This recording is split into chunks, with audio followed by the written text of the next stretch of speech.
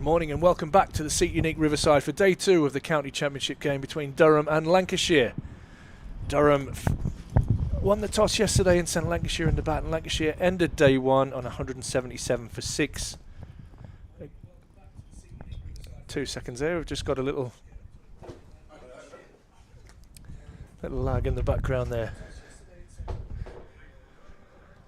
So yeah, there we go. So Matthew Hurst finished the day on 74 not out, Tom Hartley on 15 not out. The pick of the bowlers for Durham were the 2 wicket takers in Ben Rain, 4 for 23 from 18 overs, including 8 maidens. Matthew Potts, 19 overs, 8 maidens, 2 for 36. So it was tight and tough going for Lancashire. 78 overs in, so Durham just 2 overs away now from the new ball. And they'll resume out there on a bright and blustery day at Chesley Street. It was overcast, it was rainy, it was miserable. The clouds have disappeared and the rain has disappeared, but the temperature remains the same and the winds kicked in instead. And I'm absolutely delighted to welcome David Lloyd to Chesley Street. I'm delighted to be here. I love this place. I do. I think it's a fabulous place to play cricket. People in the area are as keen as. Get some great cricketers from up here, and you're dead right about out there. It's a blustery day, but we've been here many times and seen it much colder. The sun's out. You know, I've seen this cricket ball. My lad's umpiring, my eldest lad. I've got 3 lads. He's my eldest, and he showed me the ball, and it's in good condition. Yeah. It's a kookaburra, and in 2 overs they can change it, but. You know, I've seen kookaburras go really soft, but this were all right. It was fine. And, you know, we're going to open up with spin for a couple of overs. Yeah. Here we go. We have Parkinson from the Lumley end to start, and Hurst's away with a lovely cover drive.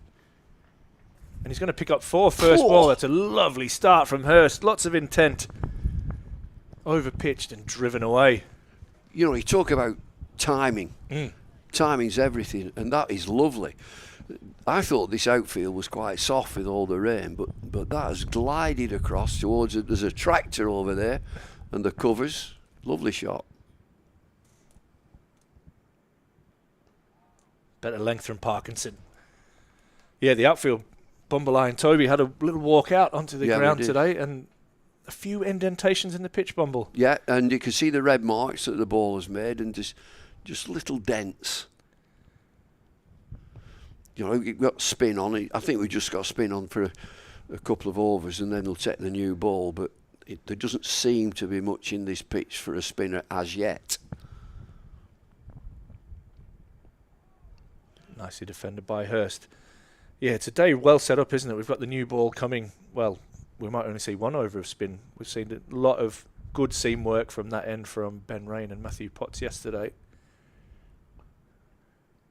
Again, driven for no run.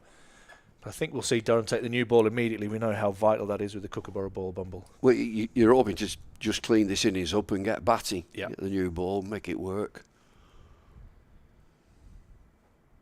Oh, a slow one that goes straight on. And they say there's 2 types of leave. That one was a good one from Hurst. That ends over number 1 of the day. So just a little bit of housekeeping. There's 104 overs scheduled for today, so they've got you in. I hope you're claiming overtime today. There's 3 sessions of 2 hours and 10 minutes. So lunch will be taken at 12:40. Then tea will be taken at 3:20, and so on. There's a scheduled close at 6 o'clock. But there's plenty of overs, and I don't think we've really got any rain that's going to interrupt today's play. No, it's been fine. It rained on the way up. I think 2 hours up, I live just outside York. And it rained heavily, and then the clouds lifted, and it's windy. It certainly is. But it's blue sky and sunshine. There's Michael Gough just having to hold onto his hat there. Nipped off for an over or 2. Yesterday we saw Alan Walker out there umpiring at square leg. He does every job in the building, Alan Walker. Lovely fella, Alan. He's a legend. This is a great club. This is a wonderful cricket club, Durham. I don't think the chairman has much involvement, which is probably good. I was going to say, is that a good thing or a bad thing? No, it's good. keep him out of the way. We're going to see Ackermann into the attack. Hope he's got plenty of sleep. As we said, father to twins, born a couple of weeks ago. And he'll bowl off spin from the Finkel end. Who, this lad bowling's just had twins? Yes. Goodness me. Yeah. Another daughter of 3 as well. 2 lads. Oh, Luca and Leo just born. good lad. Yeah. All them nappies.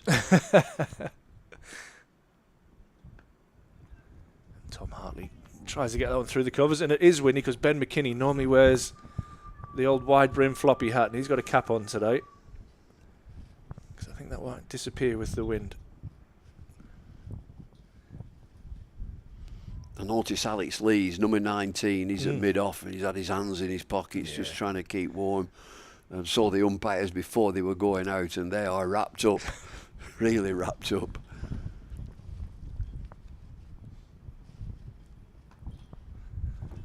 Tom Hartley more than useful with the bat, as we saw over the winter in India. Yeah, Played some cracking innings. He's not had a great season, has he, for Lancs? He's been stop-start, and he's played and he hasn't played. They had Nathan Lyon early season. He drives that one nicely to get his account underway for the day. Now to Bustelator out on the deep point boundary. Durham, were you trying to get through these 2 overs and introduce that new ball? Well, Yeah, from Hartley's point of view, it must Yeah. be difficult being in and around the England setup, and then he's, like you say, they brought Nathan Lyon in as the number 1 spinner, so not getting a lot of game time. No, it must be frustrating that you need to be playing, in my view. You know, I've been around a long time, and you know, I can't see at cricket in particular you get better sat down doing nothing. You've got to be playing. Yeah, very you true. have to be playing. Well, that ends over number 80. Now then, And will we see the bright new shiny bright red Kookaburra? They are much different colour to the Dukes. Much brighter red, flatter seam. We're going to try and get one in to show you on camera kind of the difference between the 2 balls.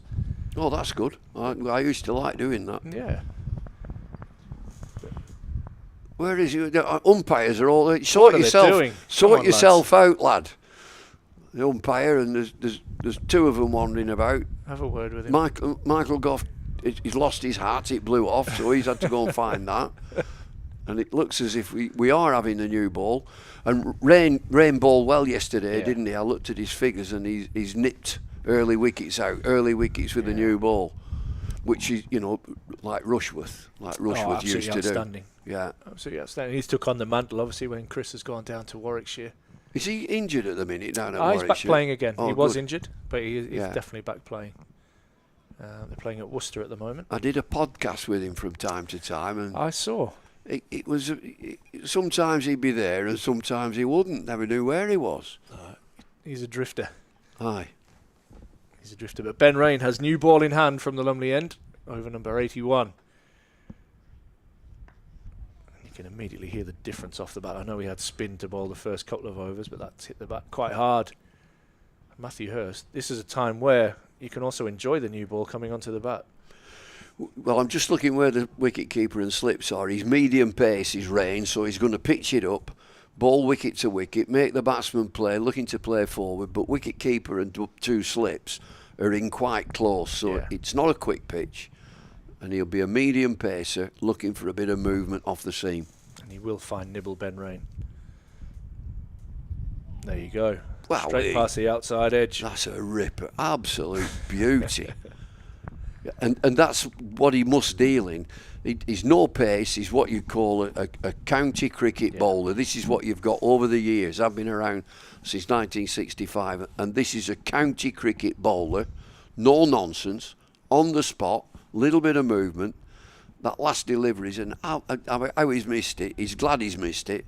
It's a beauty. Outswing and nip off the pitch. Short. Yeah, it's still gone, hasn't it, off the pitch a little bit. We're away from Hurst, who probably played at that one when he didn't want to. But that also, the new ball can make you do that. Just hurries on a little bit more than that older, softer ball. If you have a look at the bowling yesterday, maiden overs all the way through the Durham bowling card, you had 8 each from Rain and Potts, 3 from Deleda, 5 from Parkinson. Not a bad return in 80 overs.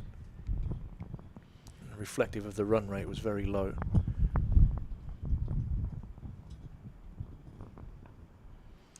You know, just going back at the Test matches, that you're talking about maidens. I've noted that Bashir, the spinner, doesn't bowl many maidens. You've got to keep a batter at one end. I'm going back to Shane Warne. Shane Warne was one of the best ever been. He just used to say, bowl maidens, take wickets. Bowl maidens, take wickets. And I've noticed Bashir doesn't bowl that many maidens. He's learning, isn't he? He's only a couple of games into his career. Yeah. Ben Rain right on the money as usual. Ben Rain maiden is normally the way that it happens. But you look at that, and I think it was Josh Bohannon who literally got stuck down one end yesterday and ended up nicking off just before he got to 50 yesterday. Well, again, as a batter, that's it. In this type of pitch and conditions, you don't want to be stuck at one end. You want to get your single, get down the other end. You just turn the board over, and the bowler has to bowl at somebody different. He wants the same bloke all the time. Set him up. A little bit of nibble again from Rain, who bowls a maiden over. No surprise there. Over number 81 now in the books. Lancashire 183 for 6. Be interesting to see who bowls with the new ball from this end. I think it will be Potts. However, they've both favoured bowling from that Lumley end. What's the alternative? If he's not Potts, who would it be? Bustelader maybe. I'm not sure. Holder bowled yesterday but didn't have the best of days with the ball. So he was on debut, Shimmer Holder, and he none for 28. Sorry, none for 53 off 8. So he was probably the leak that, in particular, Hurst and Bohannon got after. He was driven, wasn't he? A lot. Yeah, which is no bad thing if you're pitching it up and looking for a bit of nibble, and you get driven. You don't get driven often. I watched the stream yesterday, and I thought he's got driven too much. Yeah. And they scored a lot down at third man, like nicks and edges and no third man in position, which you don't get now in modern cricket. No, it's gone out. We were going to talk to the stats man, actually, James Keys for Durham, and just think about how many runs do go down to that vacant area. Yeah. They never have it. I think about maybe 3 or 4 balls went down to fine leg all day, and there's always a fielder at fine leg. But it is Potts with the new ball. And he immediately beats the bat of Tom Hartley. Wholehearted cricketer Matthew Potts. Probably lacks a little bit of venom what the actual test match bowlers that are in and around and fighting for that place have, but what he does have is a massive heart, and he will bowl every ball with maximum effort. What pace? I reckon mid-80s. Yeah. Mid-80s, and they're probably looking a little bit higher than that, aren't they, for their strike bowlers, the England guys? I mean, 84, 85 is fine. So one does go down the leg side. Is it a strangle? There's an appeal. Umpire Goff says pad. Gone to the flat caps, the lads. Yeah, they've changed. Umpires have put flat caps on. Big appeal there down the leg side. Hartley was absolutely unmoved, as was Michael Goff, the umpire. Potts led the appeal, and he finished up down by the batter, but it's given not out, and I think he accepts that. Yeah, he's always interested, Matthew Potts. He's a good bowler, you know. He's excellent. Yeah, he's on the money. He's a bit, you know. You produce up here some wonderful bowlers. Graham Onions, Neil Colleen. Big Stephen.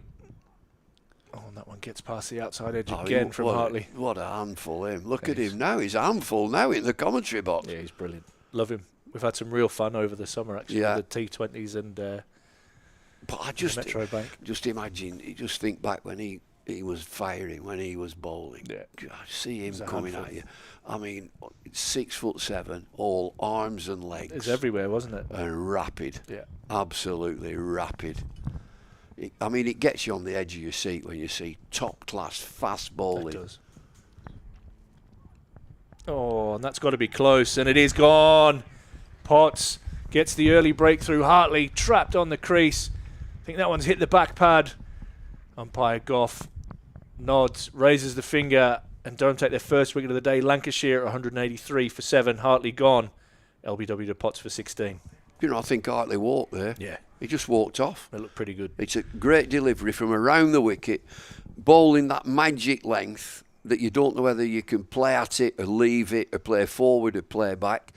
I think he's hit him on the back pad. He's a tall guy as well, Tom Hartley, but it looked absolutely plumb. It's good bowling from around the wicket with a new ball, make him play, discipline, all those things. And you should now, they should clean this innings up. 183 for 7. New ball at the tail. 9, 10, 11, and you should be queuing up to bowl. I'll nip these out.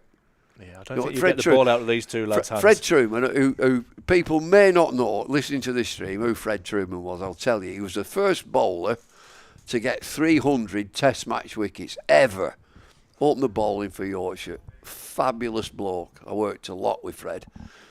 Fred, if you listen to him, took 5 wickets every innings. he did. He'd tell you. I said, how would you do that, Fred? He said, well, get the opener out, wouldn't I? He said, I've got a new ball, I've got to get him out. I've got one. He said, I'll have a bit of a rest. I come back. He said, I'm still fresh. So middle order, about 6, number 5, 6, I'll get him out. One. So I got 2. He said, then nobody will get the ball out of my hand. At 9, 10, 11. I've got 9, 10, 11. There's my 5 for. He said, I get 5 every match. It's a method. And so I said to him, what about, when the opposition in that sort of situation and the 200 for 2? And he immediately said, well, slips must have dropped about 6. Not his fault. No, nothing to do with him, the ball. Anyway. Tom Bailey is the new batsman. He's about to face the music of Potts. A little bit of width there, and Bailey gets up nice and tall, but can't get any timing on that one. In fact, it goes about 3 yards. There's Shimmer Holder. Love the headband. Huge fan of that. Feeling the cold, no doubt. And Lancashire have a West Indian on debut as well. Anderson Phillip, yeah. I mean, for a lad to come from the Caribbean to here, straight in, that's a big ask, isn't it? Lovely time of year. And this one gets past backward point. Again up nice and tall, Bailey. Good shot. Potts a little bit short there, and he'd be disappointed with that one, letting him get off the mark early. And that ends a successful over for Matthew Potts. Ends his 20th over. He has 3 for 36. And Lancashire end that over on 185 now for 7. It'd be interesting to see how Hurst now plays with the tail. I'm just thinking a way to combat this new ball, and there's movement there. Just attack. Try and disturb the bowler. And maybe go after him down the pitch. They can't hurt you. I don't think they're going to bowl many bouncers. So it's a view that when you get in this situation, right, let's see if we can get to 210. If we can get another 15, 20 runs, let's get bowling. On this pitch, let's get bowling in these conditions. And you might be thinking, well, 210, 220 is not a bad score if it's moving around off the seam and through the air. Ben Rain to continue. And again past the outside edge of Hurst. We're thinking attack, but it might be much easier for us thinking attack up here than what it actually is out there facing that new ball. You'd have to be down the pitch. Yeah. You'd sort of challenge the bowler and stand 2 foot out of your crease and try to disturb his line and length. Try to get into his head a bit. Play 1 or 2 outrageous shots. Try and upset him.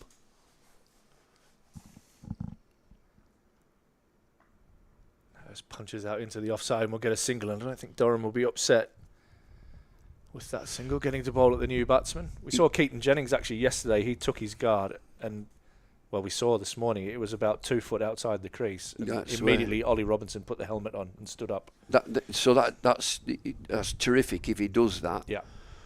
I spend a bit of time with Jack Russell, and he would, if anybody got out straight up to the stumps, and if it was medium pace, somebody medium fast, he'd be up there. Yeah, he's genius, wasn't he? And he'd be in your face as well. He'd be chipping away at you.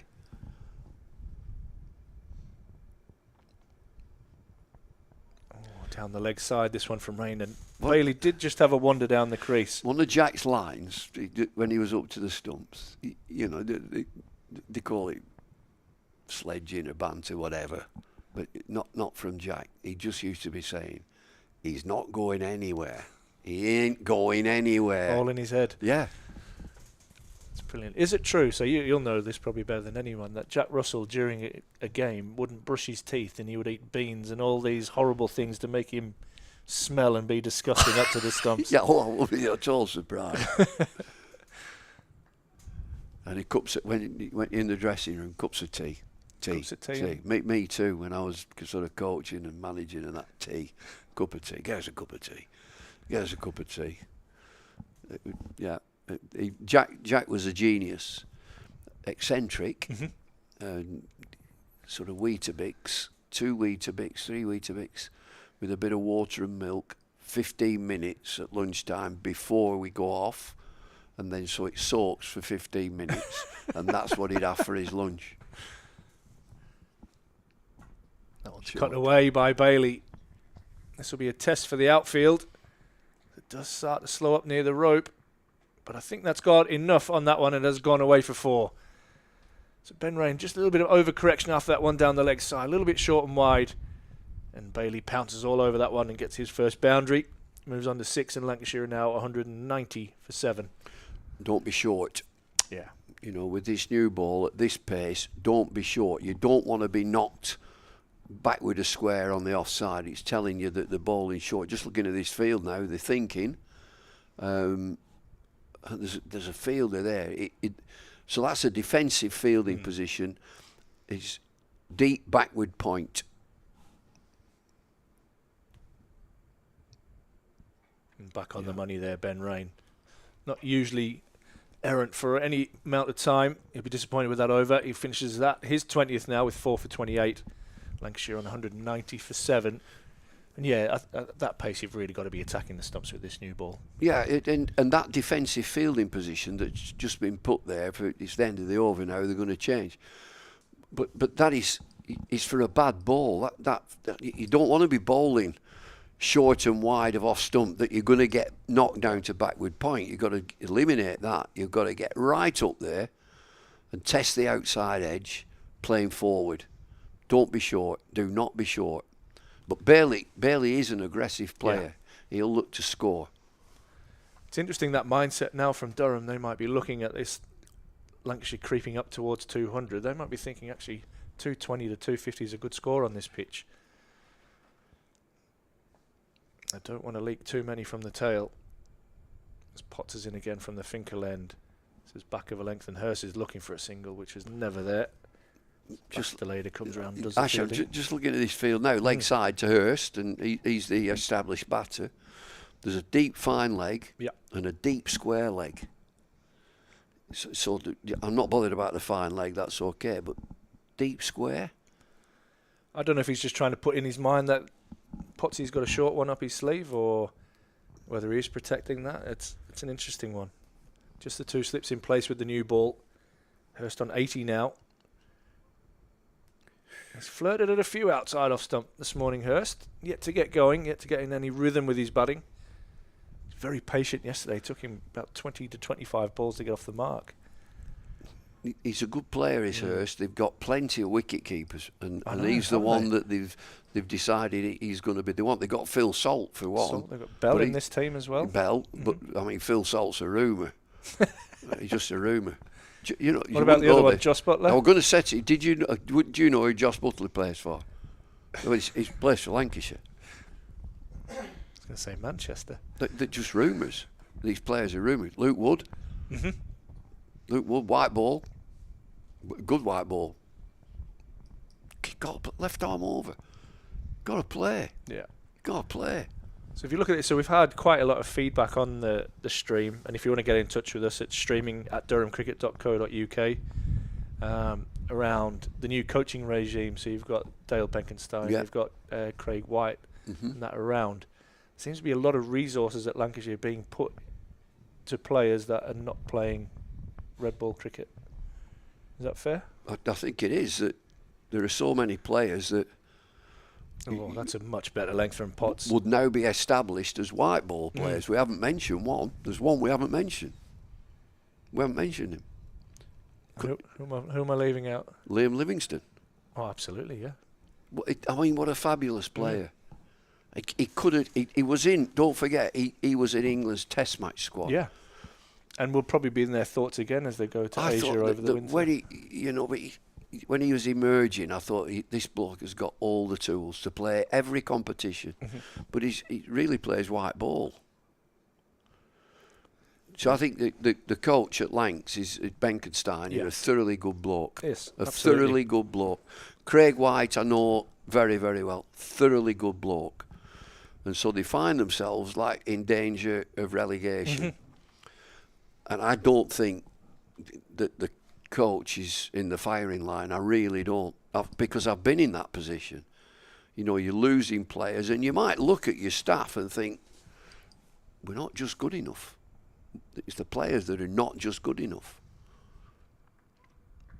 Pots on the money again. And you look at the resources that he's unable to call on, especially for this competition, which I think is just the backbone of cricket in this country. I mean, other people may beg to differ, but I love the county championship. You speak to Ryan Campbell, and his value on the county championship is incredible.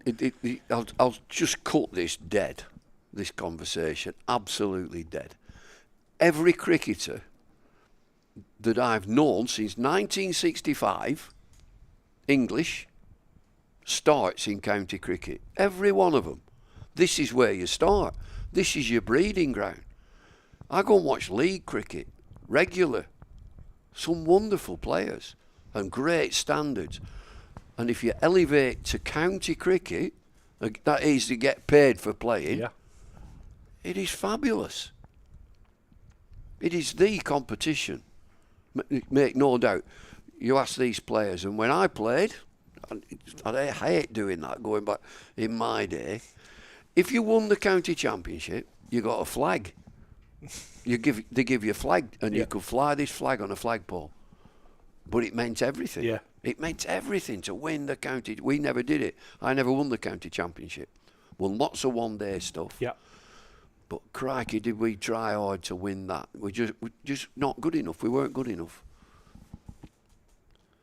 Oh, and another one past the outside edge of Hurst. And sometimes it rained that much in Manchester and you're on uncovered pitches. I'm talking about the 60s and early 70s.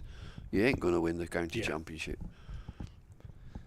That's another thing. Everybody talks about this ground being so far north that it's actually quite a dry ground. It does weird things, the rain here. But the county is far and wide. Yeah. And that's it. Yeah. It's a wonderful place, this, for cricket. Produced some fabulous cricketers, the North East. We're certainly proud of this club. I'll tell you what about the North East. It's honest. It's hard working. You know, you go look at all the cities that are around and the industry that goes on in this area and always has done. And then you got a football. I don't know whether we mention football. Oh, I keep getting in trouble for talking about football. I'll talk football all day, but you know, look at the teams up here. Yeah. Solid. Going well at the moment, all of them. Oh, and this one finds the outside edge and runs away to that vacant third man area where so many runs have been scored. And Hurst gets a boundary. Yeah, Sunderland top of the championship. Newcastle doing all right in the Premier League. Middlesbrough up there. Gateshead at top of their league as well. When I was at Accrington Stanley, I was a director for a while at Accrington Stanley until my pal bought the club and sacked me. That was the best thing I ever did. I said, thanks very much, Andy. Don't be a director anymore.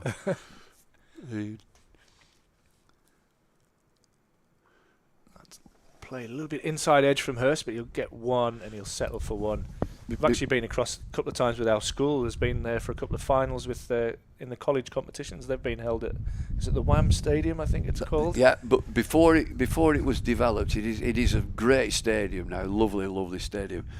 We had porter cabins everywhere. We got drawn against Middlesbrough in one of the cups, and we all went up there and. It was like we had lunch and silver service, and Steve Gibson was fabulous with us, and it was like a 3 or 4 course meal. Great, absolutely like a restaurant. And I said, I hope we don't draw, and we've got to get them back to our place. We'll just give them a sausage roll. That's all there is. Bailey just using his feet there and bit following your advice there, Bummel, just getting down the pitch and trying to negate. Yeah, they're doing all right. Yeah. They're 196 for 7. They're An doing annoying little okay. partnership, this one. You know, I think that Bailey's come in and he's been quite busy, and he's kick-started Matthew Hurst.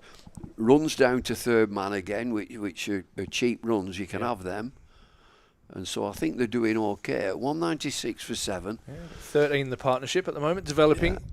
Good nuisance value from Lancashire. Like I say, they're probably eyeing the 250 mark, trying to get that first bonus point, which could be crucial to their season. I think, you know, you work in little stages. Yeah. The next stage is get 200. They need 4. And then these two batters will get together. Right, let's get it up to 210. Let's move it forward a bit. He pots to Hurst. Just seems to be moving his feet a little bit better after that boundary now. He is. You know, that's good that you get yourself moving. He's been beaten outside the off stump, just playing forward and hanging a bat around. And now he looks that he's got some rhythm in his batting, rhythm in his feet. How many is he? It's 86. Yeah, good lad. Closing in on 100. How many centuries has he got? Do we know how many centuries he's got, either this season or in his career? He's a young lad, emerging talent.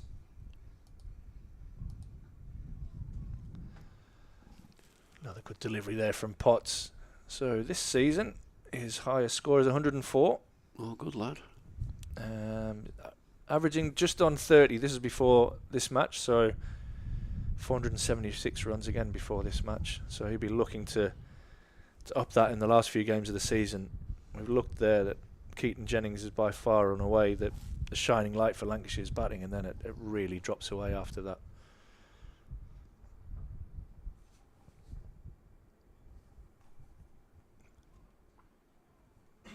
He'll pick up another, at least one off the inside edge. He's going to race back for 2, take on McKinney out there, who fires it in and unable to prevent the second run.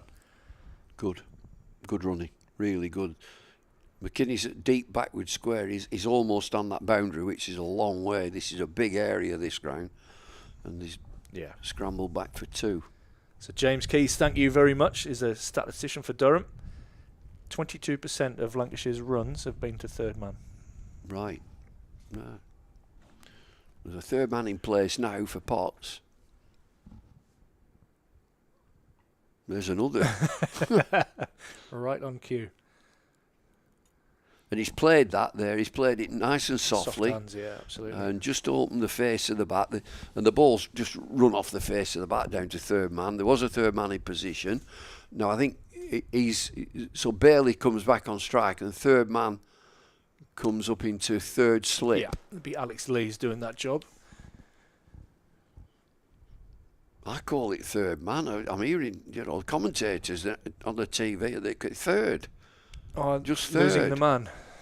No, it's third man. Oh. It's a fielding position. It is That's what it is. It's third man. See, Agnew calls it third man. Old school. He's hit it down to third. I thought that must be new, that. Where's that then? Got Neil Killeen listening away. Is he? He says to ask Bumble about the Montserrat 3-legged chicken. Oh dear. Is that repeatable on? Oh, absolutely. Yeah. Down the leg side. A tumble and a take from Robinson ends the over.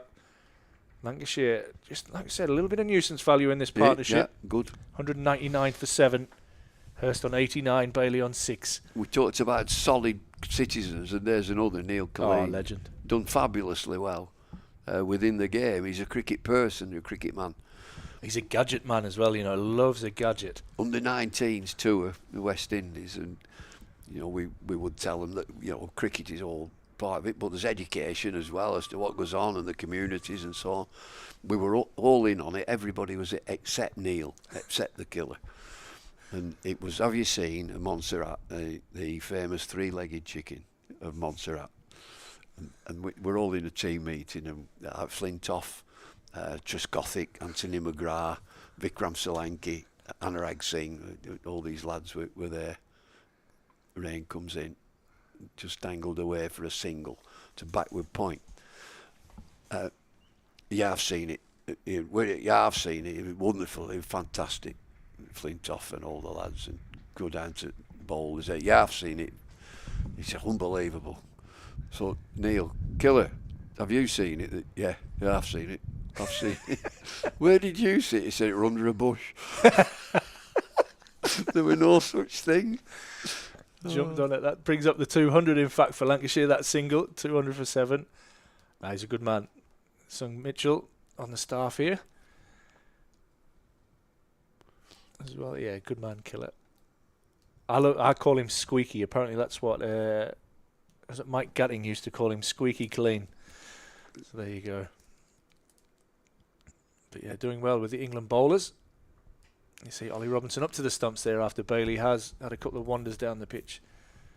This time he's tucked that away off his hip and will pick up 1. Do you know that subconsciously with him coming down the pitch, and I mentioned earlier that try to get the bowler to change his length because you want him to bowl that little bit shorter, and that's what Bailey's done. He's been busy. He's only got to 7. Hurst is on 90. Well, these are good runs. 201 for 7. Runs, aren't they? Durham would have been probably expecting with that early wicket to clean up the tail. I think this would probably be the best day for batting on this pitch today and into tomorrow. So we did see a few indentations, no major scarring or anything from footmarks that would come into play as of yet. No, there wasn't. Nothing would come into play from the bowlers' run-offs. The 2 full. But the heavy roller was on this morning, and when you say better for batting, it is with the sunshine. And when Durham come to bat, they'll probably have that heavy roller again to flatten the pitch, deaden it, and just hope that going forward into days 3 and 4 that there might be a bit of wear and tear, and then you bring your spinner into the game. Callum Parkinson yesterday getting through some overs, but probably in more of a holding role yesterday with the seamers doing all the damage. Parkinson got through 18 overs yesterday. Ackermann got through 3. Well, one of those was this morning. The 18 overs for 37. Yeah. So he's had control. If he 18 overs, he's controlled one end without being threatening, really. Yeah. How many wickets has he got all season? 26, Parkinson. I think we saw yesterday. His brothers just jumped ahead of him in this game. Down at Kent. Yeah. They're in the doldrums. Oh, they're in real trouble. Yeah. They are in real trouble. I thought he was a good bowler, Parkinson, who left Lancs. Mm-hmm. He played on loan here. He had some success too. At Old Trafford especially, I think you'd need wrist spin. Yeah. It just becomes a slab. Rock hard. It's like concrete, isn't it? It it's is. like a grey kind of colour as well. Right, yeah. It's like no other that I've seen in the UK. The only thing similar I saw was actually out in Desert Springs, and that was the most similar surface I saw, which again was absolute concrete. That ends another over from Ben Rain. 87th of the innings. 201 now for 7. Hurst on 90. And Bailey, as you mentioned earlier, on 7. This partnership just growing, and just time and runs. It's on 18 from 31 balls. But Bailey's been quite proactive in his footwork, hasn't he? He's moved up and down the crease. He's a decent batter. He's awkward to bowl at. And going back to Old Trafford, were you at the game? I think it was a T20 against Durham early season, and the pitch flew through. Yeah, quick. I saw it.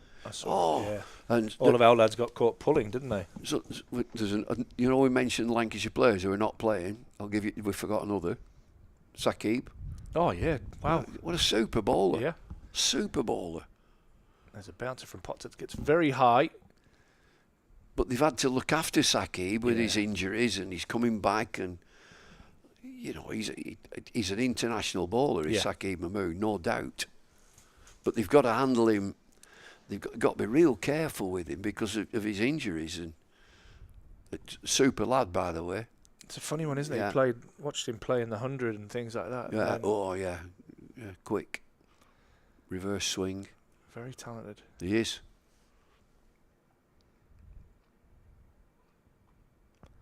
Third man in play again as that one runs away. It won't go for 4 as Deleda does the fielding. Nice soft hands there from Bailey. Just getting on top of the bounce and letting it run off the thickish outside edge. Do you know, I like that. The pair of them now have got a rhythm to their batting. Bailey is such a tall player, but he was nimble on his feet there, and the ball was slightly short of a length. It was angled down to third man. They're changing the field now. They had 3 slips, Durham, and now they've moved third slip to about 4th or 5th slip. So it's 2 slips, a big gap, and then another slip. Who's going very mad. Happy with life, isn't he? Alex Clapping his hands.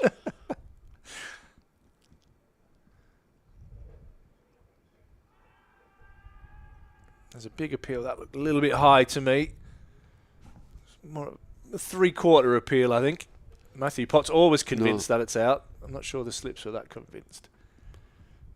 And Potts has appealed and run away. He loves and a thought, celeb appeal, doesn't he? no, he's not. No, he hadn't hit it. But he's got. I mean, he's a fine umpire. Is Michael Goff?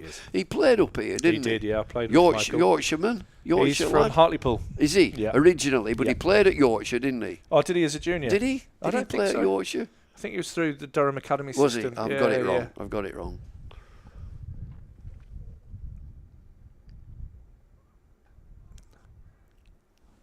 That's an excellent quick single, and that's exactly what Lancashire need to do to keep this scoreboard moving. Keep frustrating Durham. But yeah, happened to be his roommate on a couple of occasions, Michael. It was good fun. Very, very good fun. Great person. Years and years ago, when Durham were just coming in, when they came in, and overseas player, batter, Dean Jones? Dean Jones, Yep. we played at Hartlepool in a 40-over game or something. Yeah, it was a nice ground, Hartlepool. Beautiful ground. Lovely. Spends a lot of his time there, and his dad, Mike, as well, still involved. My niece, she lives in Hartlepool. Okay. Watches Hartlepool football. Goes to the football. Victoria Park. Yeah. She's on the trains. She's a train manager. Right. On what do they call it? Cross country. You've got Not country life. What do they call it? There's LNER. Yeah. And the other one. There is one. Cross Is it cross country. country, I think it Something might be. something like that. Yeah, Hartlepool. Not too far from here. Very, very good side in the North Yorkshire South Durham League. Oh, that's a good length from Potts. Jeez. Just a little bit on the walk there, Hurst. He pushes that one out to hold her in the covers, and that ends the over. Lancashire just holding here. 204 for 7. And what they are doing is they're going to probably see off a spell from these two and then maybe get into Durham's 3rd and 4th seamer attack, and maybe even they might even think about bringing Parkinson back into the attack early with a new ball, maybe trying to get some grip out of the pitch. That's an option that he might use the seam that's there. It's a Kookaburra ball, so there isn't too much seam on it. And with a Kookaburra, with 2 things, you need searing pace, you need big pace, 85 mile plus, 85 to 90, and a wrist spinner. That's how Australia would deal. The pitches in Australia and the heat and so on. Quick, you need ultra quick wrist spin. Gone away with that Nathan Lyon in recent times, although he does give it a good flick. He does. Gets a lot of overspin as well. Just took the words out of my mouth. I watched a really good, it was a 3 or 4 part series actually with him on Sky, with Ian Ward. As a masterclass, yeah. Yeah, really good. Really enjoyed watching that.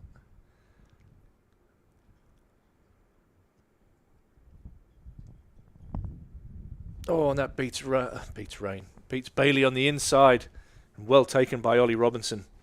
Up to the stumps. They're tough to take those ones on the inside.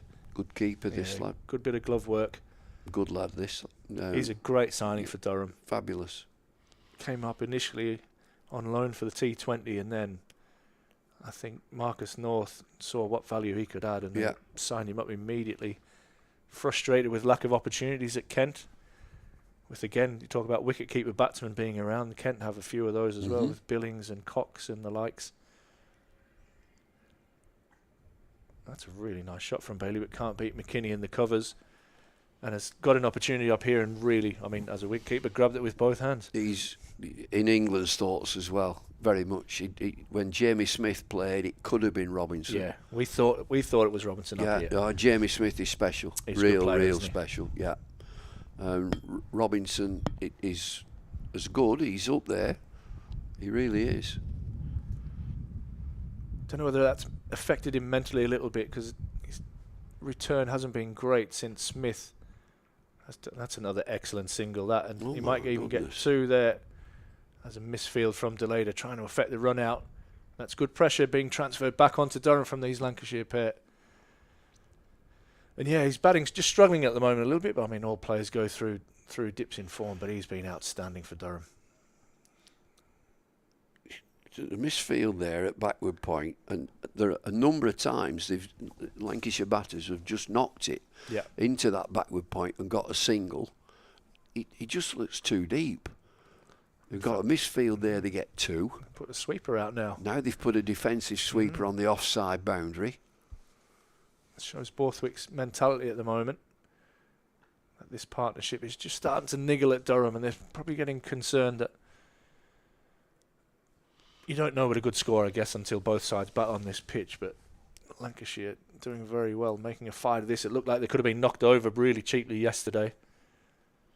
A lot of credit to Hurst. They've got to get something from this game, Lancs. Yep. They really do. The position that they're in the championship, Kent are probably down, but it's a scramble. Another defensive fielder going out, so there's a sweeper now on the offside and on the leg side.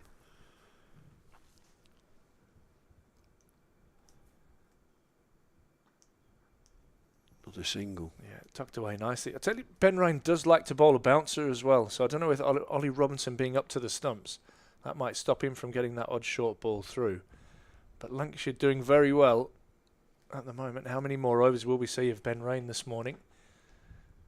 What you want to do with that new ball is get through that initial opening burst and get through to your second and third change bowlers. And Lancashire at the moment doing that very nicely. 207 for 7. And Ash, do we get people sort of not? They don't ring in, do they? Send a message. No, they can do. They can contact us. I'll see if any. Oh, I've got a message there from Rushy. Actually, he said that commentating with Bumble, how class. Says pass on my best. Oh, good to hear from him. Yeah. So Rushy's there. And we'll see. Check out Twitter. We've got David Fennick, who said, "Great to hear Bumble, by far the best commentator." That one flies down the leg side. He says, ask Bumble to explain the LBW decision his son Graham didn't give yesterday. I'm sure he probably didn't see it. Well, no, I didn't see that, but I've always said to him, I umpired, I said, give them out. You've got to keep the game moving. Move the game forward, and you've got every opportunity. If they hit the pad, just give them out. I said, I've never been out. I've played for 20 years. I was never out LBW, not once. I love it. That's a really nice shot from Bailey. Again, using his height, standing up nice and tall and getting that away down to backward point. And Deleda does very well. In fact, there's a mix-up here, and this could be a run-out. And I think Hurst has just got back. Give him out. After a lot of thought from Michael Goff, he has been given. And what we're going to do, Bumble and I, is we're going to have a look at our other monitor, and we're just going to see a little bit of a replay of that. But that's a disaster. I think his bat might have just bounced in the air as he's trying to cross over. And that one is a big wicket for Durham and a huge mix-up between Bailey and Hurst. And unfortunately, Hurst goes run out for 90. Absolutely outstanding innings from the young man. He'd be disappointed not to get to his 3 figures. It's the shot from Bailey, backward point, doesn't reach the boundary. They run too hard and then Bailey stops. Hurst hasn't seen him. There's obviously no call. He's at least halfway down the pitch and has to dive back. I think he's out. Yeah, I think that bat's just bounced up over the line. You'd see it's a good decision. If he had that sort of slow motion, he would be out. I don't think there's any question. Goff was in a great position. He knew what was happening. Gough was down there, quite close in. What a shame for the lad. He's battled, hasn't he? Yeah, he's been the backbone of that innings. Yeah, he's played so well, and it's a mistake between the two of them that were going. They were getting on the nerves of Durham and moving the game forward at 209. Now they lose their 8th wicket. That's a real shame. He's played well. That's an outstanding innings there from Hurst. Goes for 90 off 198 balls run out in a combination of Bustelader and a relay throw from Robinson to Matthew Potts to take the bails off, and he was so close to getting back. And you've got to feel sorry for the young man. It's good cricket from Durham. Yeah. You know, the return to Robinson. Robinson's up to the stumps. Hurst is scrambling to get back. So Robinson has now got to get the ball accurately to Matty Potts. And quickly, and he does it. Who have we got here? Anderson Phillip is the new batsman. It is, yeah. Coming out at the non-striker's end. But that ended a partnership of 26. And it's a crucial wicket there for Durham. 209 now for 8 in the 90th over of the match. Lost the first session yesterday to some wet weather. But we seem to be set fair today. If not very windy, it's nice and bright and clear. Lots of blue sky. Wind coming in from the west. Bailey again looks in good order as he tucks that away into the leg side. They'll think about a second, and I don't think they'll go after the last ball. And Bumble's scream of no from the commentary box. It's Bailey this time who's turning and think, I'll get 2. Well, he'll never have batted with this new player. This is Anderson Phillip, who he must have flown in 3 days ago. I think, I'm not even sure it was that long ago. Yeah. Joining up with the Lancashire squad, bit similar to Holder. I think Holder at least has been playing some league cricket in Derbyshire, so maybe a little bit more acclimatised.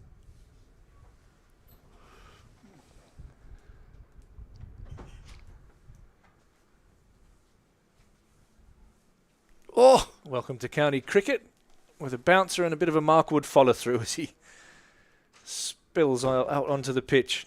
See a lot of that from Durham bowlers, actually. He's injured now at the minute, isn't he, Markwood? Yeah, bless him. Yeah. Bless him. And he's so quick. What is he, 34, 35 year Yeah, old? he's getting, you'll know Mark, there's nothing on him. No, there isn't. And for him to run in and bowl at that speed with his body, it's got to cause some issues. Which is why England try and wrap him up in cotton wool. And there's an edge, but it doesn't carry through. 4. To the slips. 4. And is it going to run away? Borthwick No. retrieves it. Does well to get there. And gives a big underarm. And we've got a bit of an issue, actually, with our advertising carpet, shall we say. Looks like a few of the pins have come out of that. And it's starting to curl up. So if Phillip was to hit a nice straight drive just back past the stumps, it might get lodged in the carpet. Go under the carpet. Run as many as you can. They haven't seen it, have they? No. It's turned over as that carpet. Oh, it's flapping now. Trying to put the batsman off.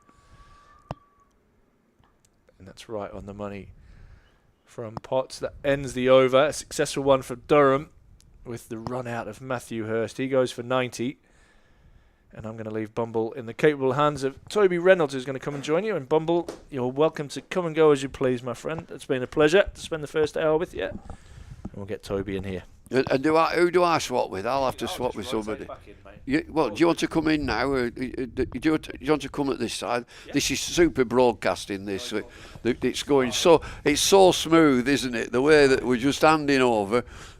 So Toby's coming. Toby, it's wonderful to see you. I'll see you later on.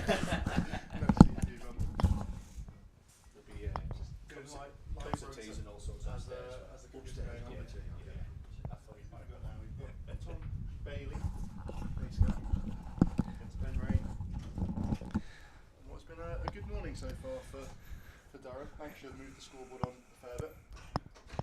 Played out to backward point nicely. Just keeps the ball down. Yeah, a couple of wickets there for Durham, but Lancashire just kept the scoreboard moving. Probably Durham would have hoped to have wrapped the innings up by now. Yeah, I think Lancashire definitely be the happier of the sides, but I mean the couple of wickets, I'm sure Durham wouldn't be too disappointed about. The run out as well, I think. Yeah, it was a big wicket that.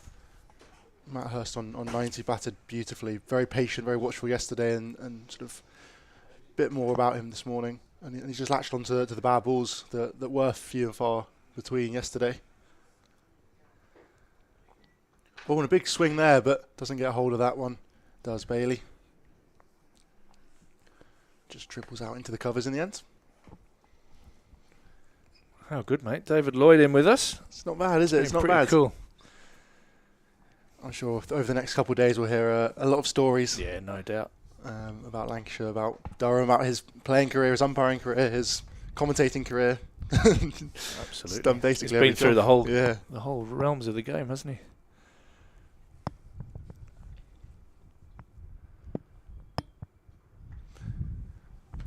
Solid defence there from Bailey.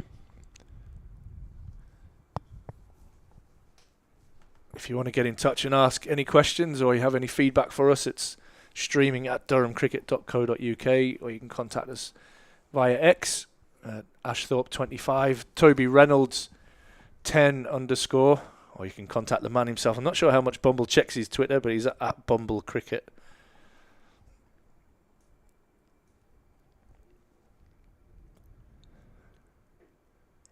Oh, slight inside edge there. Gonna squeeze through for a quick single, bringing the debutant Philip on strike. And you can see how his batting might fare. Obviously very different conditions as he'll be used to. Quite slow, low here at Durham so far. Ball seaming around a little bit. Only 10 overs old. James Minto out on the field there. Great experience for him. What a season he's had. Getting into Durham's first team at the age of 16. Absolutely amazing. See Ryan Campbell. Can't see on your monitors, but he's just down now in front of us. Oh, beats outside edge there from Rain, but unfortunately doesn't find it. You can tell the club, everyone seemingly doing everything, every job in the sun. You couldn't see that, but off camera there, Ryan Campbell's adjusting the boundary that's been blown in slightly because of the wind. They might have just been able to see some feet at the top of the screen wandering around. Two sweepers out on the leg side and one out on the cover boundary as well right now for Ben Rain. Short ball is definitely an option if he wants to. Slightly in front of square. Holder is out there at square leg. Oh, and it's hit on the pad. It's high, he's been given. LBW there. Ben Rain gets another wicket. That is his 5th of the match so far. 5 for Ben Rain. 5 for 39. Well bowled so far from Ben Rain. Being the outside edge. Took a lot of early wickets yesterday. Ball with the first of the game. Oh. Back pad dead. Absolutely back pad in front of the stumps. And Philip has to go for 2. LBW to Ben Rain. 5 wickets, as you said. Absolutely outstanding. Yeah, 5 for 39. 24th over completed. 7 maidens in that as well. Absolutely outstanding work from Ben Rain.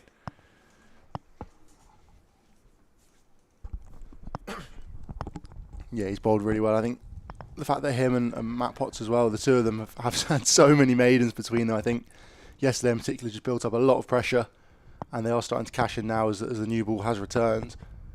You know, to only let them score 174, I think it was on day one, 70 odd overs. It's hugely impressive. Callum Parkinson as well bowled basically 17 on the bounce. Yeah. And I think the fact that they managed to just restrict Lancashire so much that, I mean, on another day Lancashire could be 300 or something if it was a slightly looser bowling, a few more bad balls and perhaps a couple less wickets, and instead Durham are right on top of Lancashire here right now, 213 for 9 of the Red Roses. Tom Aspinwall, the new batter, he'll be at the non-strikers end. There's Bailey now. It'll be interesting to see if Bailey just goes into all-out attack mode. And the answer to that immediately is no, as he just defends that one off the back foot. So just a reminder of our timings for today. There's 3 2 hours and 10-minute sessions. So session 1 will run from 10:30 till 12:40.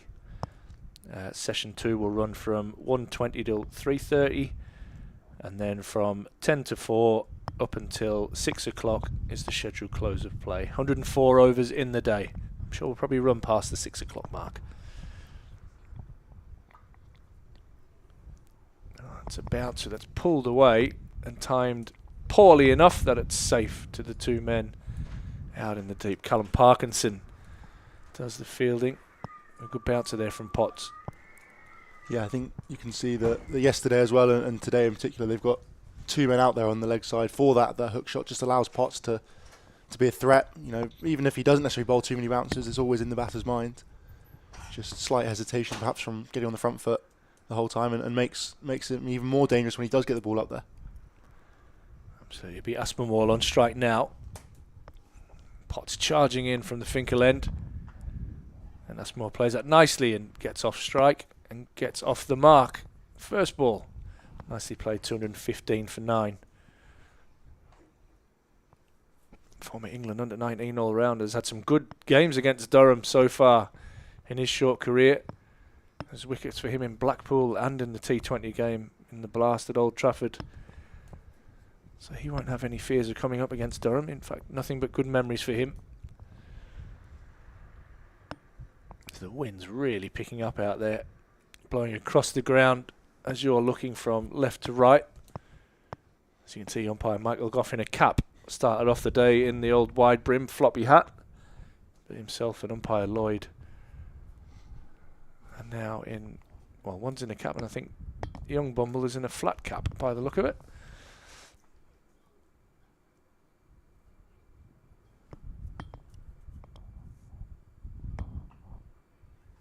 Potts plugging up that mid-wicket region with Alex Lees doing the fielding. 215 for 9. Like I say, that wind screaming across the ground now, but a bright sunny day here at the Seat Unique Riverside. Day 2 of this vital championship match between Durham and Lancashire.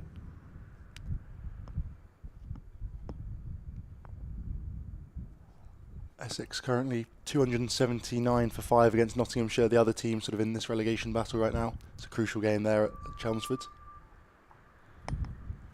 Another short one there that's paddled around the corner from Bailey. He'll pick up another run. Move on to 19, 216 now for 9. I think that'll be a very interesting game. Tom Wesley, 116, not out right now, has batted through the skipper. Coming in at number 3. Paul Walter made 70 yesterday and fell just before the close of play. And with Nottinghamshire have a 10-point lead at the moment ahead of Lancashire, so there'll be any points they can pick up against a very strong Essex side will be useful for them, and with Durham and Lancashire taking points off each other, no doubt. It's a good bouncer from Potts, and Aspinwall ducks underneath it. Well, from a Lancashire point of view, it doesn't look like they're going to pick up any batting points. And that could be crucial. Couple bowling points for Durham, though. All 3, is that? Yep. So they've got 3 on the board.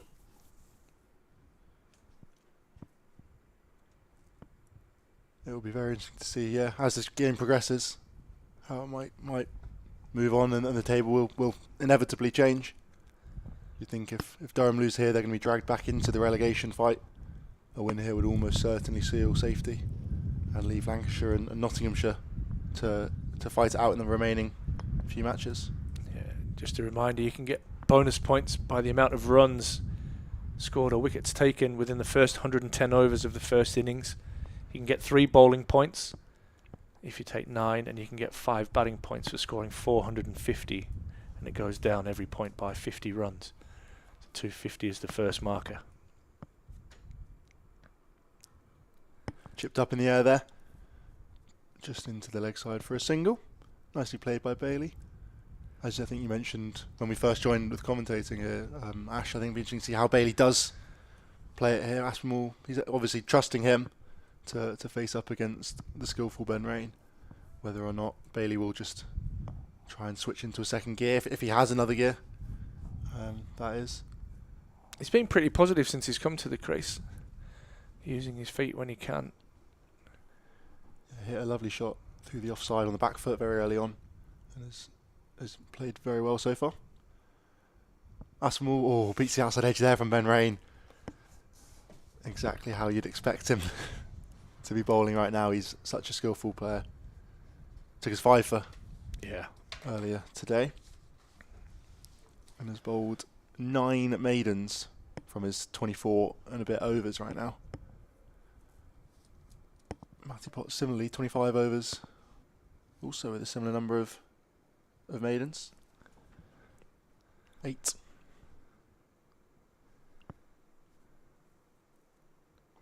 Solid forward defence there from Aspinwall, who no doubt alongside Tom Bailey will be hoping to skittle Durham for as little a total as possible. Will be fairly foreign to the Kookaburra ball, however, as most of the players here will be. Chatted to Ben Rain after the day's play yesterday. He wasn't much praise for the Kookaburra from him. He said he thought it doesn't really help anyone, batters or bowlers, or even spinners. Oh, outside edge there, and it's going to run away down to the third man boundary for 4. Aspinwall moves on to 5. Oh, 5, he's flying now.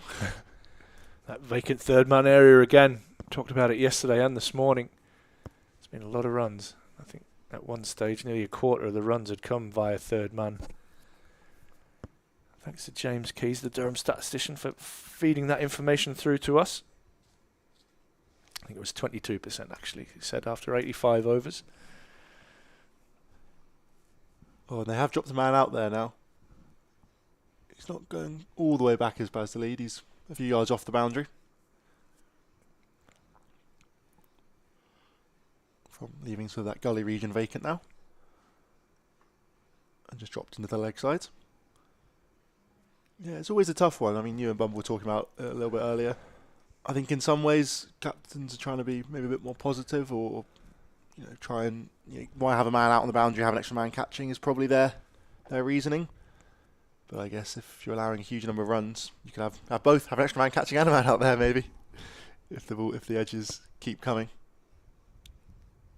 It'd be interesting to see the percentages of not necessarily the runs scored, but the amount of balls that have gone to third man versus fine leg. Yeah, very few 4s, only a couple tickled really fine at the back end of yesterday. Oh, an outside edge, it's just whistled past yet again by Ben Rain. Beats the edge again. There's a couple this over, he's beaten it probably almost 10 times, maybe more this morning already. Bowled really, really nicely, just getting the ball to nip away. And this new ball has definitely helped Durham this morning, if not perhaps increased Lancashire's speed with the bat as well. Harder ball, newer ball, and a drier outfield as well. I think overnight it's definitely cleared up a lot, so the ball has flown a little bit quicker to the boundary. Yeah, and I think with the wind and everything around today, I think you'll find that the outfield will get quicker and quicker. It was very soft as we walked across it this morning, wasn't it? Really soft, the outfield. That'll take some energy out of the bowlers as well with their run-ups.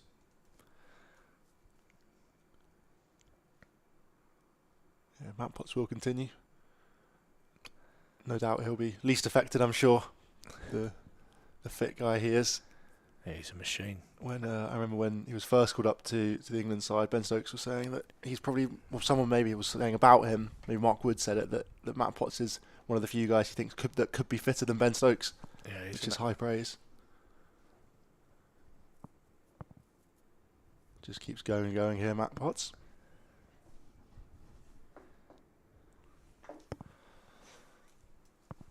Just flicked into the leg side.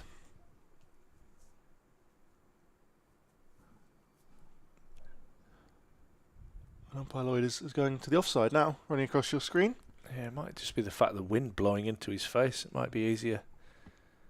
Or in fact, he's having a look there because there's 3 men on the leg side, quite close, 2 of them to square leg. Keeping an eye on Ben McKinney, making sure he doesn't cross over on the leg side and make it 3 on behind square on the leg side, which would be a no ball. A wild swing there out to McKinney, who will just pick up a single. Bailey seemed to put a lot into that one there. That was a lot of intent. Clear the front leg, didn't quite get hold of it. McKinney isn't quite out on the boundary, sort of about 15, 20 yards off. I think perhaps in case they think of the short ball, and he's already mishit one slightly, has Bailey, just sort of plopped in the air about 20 yards in front of him, almost in between where they have a leg gully as well. Down at fine leg 2. And there's the short ball, and he's up in the air, and he's got hold of that one though, Bailey, and it's going to run away for 4 in front of square. McKinney can't get there. It's a beautiful shot there. It's Ackermann on strike there. Looks more than capable of batting here at number 11. Should be having a word with his skipper and going, mate, I should be batting a little bit higher than this. It's a beautiful shot there, short and pulled away. Well in front of square for 4. Just seemed to read that one early. I think perhaps with such a leg side field now, or heavily implying he's going to be a bouncer tactic, maybe a fuller ball will be what Potts might return to. Try and target the stumps, but Ackermann seemed ready for that one there. And yeah, much fuller this time. It's been a long spell so far for these two. This where are we at? Probably 9 overs deep for the pair of them.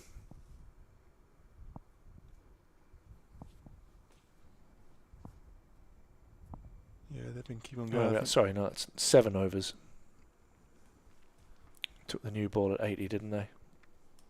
I think with the tail in, as Bumble was talking about earlier with Fred Truman, they're not going to want to stop bowling here. Could be 6 for Rain or 4 for Potts.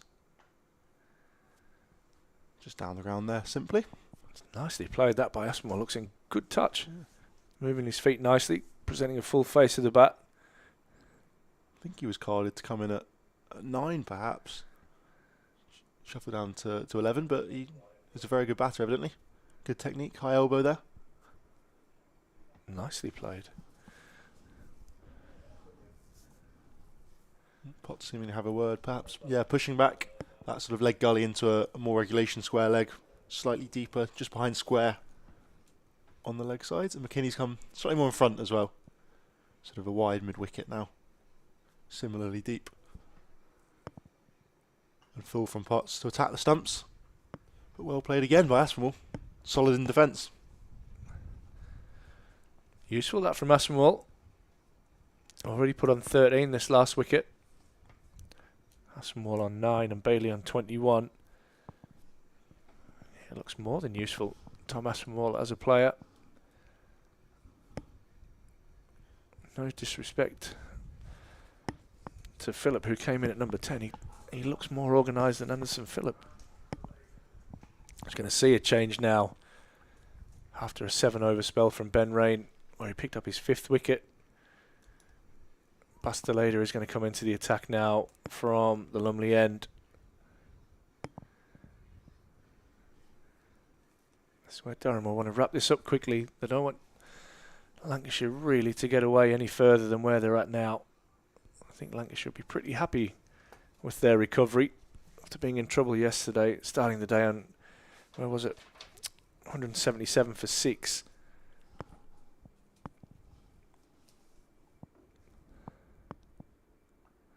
It's tucked away nicely by Bailey off his hip, and he'll pick up another single. So only Rain and Potts with wickets so far and the run out. Opportunity for Delader to pick up his first of the innings. Bowled well yesterday. Bowled with good control. Yeah. Going at just 2 runs and over. Just a few looseners early on with him. Yeah, but it was. His first couple I think went for about 10, didn't they? After the first 2 or 3 overs, he really settled in and bowled a long spell towards the back end of the evening session. That one's clipped nicely by Ackermann out into the leg side, where Ben Rain does the feeling it'll just be a single. Just lent on that one through mid-wicket. It's a nice shot. Didn't try to overhit it at all and picked up a single for his troubles. Still the 2 men out on the leg side. And a man out on the cover boundary as well.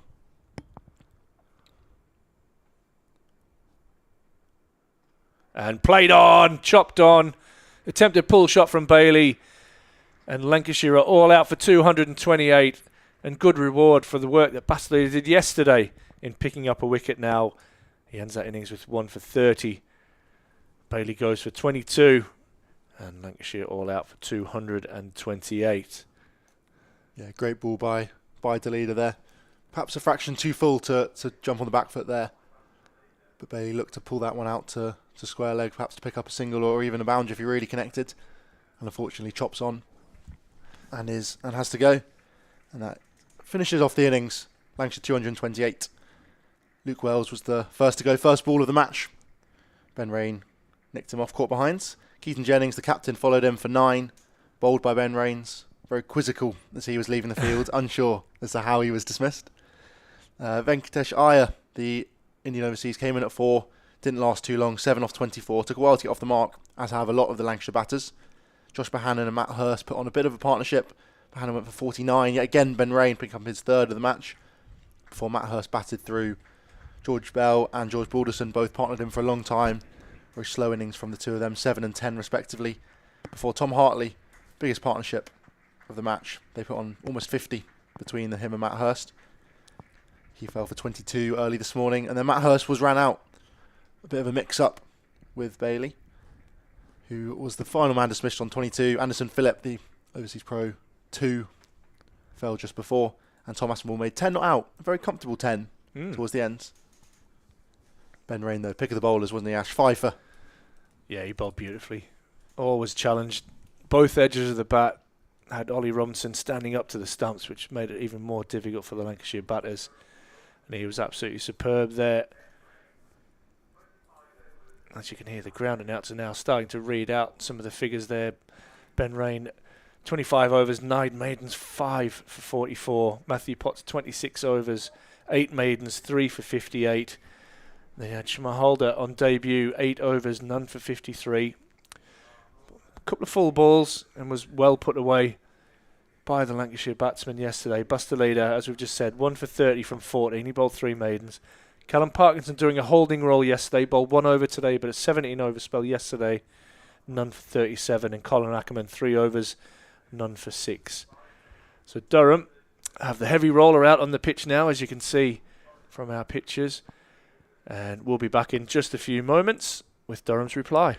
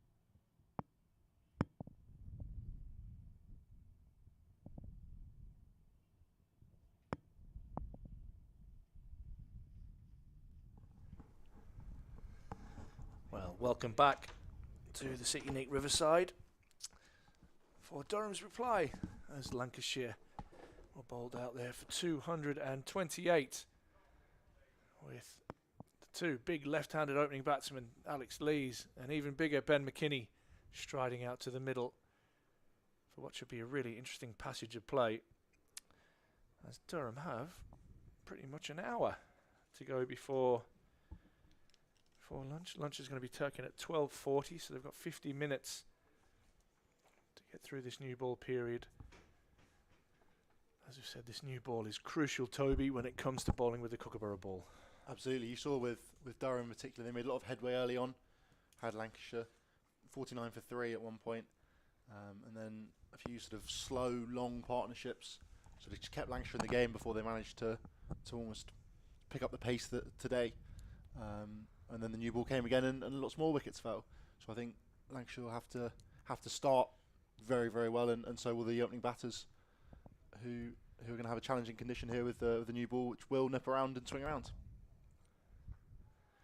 It's Alex Lees taking first ball there. Tom Bailey coming immediately around the wicket. Matthew Hurst with the gloves. Next to him, also a wicket keeper, is George Bell. Keaton Jennings at second slip. Who do we have there at third slip? Is that Luke? Is it Wells? Tom Hartley, I think. Is that it might Hartley? actually, Is it? yeah. Tom Hartley.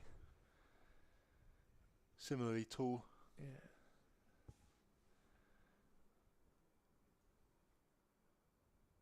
Lees this one off the thick outside edge, but doesn't carry anywhere near.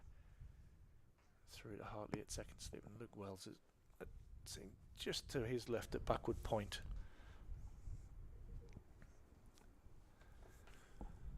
Fascinating period here up until the lunch break. Like we said, these new balls are absolutely vital when you're using the Kookaburra. Lees chops down on that one and nearly chops it back onto the stumps.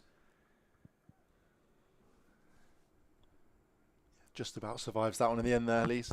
Does well to get his jammers back down in time. You can see we can see down near us Anderson Phillip, the overseas West Indian, warming up a little bit down at fine leg. Perhaps he'll be taking the new ball the other end.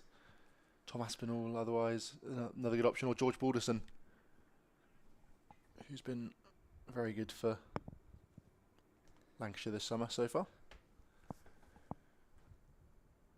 That's wide and driven by Lees, but without any timing.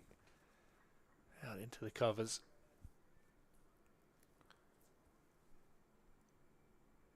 Be interesting to see who takes the new ball here for Lancashire, whether it will be the overseas Anderson Phillips, or whether it be somebody like young Aspinwall. You'd think maybe seniority would go to Phillips, but Balderson is their leading wicket taker for the summer. I was going to say, and you have that option as well with Balderson. Lees allows that one through to the keeper. It's a bit more of an all-rounder, is Balderson, so perhaps maybe more first change, second change. But Phillip definitely loosening up down in front of us. That's why they've got him in, I guess. You've got to trust your overseas pros. Durham's bowling attack strong enough they didn't even need to in the end. Shimar Huda only bowling 8 overs, with Potts and Rain taking the new ball and bowling long spells this morning in particular. 7-8 overs each. Drives a bit more venom, that one to mid-off, but ends over number 1 for Durham. Unscathed, but without a run on the ball. None for none. Yeah, it gets through that one well there in the end, Lees. 1 or 2, maybe not fortunate, but perhaps slightly interesting. A couple balls he manages to get through. McKinney now will be facing up down the other end. As you mentioned when they first came on, 2 very toweringly tall opening batters. Not many people make Alex Lees look small, but somehow Ben McKinney does. Yeah, he does. 6'7", did you say he was? I think he's 6'7" now, yeah.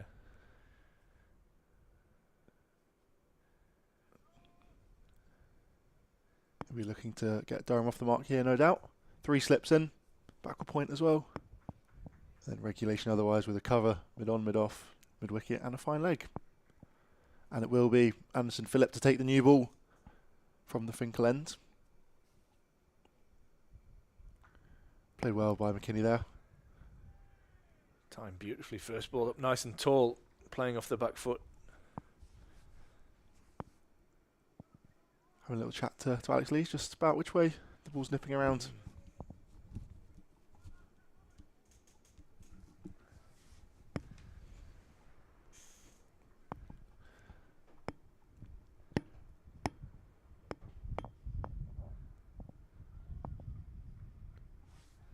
In comes Philip again now. Good start from him. On the money immediately. And defended again by McKinney. Solid in defence there.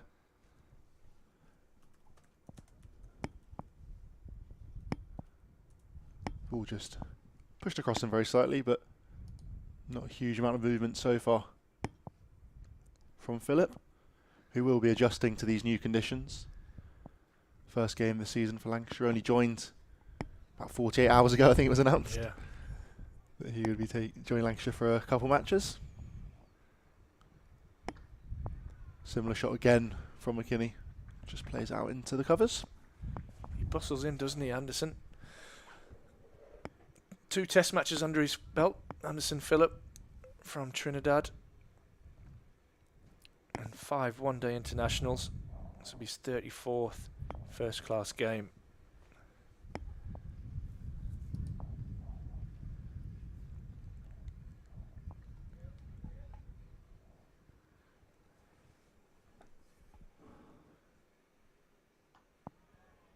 Well played again from McKinney. Slight inside edge this time, but similar shot, similar ball, similar result.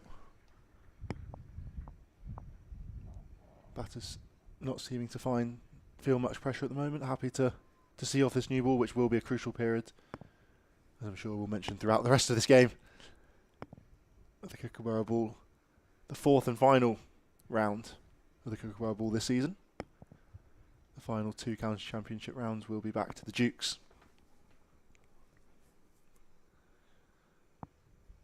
A big swish there from McKinney, but doesn't lay bat on it this time. Yeah, 2 test matches, one against Bangladesh, and his second and his last was against Australia at the Adelaide Oval in 2022.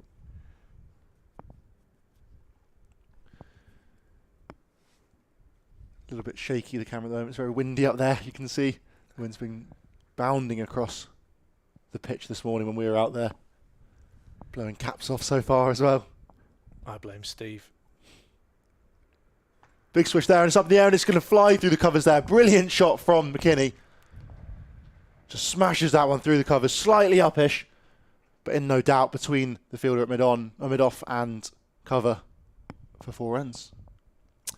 He didn't move after he hit that one, McKinney. Nicely timed. A little bit aerial, as you said, but that is his strength. He will try and hit through the covers. And gets him off the mark. And Durham off the mark. 4 without loss after 2. Yeah, powerful shot there from McKinney. Not a huge amount of foot movement, but timed it beautifully and just got his head over the ball, which is almost more important in some ways. The big guy he is, he needs to transfer his weight and use all the power, and he did perfectly there. He's not one massively into his footwork, but he does. His point of contact is really important, as we've probably discussed on several occasions on this stream. Bailey around the wicket again to Lees, who's again unable to find his timing.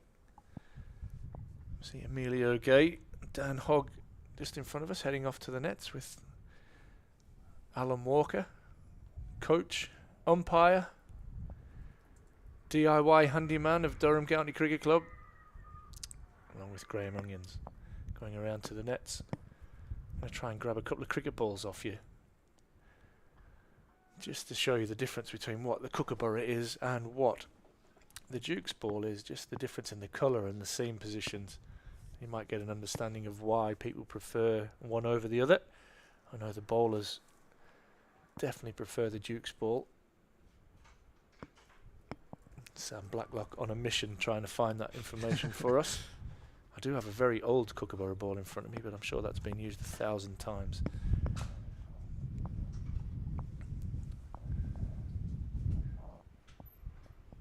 And a late cut Nicely timed away from Alex Lees. We'll get him off the mark. And another 4 down to third man. As that races away. Yeah, lovely shot there from Lees to get off the mark. Just use the full face of the bat to run it down, beating the man at third man, and no man down there. Sorry, no man down there in third man, but beats the man at third slip to pick up 4.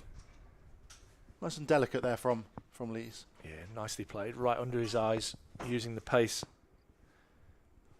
Getting that one down to third man. That one's full and wide and driven. And Lees does time this one nicely, and that will run away for back-to-back boundaries for Alex Lees. And Durham move to 12 without loss now. Lovely shot there from Lees. Too full, too wide, and he gets right on the front foot early on and powers that one through the covers. Lovely shot there.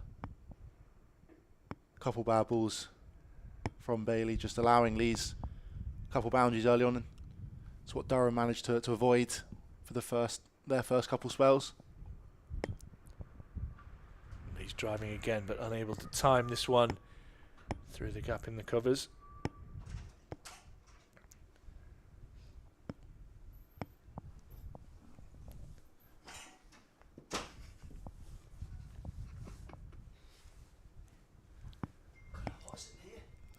Sam Blacklock has just been outside.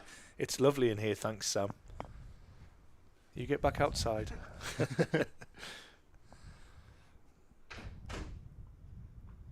these again aren't unable to get any timing. People might start congregating in here, and not because of our commentary, but because of the warmth, I reckon. Ash. Yeah, absolutely. Ends over number 3. Durham 12 without loss. If we can get Sam, or who's in there? Have we got Ross? Jump onto the GoPro. Then I'm just going to show you the seam on the Kookaburra ball. So these ones are probably the darkest Kookaburras that I've seen. They're normally quite a bright red. You can see there. But very flat, the seams. And what we'll do is we'll try and get a Dukes in to compare that.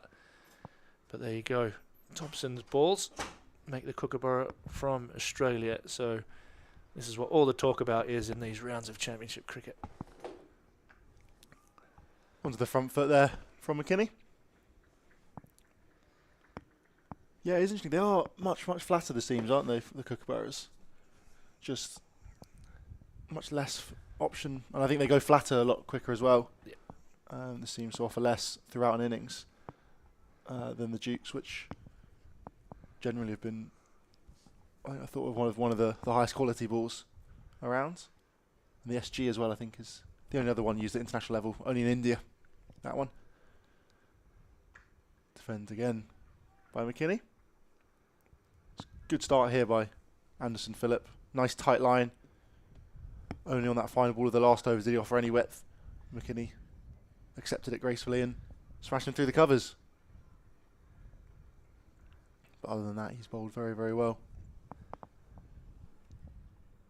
Just coming over the wicket, Tom Bailey at the other end was coming round the wicket. Difference in angles for the two left-handers here to adapt to the two different bowlers.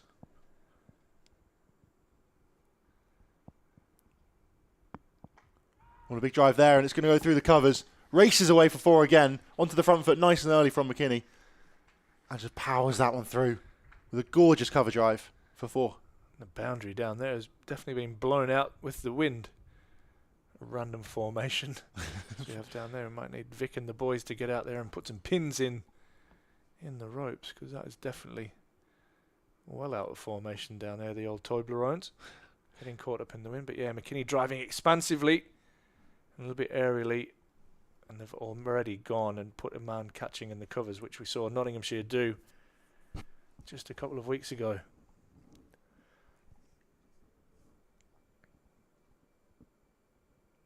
Oh, and he's gone. Middle stump out the ground.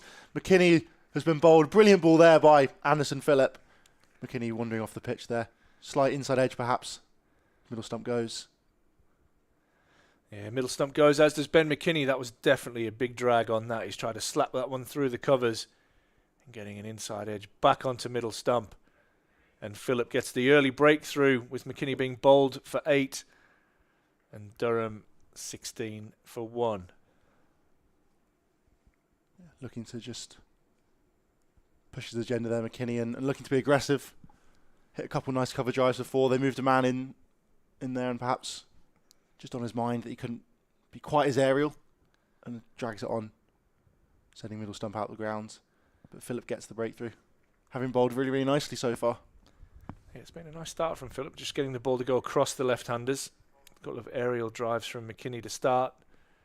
He's on his way, and captain Scott Borthwick will join Alex Lees out in the middle.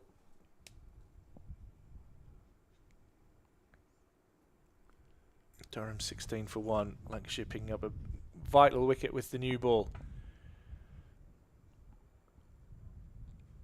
Borthwick, a very different looking batter to McKinney. Yeah, absolutely. Not quite towering 6'6", 6'7", that the 19-year-old is. But a very good batter, no doubt.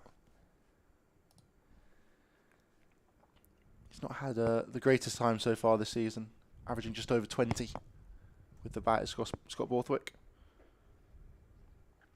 But he has a great record around the country. Starting up here at Durham, went down to Surrey for a few years, and now back here, up in the northeast.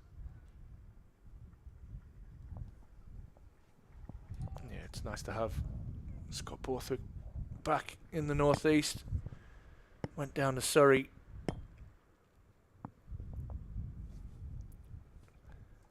After the 2016 sanctions were put onto Durham. He's back home leading this team, the 34-year-old left-hander.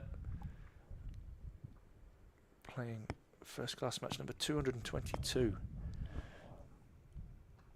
And off the mark immediately there, just tucks one away off the hip. They're going to just get through for 1 in the end.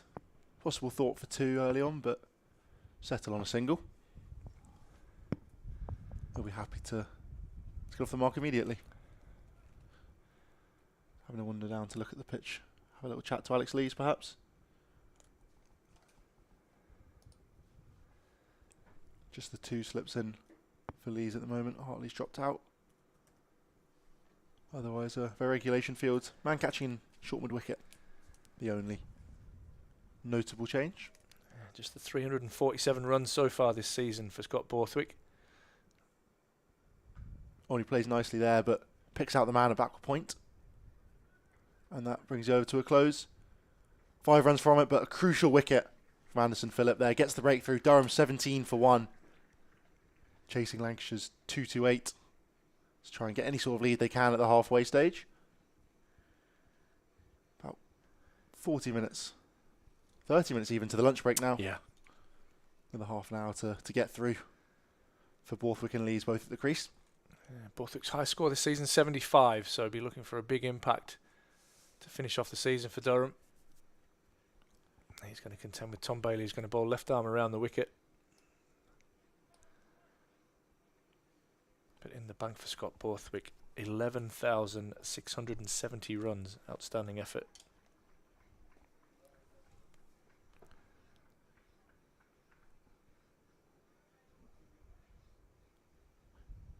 He's also made 8,400 for Durham in the county championship.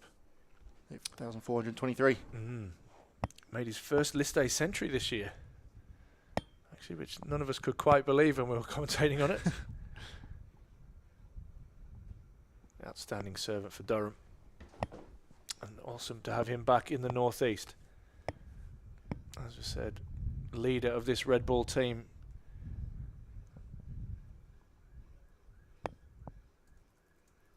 And he tries a cut there, and one that looked a little bit close and a little bit tight. Just apologise, just having a few issues with our camera at the moment.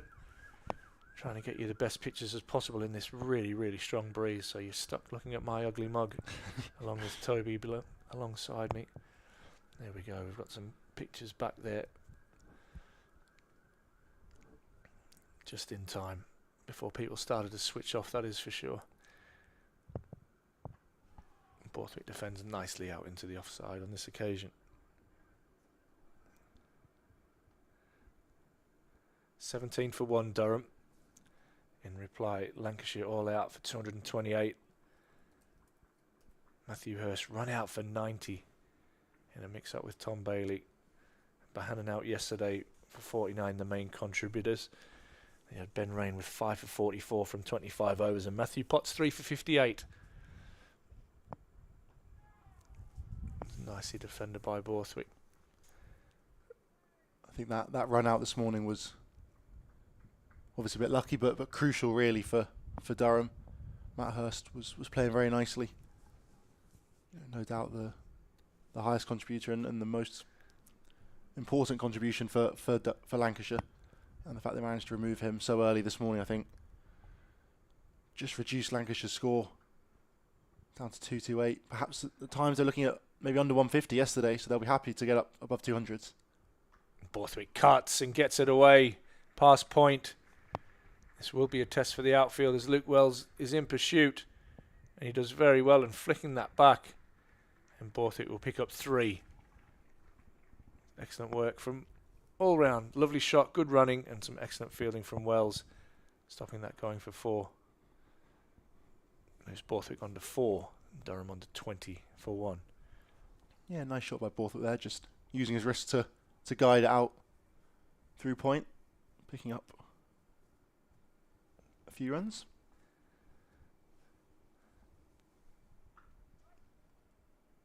Push by Lees out into the offside for no run. Ends over.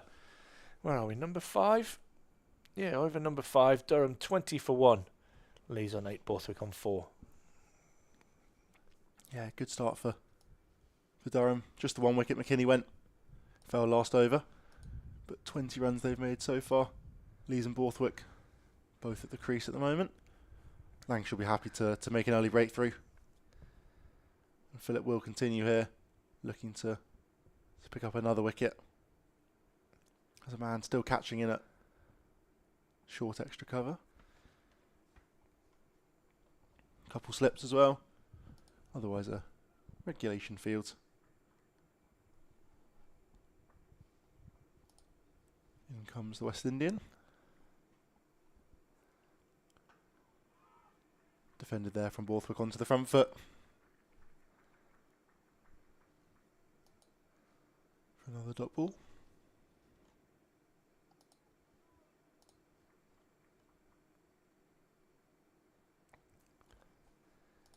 Just the 1 maiden so far from Lancashire. That was what Durham bowled really, really well, and did really, really well yesterday and this morning even. Huge number of maidens throughout the day. Dot ball there, 25 in that first innings, 25 maidens. Out of 94 and a bit overs. Just dried up particularly from the Lumley end. Ben Rain early on with the new ball, very miserly. Then Matt Potts picked it up when he came back for a second spell. And then Callum Parkinson throughout the evening session. Bowled 17 on the bounce, just swapping ends for a final couple overs. But yet again, bowled a very tight line, not allowing anything. And carved there through the covers, and it's going to fly away. Brilliant shot there from Scott Borthwick. Going to pick up a boundary. Just drops onto the back foot and punches that one through extra cover. Lovely shot there. Yeah, gorgeous shape and timing that from Scott Borthwick. Presenting a beautiful full face of the bat. And that raced away through the covers for 4. The outfield's really sped up today. That wind just drying it out nicely. Even as it was going through the day yesterday, there wasn't a huge amount of speed change throughout the day, but this morning definitely noticed an improvement there. I think the ground staff obviously done a lot overnight perhaps, and the strong winds now. Left alone that time by Borthwick. Slight hands to head there from Philip. I think perhaps more in the way he might, if it nipped back, he might have caused Scott Borthwick a few issues. Yeah, good leave.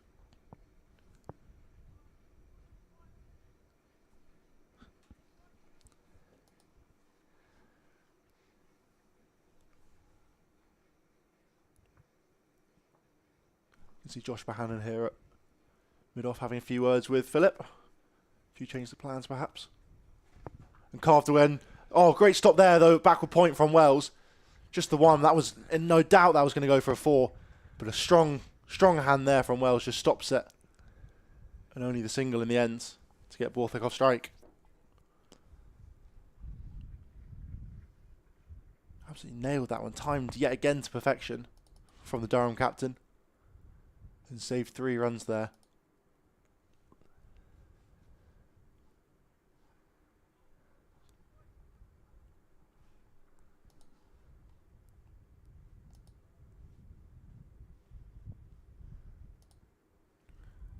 Short and wide this time, but left alone in the end by Alex Lees. And that brings it over to a close. 25 for 1. Oh, Durham. Scott Borthwick moved on to 9. Alex Lees on 8 at the other end. A solid over there again from Anderson Phillip. Just a reminder that the priority ticketing window for the 2025 international tickets is open. So if you are part of that priority group, anybody who bought tickets for the previous 3 years international matches can purchase tickets. 2024 members and anyone who's purchased a T20 season ticket is able to purchase. You can purchase online, by phone. You can call the box office even on 01913871717, or you can go into the welcome hub in the club. So you've got England men facing the West Indies on Friday the 6th of June, a 6:30 start, and England women face India on Tuesday the 22nd July at 1 p.m. That will be an ODI. So there are hospitality packages available, so get in contact with the club for all your ticketing needs there. Bailey continues around the wicket, and Borthwick edges and is gone. Outside edge, through to Hurst, and Borthwick's stay is over at the crease, and Lancashire picking up a second wicket with the new ball. Borthwick goes for 9. Caught by Hurst off the bowling of Bailey, and Durham a 25 for 2. Yeah, he's very disappointed with himself there, Scott Borthwick. Just didn't really need to play at it. Threw his hands at it, obviously wanting to try and keep the run rate going. But unfortunately just jagged away his fraction and a thin edge through to the keeper, and he's walking off the pitch. Yeah. A lot of disappointment there. Threw his head back in frustration. He's looking to be positive there, Borthwick. He's played a couple of nice shots, and unfortunately finds the outside edge on this occasion. Goes and brings David Bodingham to the crease, batting at number 4 for Durham, who's had an outstanding season, both with Durham and with South Africa, and South Africa A on the back of a List A monster score against Sri Lanka over there a couple of weeks ago. Important period here as Durham still have 20 minutes up until the lunch break, where Lancashire are looking to take as many wickets as they can with this brand new Kookaburra ball. Yeah, he's in brilliant form as Bedingham, one of the leading run scorers in the competition. Just 74 away from 1,000 this year. He's been one of the leading run scorers over the past few seasons, has Bedingham. Originally a Colpack player up here at Durham, now an overseas player, starting to make his mark in international cricket for South Africa. As you mentioned already, he scored a few for South Africa A, 188 not out against Sri Lanka A just last week. Made his test debut earlier this year as well.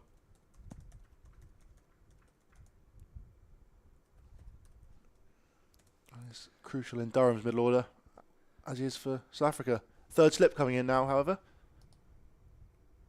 Tom Hartley moving from his sort of catching mid-wicket out to number 3 in that slip cordon.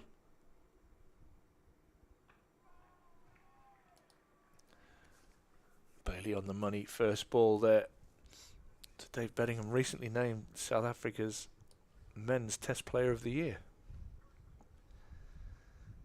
Quoting that significant contributions with both bat, along with resilience and tactical prowess, highlighted his status as a standout performer in the longest format. So congratulations to Bedders on that award. As Durham players and members will know, absolutely outstanding contributions to Durham cricket over the last well, since he's arrived here in the northeast. There was talks about him at one stage potentially looking to play for England. He thought the door was closed on his chances with South Africa. But I'm absolutely thrilled that he's able to. It was definitely a dream of his to play for South Africa in the international stage, and he's started off his career as he's done with Durham, passing with flying colours. He's got a big job on his hands today, though, as Bailey comes in. He defends nicely off the back foot out into the covers. A little bit of a round-up. Surrey 85 for 2 in reply to Somerset's 317. Essex continuing 331 for 6 against Nottinghamshire. I think, as you mentioned earlier, Nottinghamshire in this kind of mix of fighting relegation along with Lancashire, Durham and Kent down towards the bottom. Worcestershire all out 307, Warwickshire 73 for 1 in reply.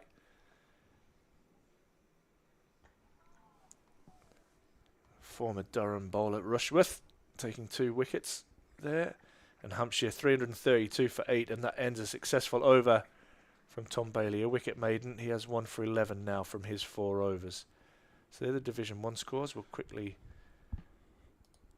go into Division 2 if I can, if it'll let me.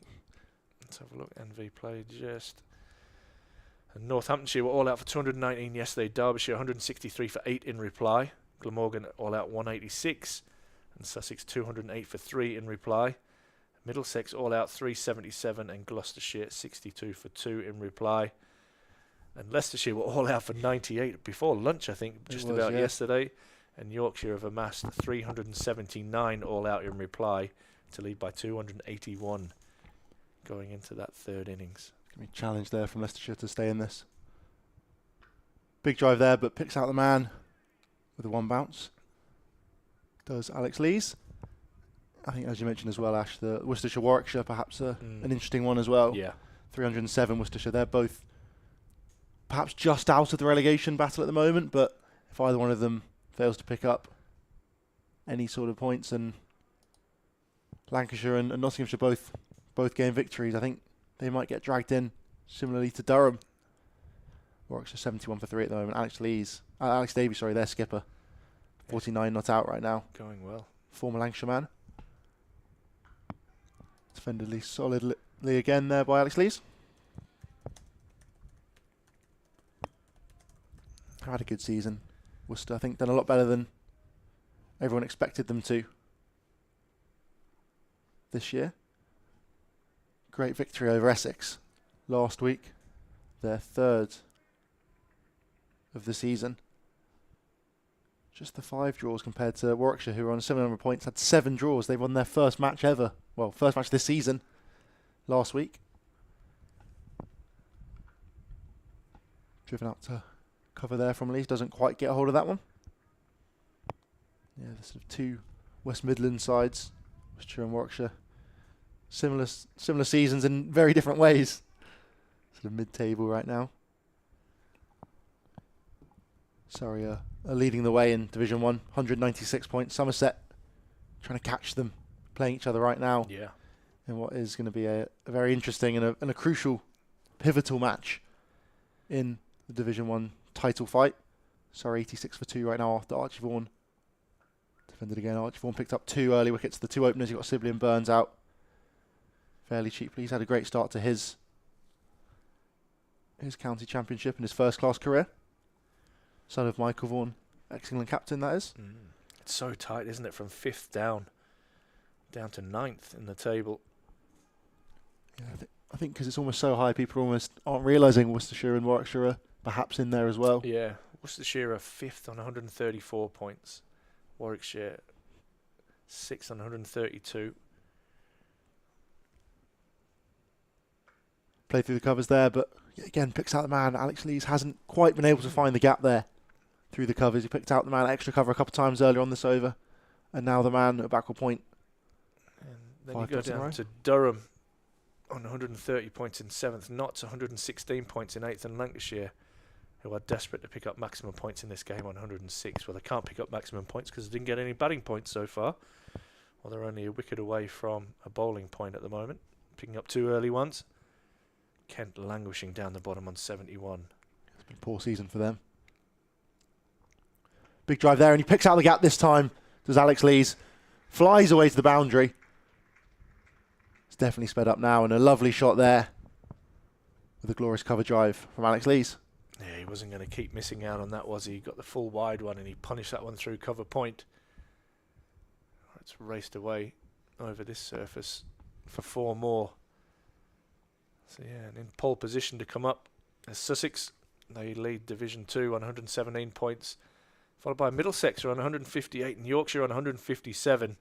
You'd have to feel that Yorkshire are in pole position to climb up that table and jump above Middlesex. We did have a look at the Middlesex score, didn't we? That was kind of a decent score from Middlesex. Yeah, 377 they made. Yeah. I'll be looking to try and get maximum points there, knowing that Yorkshire are putting real pressure on that second spot. Looks like Sussex will get promoted without Yeah. any troubles. Flying. 27 run lead at the moment. Only 4 down against Glamorgan. Down at Hove. Yorkshire will be picking up a lot of points though against Leicestershire, no doubt. Maximum bowling points. We'll be looking to a fair few batting points as well with their 379. Not quite the full basket, but a few there, and looking prime position to win with a 281 run lead at the halfway mark. Very useful.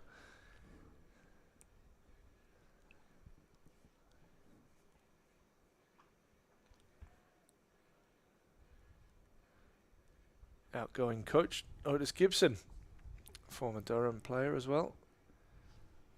Talking about the Friends Provident final, that Gibbo was man of the match, picking up early wickets in that one.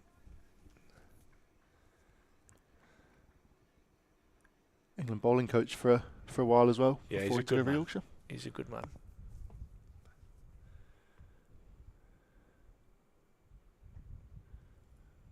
Nicely tucked away by Bodingham off his hip, out to deep square leg, and he'll pick up a couple and get off the mark. Saw him quite a lot in the gym here, actually. Still living up in the northeast a lot of the time, him and his wife. Based in the area. It's always a strong contingent up here, it feels like, around Durham. A lot of the coaching staff as well. Once you're part of it, it's a strange family. Bumble touched on it. It's a real family-orientated club, and once you're kind of involved in Durham, you're kind of in it for the long haul. Something about the place that just grabs you, and something about the area. There's a lovely air around here. A lovely ground here at Chesterley Street too. Bedingham, with all the time in the world, tucks it off his hip, but unable to get past. Who have we got in there? Balderson at mid-wicket. Just apologies for a few issues that we've been having with the cameras. The wind is really blowing here, and it's actually blown over one of the gazebos that the camera was under. So we're just working through those issues to bring you the best quality that we can. And Steve and Ross, and I think even Sam's up on the roof helping out get all that sorted. So the lads are doing a brilliant job bringing you the coverage that you get, all the pictures that you see from the Seat Unique Riverside here.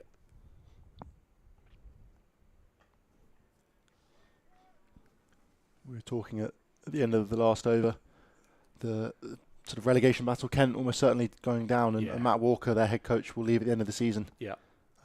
Sort of came out earlier this week. Matthew Mott perhaps in contention to replace him. Interesting one. He's just got a job with the Sydney Sixers, I think, Matthew Mott, going back there to work in the Big Bash.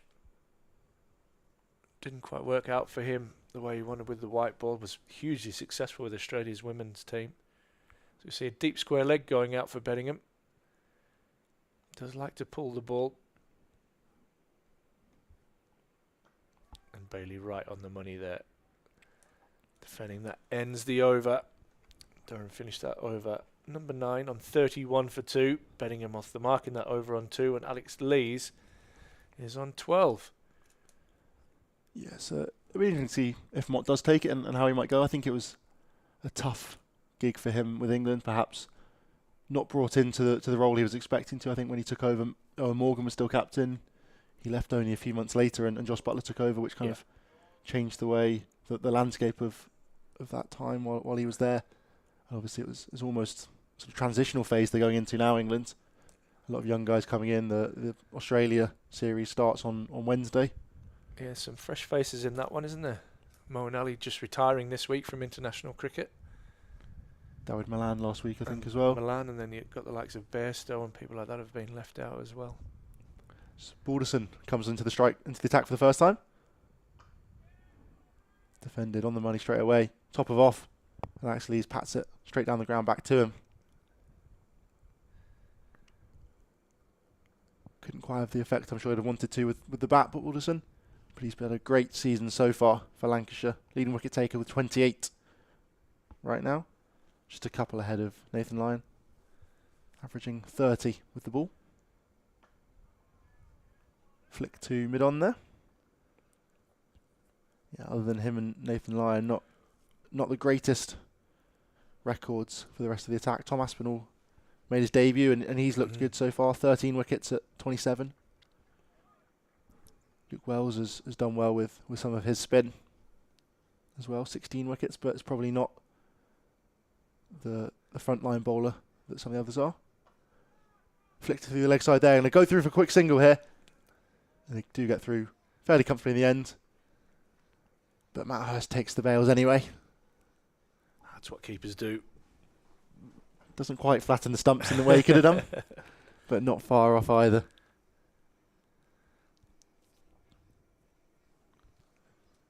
You can just see with a lot of the strike rates from some of the seamers of Lancashire, they've not been perhaps they've not taken as many wickets as they'd have wanted to, or at least as frequently as they'd have wanted to. Bailey, strike rate in the 90s. Williams in the 80s. He's not playing today. Tom Hartley, strike rate 138. He's struggled for a bit of form. Not played that often, sort of fairly sporadically. Driven down the ground there nicely with David Bodingham. And yeah, it has been a challenging season for Lancashire.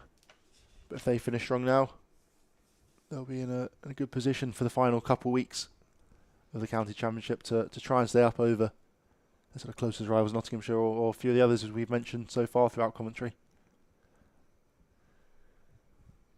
Just 6 minutes left till the lunch break. They don't seem to be. I think Hurst's going to come up to the stumps, is he? Unlikely to get. They get another over in, and then unlikely to get another one after that now if they're delaying for action here. Obviously, I think these next 2 overs will be crucial anyway. Not trying to rush through to get a third in though. Yeah, up to the stumps he does come, and Bedingham has to remark his guard inside the crease now. 2 slips behind Hurst. The man catching Tom Hartley, that is at short mid wicket. Plus a sort of forward square leg too behind him. Defended nicely. They're angled right in and attacking the stumps there. Does Balderson.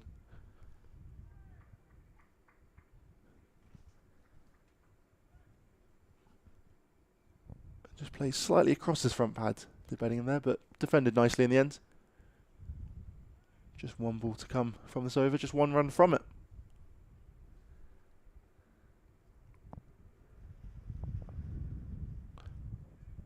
Slight wind up there from Bedingham, but doesn't get a hold of it, and a dot to finish off the over. 32 for 2, Durham are right now. Probably just the 1 over before lunch, unless they can really rattle through this next one. 5 minutes before the interval. Bailey will continue down at the Lumley end. Yeah, you would think this is the last over. Well, they might get another one in, to be fair. It depends how long this one goes from Bailey, but they're not really moving that quickly through in between overs. As Dan Hogg wanders around in front of us. Lots of strapping on his left leg. And Lee's times this one nicely, but can't beat Luke Wells at square leg. He had a great debut a couple of weeks ago, didn't he, Hogg? Yeah, he did. Absolutely 7 for outstanding. 66. Absolutely outstanding.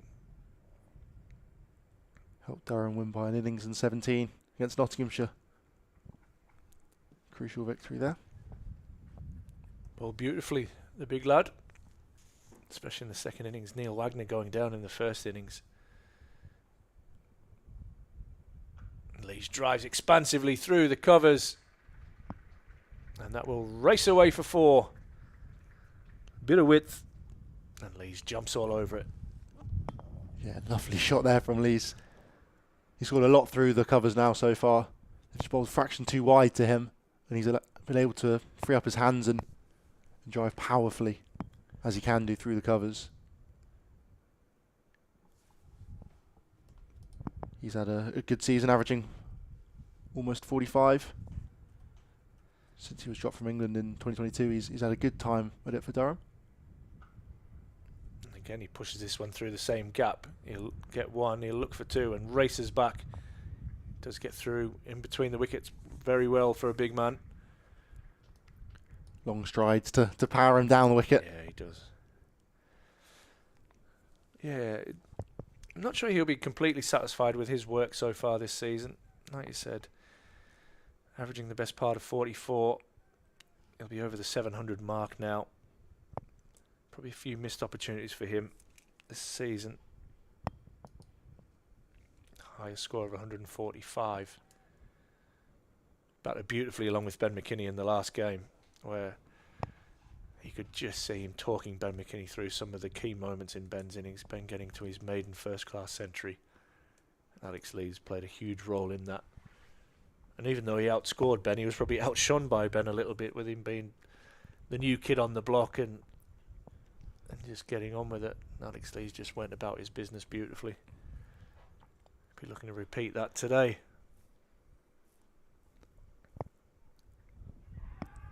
As that one got through him, there's a huge appeal. Lees walks away to square leg, not interested in the slightest. All the Lancashire crew are more than interested. Umpire Lloyd says no. Yeah, very uninterested from Lees as well. Just sort of turned around and looked almost as if he didn't care about it in the world. There must have been any noise. I think Sure, it's just flicked the outside of the back pad. I think so, yeah, just sort of coming across him. You could see the slips were very excited about that, as was Bailey, the bowler. Yeah, they were convinced, weren't they? I had a little chat to him, and I think he must have said it was bat on pads. I think even Lee sort of pointing to that as well. And a leave for a ball in a similar area there as Lancashire race through now, trying to get through for that last over before lunch. I think they should. Umpire Goff just about to get into position with 12:39 on the clock. And they will get one more over in. It'll be Balderson to finish off from the Finkel end. Lancashire will be pretty happy getting 2 wickets for Durham early. Just the 38 on the board.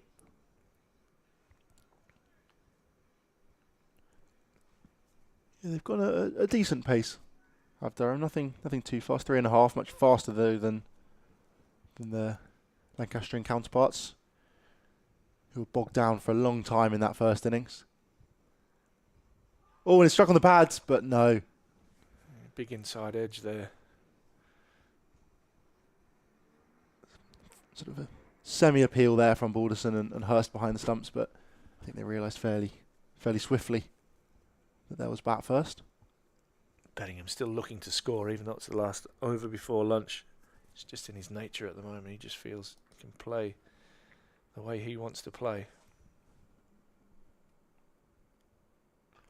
Oh, beautiful shot there from Bodingham. Just flicks it from top of off over mid-wicket's head for 4.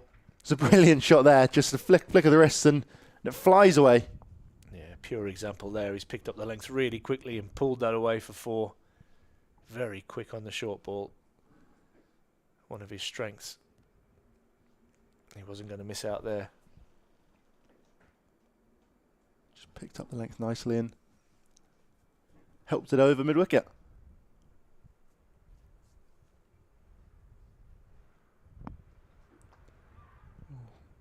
Slightly uppish that time, just perhaps inside half of the bat. That wind's really picked up again, hasn't it? It's blowing kind of from the northwest. Very blustery across the ground. Umpires Lloyd and Goff got rid of their wide brims and are in caps. Defended onto the front foot. As you can see from our camera, unfortunately, we're really struggling to get that stable in this. It's very, very strong winds. Promise we're doing the best that we can. Got a great crew behind us, Ross and Steve here today, doing all the hard work, sharing that load up on the roof, which will be loads of fun. You can hear the wind probably on the mic as well, just whistling. Carved away there through the offside. Going to push for a couple here. It's not quite going to reach the boundary. Then we're going to look for 3. They set off and they make it there in the end. But a nice shot there from Bodingham. Just opened the face and pushed that one through the covers. Off the back foot. Yeah, all timing that, wasn't it, from Bodingham? No force in there at all. Just pure timing from the South African off the back foot. Such an elegant player to watch. Picks up 3. Just one ball now to come before the lunch break. Balderson will bowl to Lees.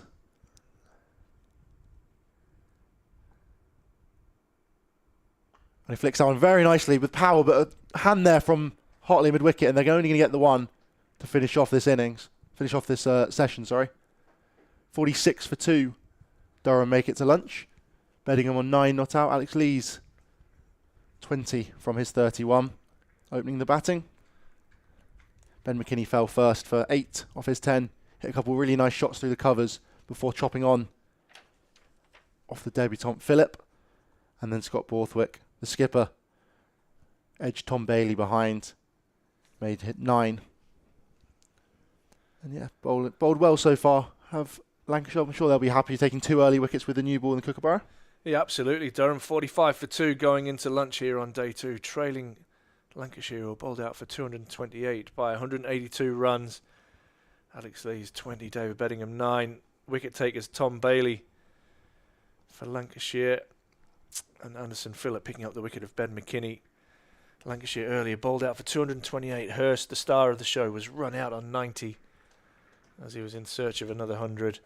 And Bohannon yesterday was out for 49, caught by Robinson off the bowling of Rain. Ben Rain, the star man, picking up 5 for 44 with 9 maidens from 25 overs. Matthew Potts 3 for 58 from 26 overs with 8 maidens. They really squeezed yesterday and kept the run rate down for Lancashire, which means that they have got themselves into a decent position. They'll be disappointed to lose 2 wickets just before lunch, but they feel that this next session is vital. Durham now just seen off the new ball. These 2 batters will look to try and get on with the scoring, as Beddingham's faced 18 balls for his 9, Lee's 31 balls for his 20. And we'll be back in around 35 minutes with the afternoon session.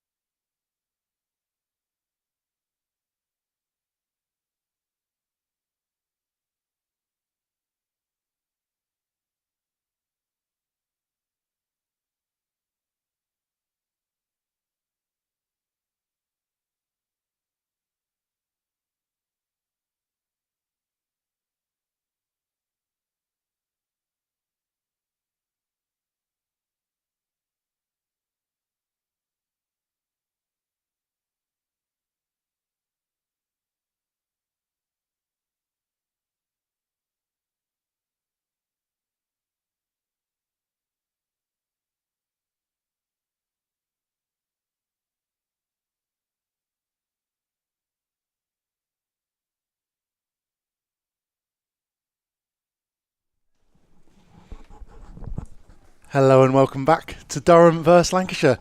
Toby, joined by Bumble. How are you? All right, just had a lovely pie. England come for the first ball. Defended very nicely by Lees, just on the back foot. They've looked after us well upstairs, haven't they? At lunchtime, it was a pie, one of these little cartons that you get, a little carton and a wooden fork and knife, and a lovely pie, a bit of mash and some mushy peas. I mean, you can't go wrong, can you? Not at all, not at all. It was very, very tasty indeed. Oh, lovely. I love a pie. 46 for 2, Durham are at the moment. Lancashire made 228 in the first innings, bowled out earlier today. Defended again there by Lees. Bailey continues his spell, bowling round the wicket to the left-hander. It's been a good morning session for Lancashire. They progressed the scoring quite a lot and have taken a couple of wickets before lunch. You know, I think it was a good session all round. That, 221 is competitive, and then to nip 2 out, 46 for 2. And now you start this session and you're looking again that, change 46 for 2 into 60 for 4. They're going to go through for a quick single here, and they make it easily in the end there. Lees gets the scoring underway after lunch. Good player, Lees. He's a rock solid player, played a bit for England. Be a bit frustrated that, he doesn't get back into that England team. They seem to be pretty settled with Duckett and Crawley, playing in a different style to Alex Lees. He was a bit unlucky, really, because he came into that West Indies series sort of in a slightly transitional period between sort of what Silverwood had just left and McCullum hadn't quite joined yet, and then he played that summer. Didn't quite have the greatest summer, unfortunately, at the top of the order. And then Duckett came in for Pakistan and started scoring hundreds for fun. Bailey pulls away that time. But it's a different style of player that they're looking for, isn't it? The way that they play the cricket under Stokes and McCullum and Key. And so they're looking for certain styles of player. And Luke Wright is the chief selector, so they'll be looking at streams all the time as to the ability of the player. Then you've got to find out the character. Tucked away nicely there for a single out to deep square leg. But he is, for county cricket, he is absolutely consistent, Alex Lees. You've got to get him out. He knows what opening the batting's all about. You've got to get me out. You've got to prize me out. And he gets his runs. He really does. He's got a lot of runs now in his career. I think 11,000 first-class runs or something around that sort of mark.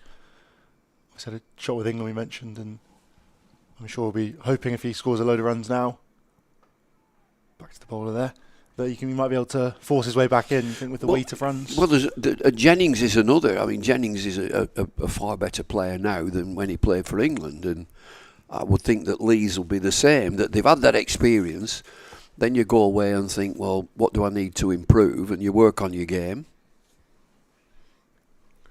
Yeah, you think with Jennings, he always had 2 shots, didn't he? Sort of came in as a young guy. Mm-hmm. When he was sort of 20 or something, scored 100 for the Lions, a couple hundreds for the Lions, and then went and joined Cook at the top of the order. Through the covers there, lovely shot from Alex Lees.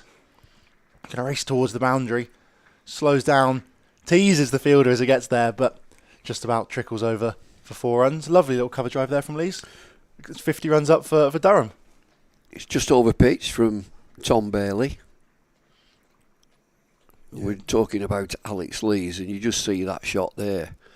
And he's quite a big fella, but he gets so low into the shot, all his body weight and going into the shot. You don't have to hit it hard. It teased the fielder, as you said. It was just the timing through the covers, beat the fielder. There's always a thought that you when you get in, you look, where are the fielders? But the best thing to look at is where the fielders aren't, where there are no fielders, and you start hitting it there, hit the gaps. Yeah, it's a lovely shot there, just lent on the front foot. He's averaged 40 basically every season for the past sort of 5-6 years, just before his call up to England. He's been in around for a long time. He was Yorkshire before Durham. Bodingham now on strike.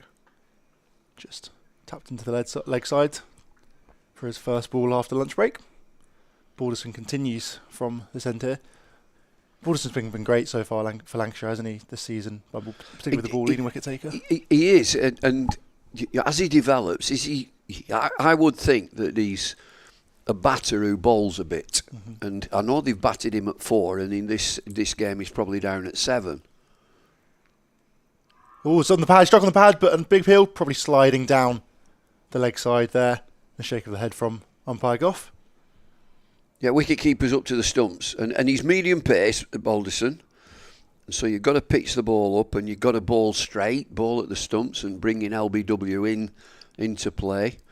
I like it that Matt Hurst has come up to the stumps. There's 2 slips in. It's not a quick pitch, is this, but there's a little bit of movement, and I think that'll go less and less as the heavy roller keeps hitting it. We've had it on twice this morning. Round the wicket to the left-hander, just angled in and flicked, or inside edged to sort of mid-wicket. Yeah, because when he was first coming through, Balderson, he did bat at 4 quite a lot. But yeah. Down the order now, and I guess used almost more as a sort of seam bowling all-rounder rather than as a batter. I think he'll finish as a batter who bowls a bit. Probably 60-40 batter. He's an all-rounder.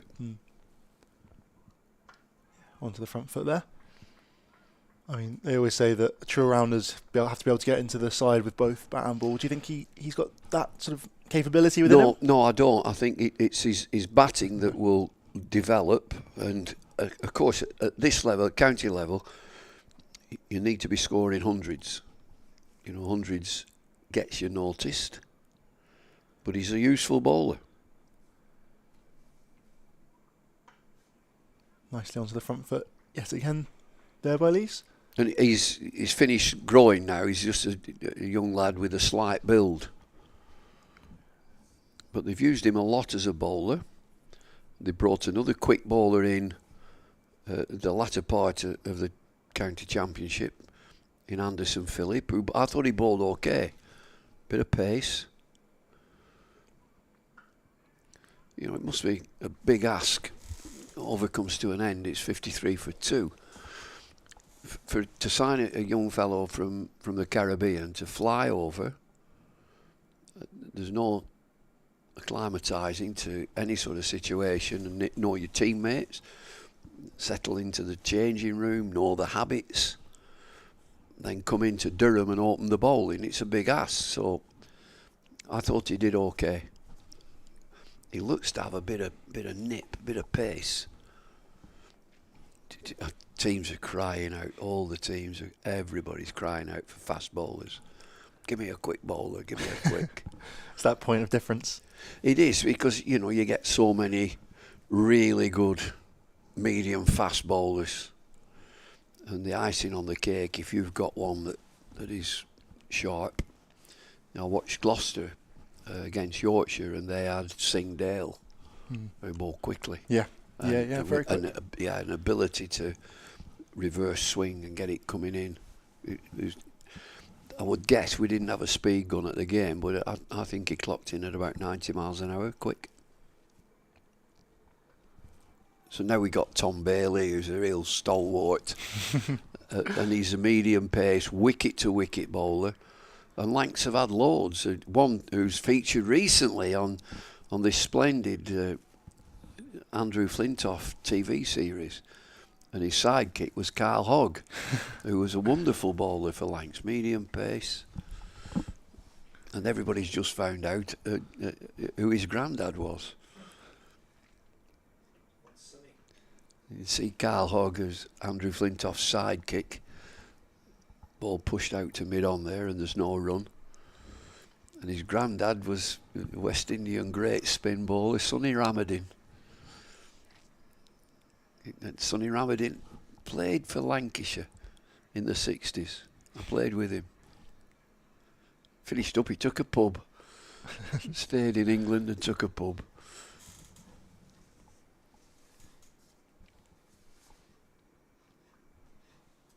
Just flicked off his hip there for a single. Just the one slip in at the moment for Lancashire, for Bodingham anyway. Second man Jennings comes in. to join Bell while Lees faces. They also only have the one man out on the pull shot, but they have a man catching in at sort of short mid-wicket. Obviously they think that maybe Bodingham perhaps a bit more susceptible than Lees to a short ball. Lees maybe a bit more susceptible outside off. He's definitely played his shots through the covers so far, has Lees.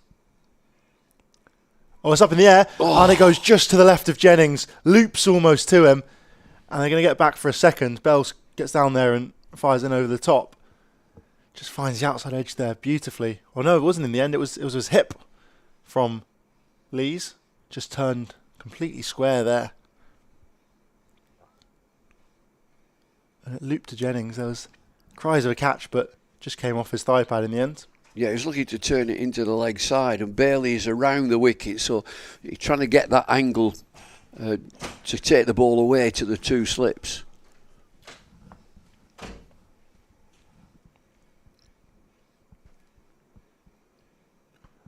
Driven this time. Almost launches it over the head of Matty Hurst there. Does Josh Bohannon. Yeah, it was unlucky. There was good bowling so far by Bailey. 2 maidens from his almost 8 overs. Yeah, I mean, again, he leads the attack, Tom Bailey. Regular wicket taker. A lot of know-how.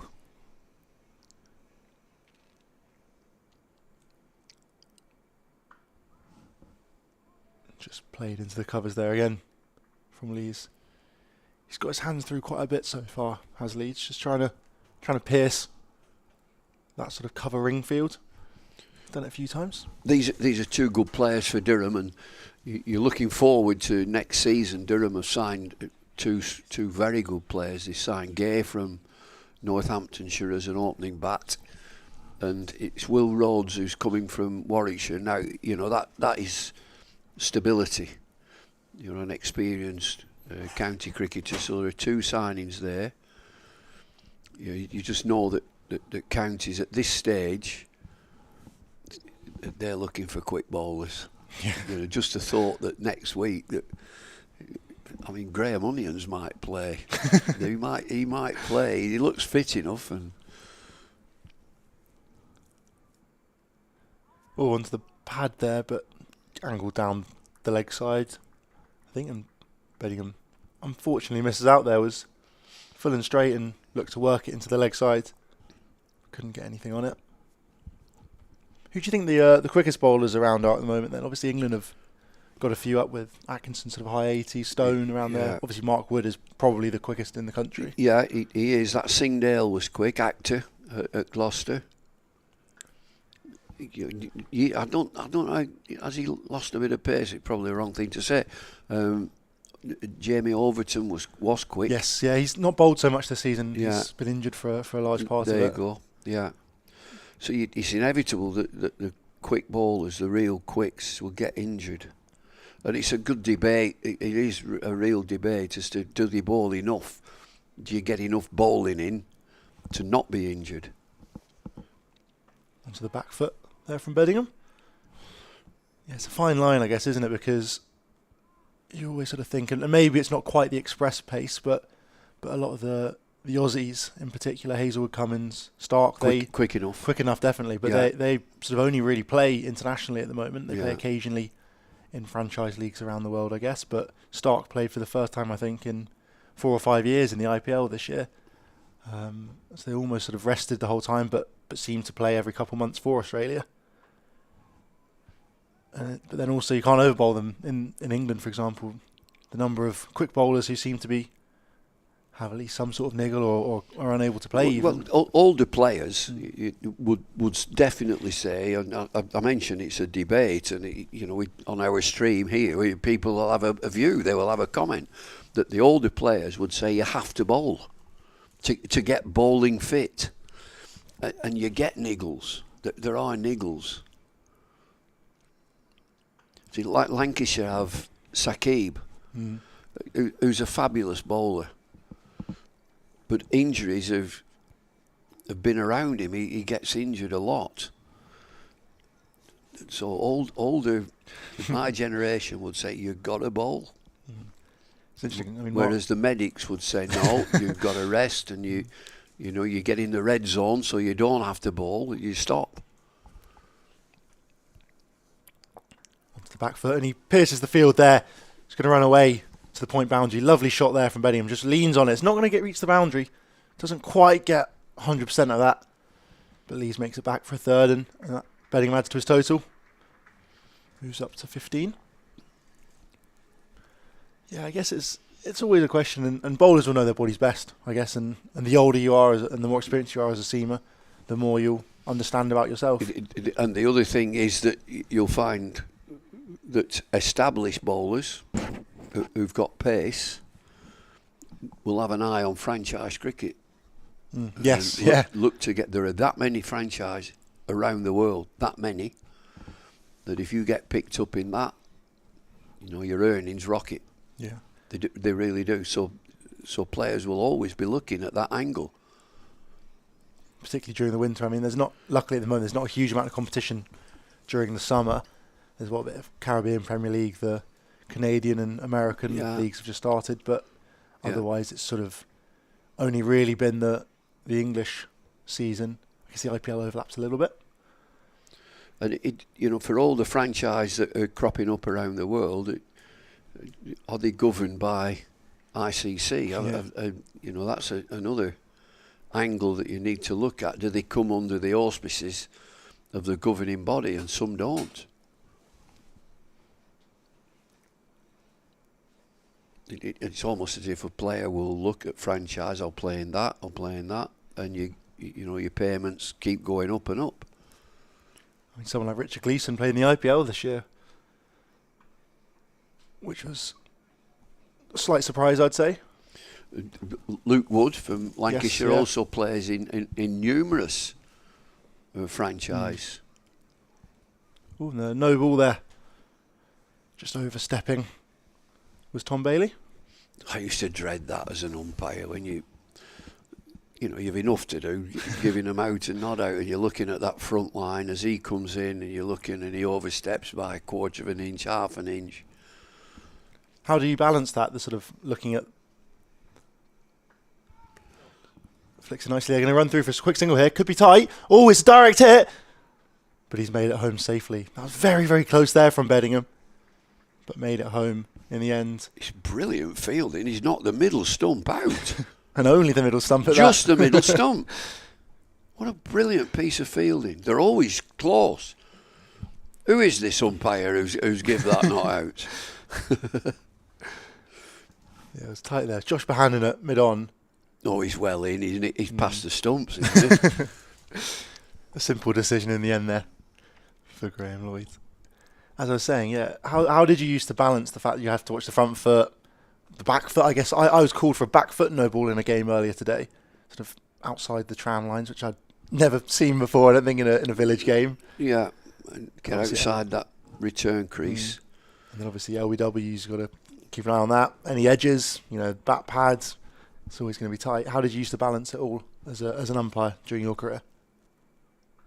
Oh, a lovely shot there, but he's not beating the man, unfortunately. Alex Lee's just leant on that one.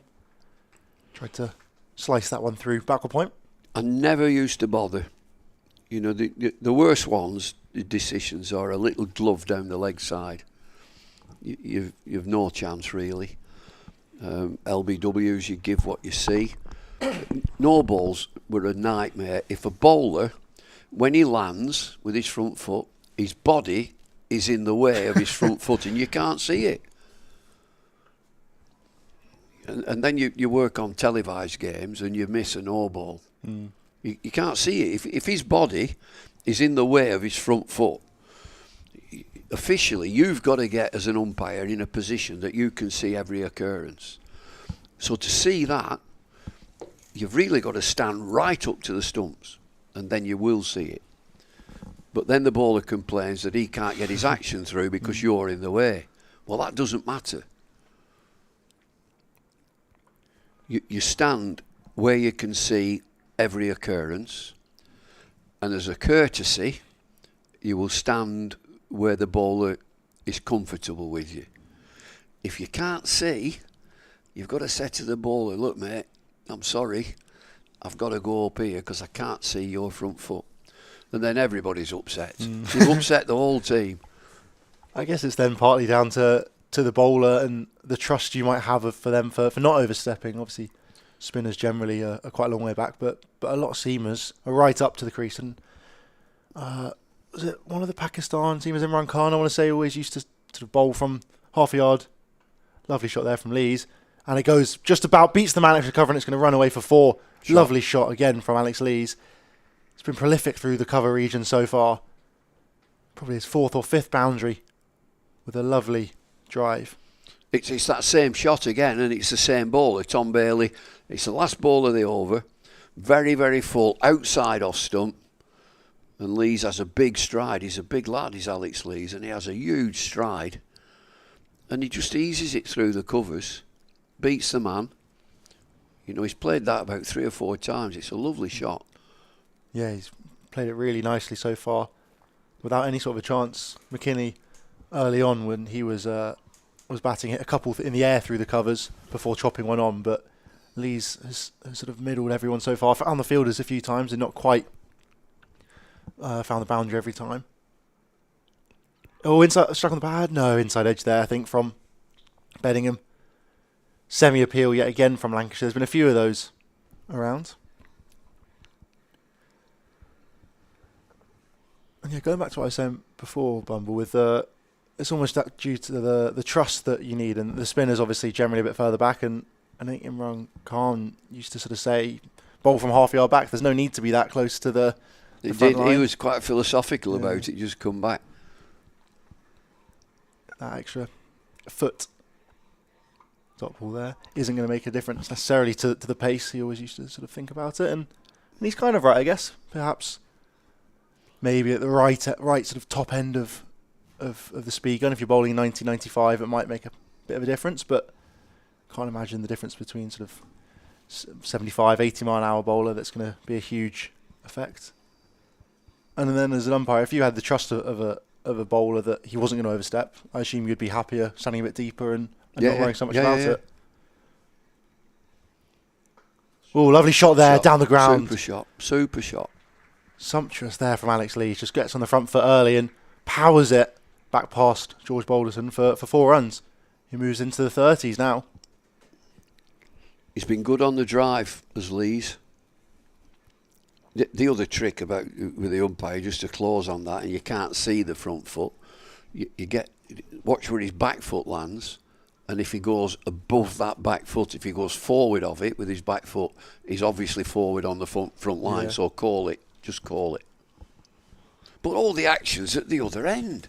That's where all the action is.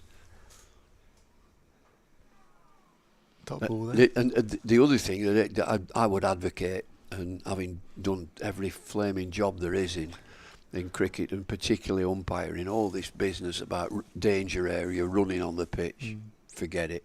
Just forget it. Just let him bowl. Because he has to, if you run on the pitch, you're on the danger area, that's your first warning, that's your second warning, you're out of the attack. Balderson in again. Lees pushes to mid-wicket and there's no run. The batters run up and down the pitch. There's no problem. And you can just say, can you move to the side? And eventually you might say it's a 5-point penalty. A bowler, I'd just let it run where you want. And if you do, you don't half bring the spinners in then. Spinners come in, they're in the game. It would be quite good for the county championship, you think? Going to go through for a quick single here. It's going to be tight. Bodingham does make it home safe in the end. Middle stump's out of the ground. Again, that's the wicket keeper who's knocked it out. It's a good return. Must be a bit loose, the ground around the stump now. Yeah, and the wicket keeper, here he is. He's what a grand chap. He's setting everything up, putting the stumps back in, gives the bails to the umpire. That's Matty Hurst. Well done. It's good fielding again from Lancashire. They've been on it so far. Need a wicket. Need to break this partnership. These are good players. Lees is on 34. Bodingham is on 25. I think. No, the 17. last wicket fell at 25.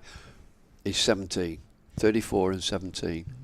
I'm just working out the scoreboard, looking towards the castle, and his last wicket fell 25. That's it. There's a new modern one up the other end, which is much easier for me, I think. Oh, lovely shot there from Lee. Just opens up and runs it down to third man for 4. He's just ticking against Tom Bailey, is Alex Lees. He's played some lovely shots. No third man, short and wide. That's the 50 partnership. 51 runs. Lees made 30 of those as well. Bodingham 17. 76 for 2. This partnership has just been ticking along really nicely, as you said, Bumble. And they've just started to push on the scoreboard. Lee's flying along now, 38. On the front foot and drives. And he turns down a single there. Well stopped. Just gets a hand to it. Does Tom Hartley at sort of a catching cover? Little chat between Bodingham and Lees about whether they might have been able to sneak through for a run. I think it's safer not to when they're going so well. Well, the sun's out. You know, it seems to be a batting day. And these two have got themselves established. You start thinking, now, yeah, I'm in. I'll get 100. Just keep going. Got themselves in, done the hard work. Moving well, both. Well, they're good players. Still a good couple batters to come in as well. Colin Ackermann, Ollie Robinson as well. Baz the leader down the order. Good. That sort of all-rounder. They'll be a good side next year.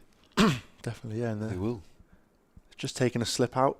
George Bell, that is, moving into the covers instead, as I think Luke Wells has moved out to the boundary. A sort of a point boundary. And just Keaton Jennings in the slips at the moment.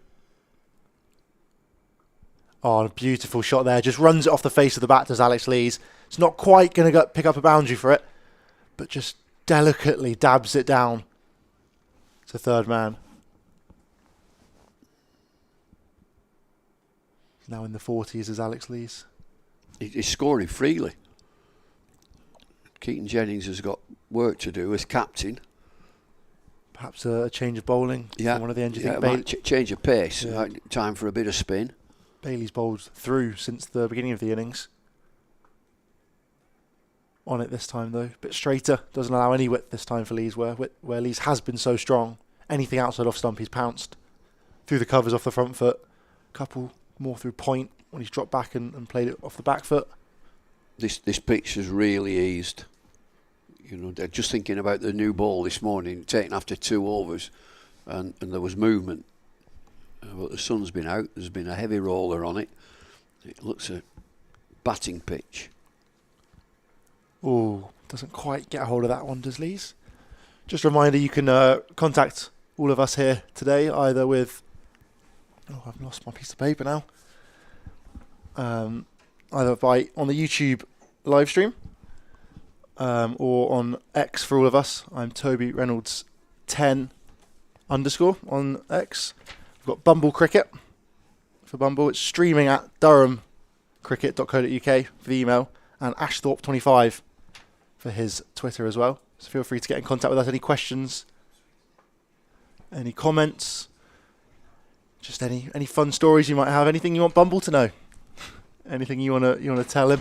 I'm sure he'll be happy to listen. Oh, I get told a lot. I do. What is it now? 79 for 2. End of the over. Lees is on 40. Bodingham is on 17. Yes, Twitter's changed its name, hasn't it? It's now X. I don't do much on that. I do what they call repeats when you repost. Yeah, I do that if it's interesting. I find it interesting.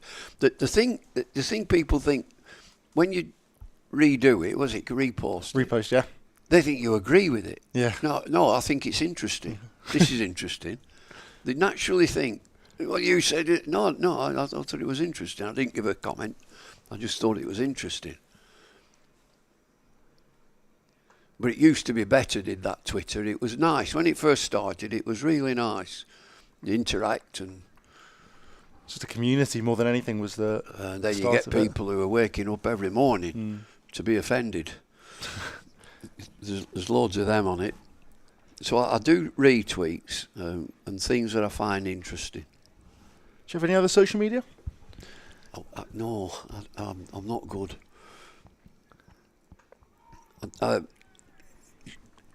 Instagram, don't know really. My son, I've got a young son. Well, he's not young, but he was a world bodybuilding champion. Ah. So I follow him. That's Instagram. So that's something that I don't really know much about. And our village, we're a community on Facebook, which is good. Does anybody know a window cleaner? Oh, lovely shot there from Bedingham. Just onto the back foot, onto his toes, pushes Shot. it through the covers. Don't think it's quite going to reach the boundary again. It seemed to have slowed down a little bit, the outfit out there. He didn't quite time that one perfectly, but sort of forced it through the covers anyway and gets back for 3 in the end. Batting's good. Batting's easy at the minute. 2 medium paces on for Lancashire, and this pitch is nice. All the sting and the venom seems to have gone out of it. Yeah, it seems to be a nice surface now for Bedingham and Lees to try and progress the scoring. Durham on 81 for 2 right now. Gone well since the lunch break. Just played into the leg side this time from Lees. Yeah, on the Facebook community pages for the village, it's great. There's a fire engine just gone through the village. Is everybody all right? Just that sort of thing. Does anybody know a window cleaner? Yeah, it's great. TikTok. You ever use No. TikTok? Heard of TikTok? No, don't know that one. So it's sort of like 1 minute videos. Oh So gosh. sharp. Who takes the video? Anyone can post on it. So there's a lot of TikTokers, famous people who just famous for making 1 minute videos on TikTok. A lot of dance trends is how it started off as. Some comedy sketches.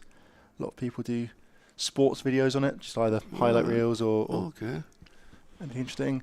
Or the newest one now is Be Real, which is you're a bit quiet beyond me. Alderson in again. Defended again.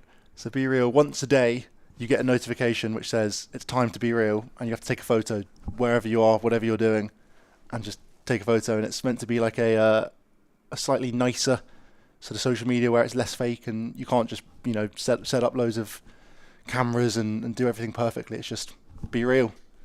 So it's sort of a new. Who's new interested in that then? Don't know, a lot of people.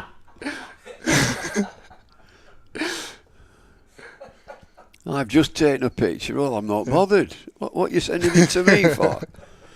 I've got to tell you that. And yesterday I got a call. I've got enough time. We've got to change the bowling.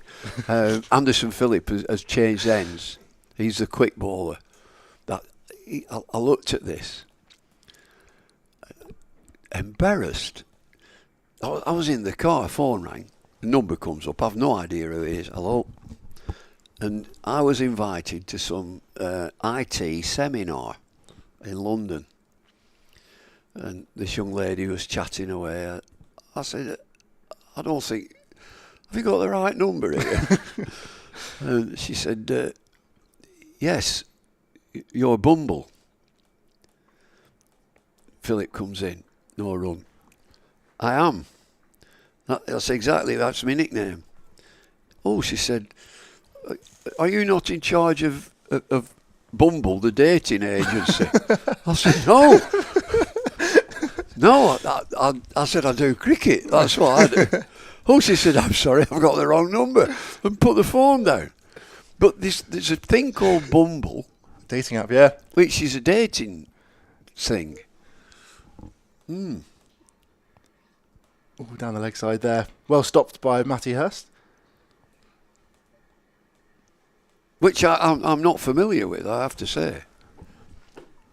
Bumble's it's meant to What be, do you know about it? You seem to know a lot about this, Toby. all the social media. It's All right. that's what I do. Yeah. You're not a member of Bumble, are you? No, I'm not a member of Okay. Bumble. No. Bumble is the women make the first move, so only the women can message first. So it's try and encourage it that way. Really?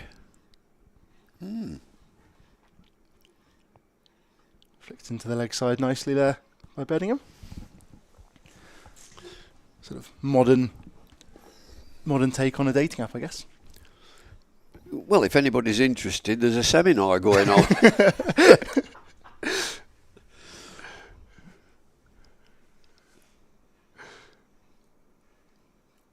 Changing fields here. They've sent Oh, look 3 at men the out scouts are out here. on the leg side. Oh no, they're bringing one back in now. Tom Hartley, as that was on his way out to the boundary, he's now come back in at catching sort of mid-wicket, regulation mid-wicket. 2 slips as well. Phillips has started nicely here, 2 dots and a single. Followed by another dot.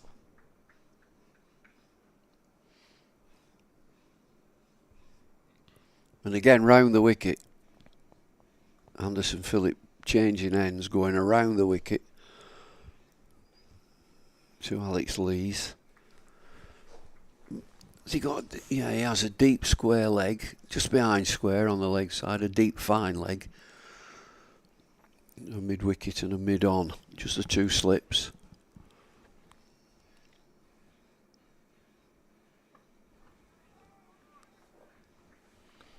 Another dot ball. Phillips has definitely made this change has definitely helped Lancashire, I think. He's bowled tight so far. Bailey was just getting slightly loose towards the back end of his spell. Well, he's got a bit of pace as well, and he's got a good aggressive run up. He attacks the crease, so he's got a little bit more pace. And Alex Lee's set up with him around the wicket. You can just see off stump. His head is over middle stump.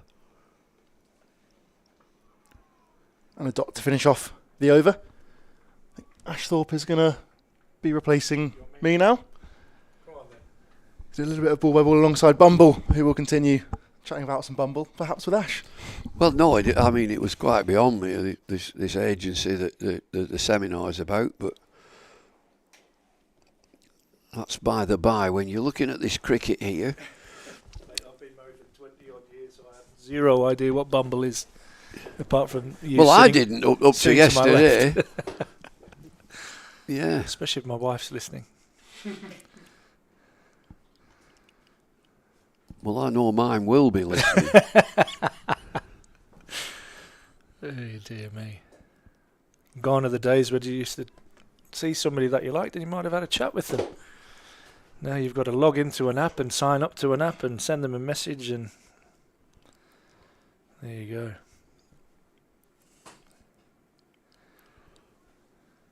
Now then, we've got a change of bowling again. This is Aspinwall. Yeah, he did well against Durham, didn't he, in his first game? Took 5 wickets at Blackpool, I think it was. In a tight game that saw Lancashire victorious. By the seaside. By the sea, yeah. By the seaside. Were you there? I was not. All right. I was not. I missed that one. Well, I did too. I was going to go to the Blackpool game, but something cropped up. I went to Southport. Southport. It was bitterly cold. Very, yeah. I was with Scott Reed. Scotty's next door, isn't he? He's next door. It was, oh gosh, it was cold. He's a good man, Scott. A bit squared up there, Bedingham. Trying to work that into the leg side. I've got some questions for you, actually, that have been filed in Bumble. First of all, where does the nickname Bumble come from? Oh, not that again. Michael Benteen in the 60s had a programme called The Bumbleys. Right. And they were caricatures, a bit like The Simpsons. Mm-hmm. And they reckon, my teammates reckon I look like them. That's it. Okay, that's simple as that. There you go. Bedingham pulls away well in front of square. Good shot. It's going to take some stopping. In fact, it won't be stopped out in the deep. Bedingham very, very quick onto the short ball there from Aspinwall, who did have success. You mentioned that T20 game between Durham and Lancashire earlier this year at Old Trafford. And he got success there, didn't he, with a few short balls. But Bedingham up to the task on this occasion. That's such a good shot. It's just short of a length. And he pulls it in front of mid-wicket.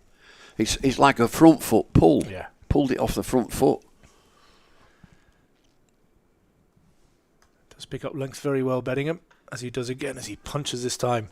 Looks full of intent. Every ball he faces, he's looking to score. This is maybe a little bit different from what we saw yesterday with Lancashire looking to sit in. At times, having lost earlier wickets, Durham looked fully intent on scoring. Reflective in the run rates where Durham are now up around the 4 and over mark. In fact, right on 4 and over. Whereas Lancashire struggled to get away yesterday.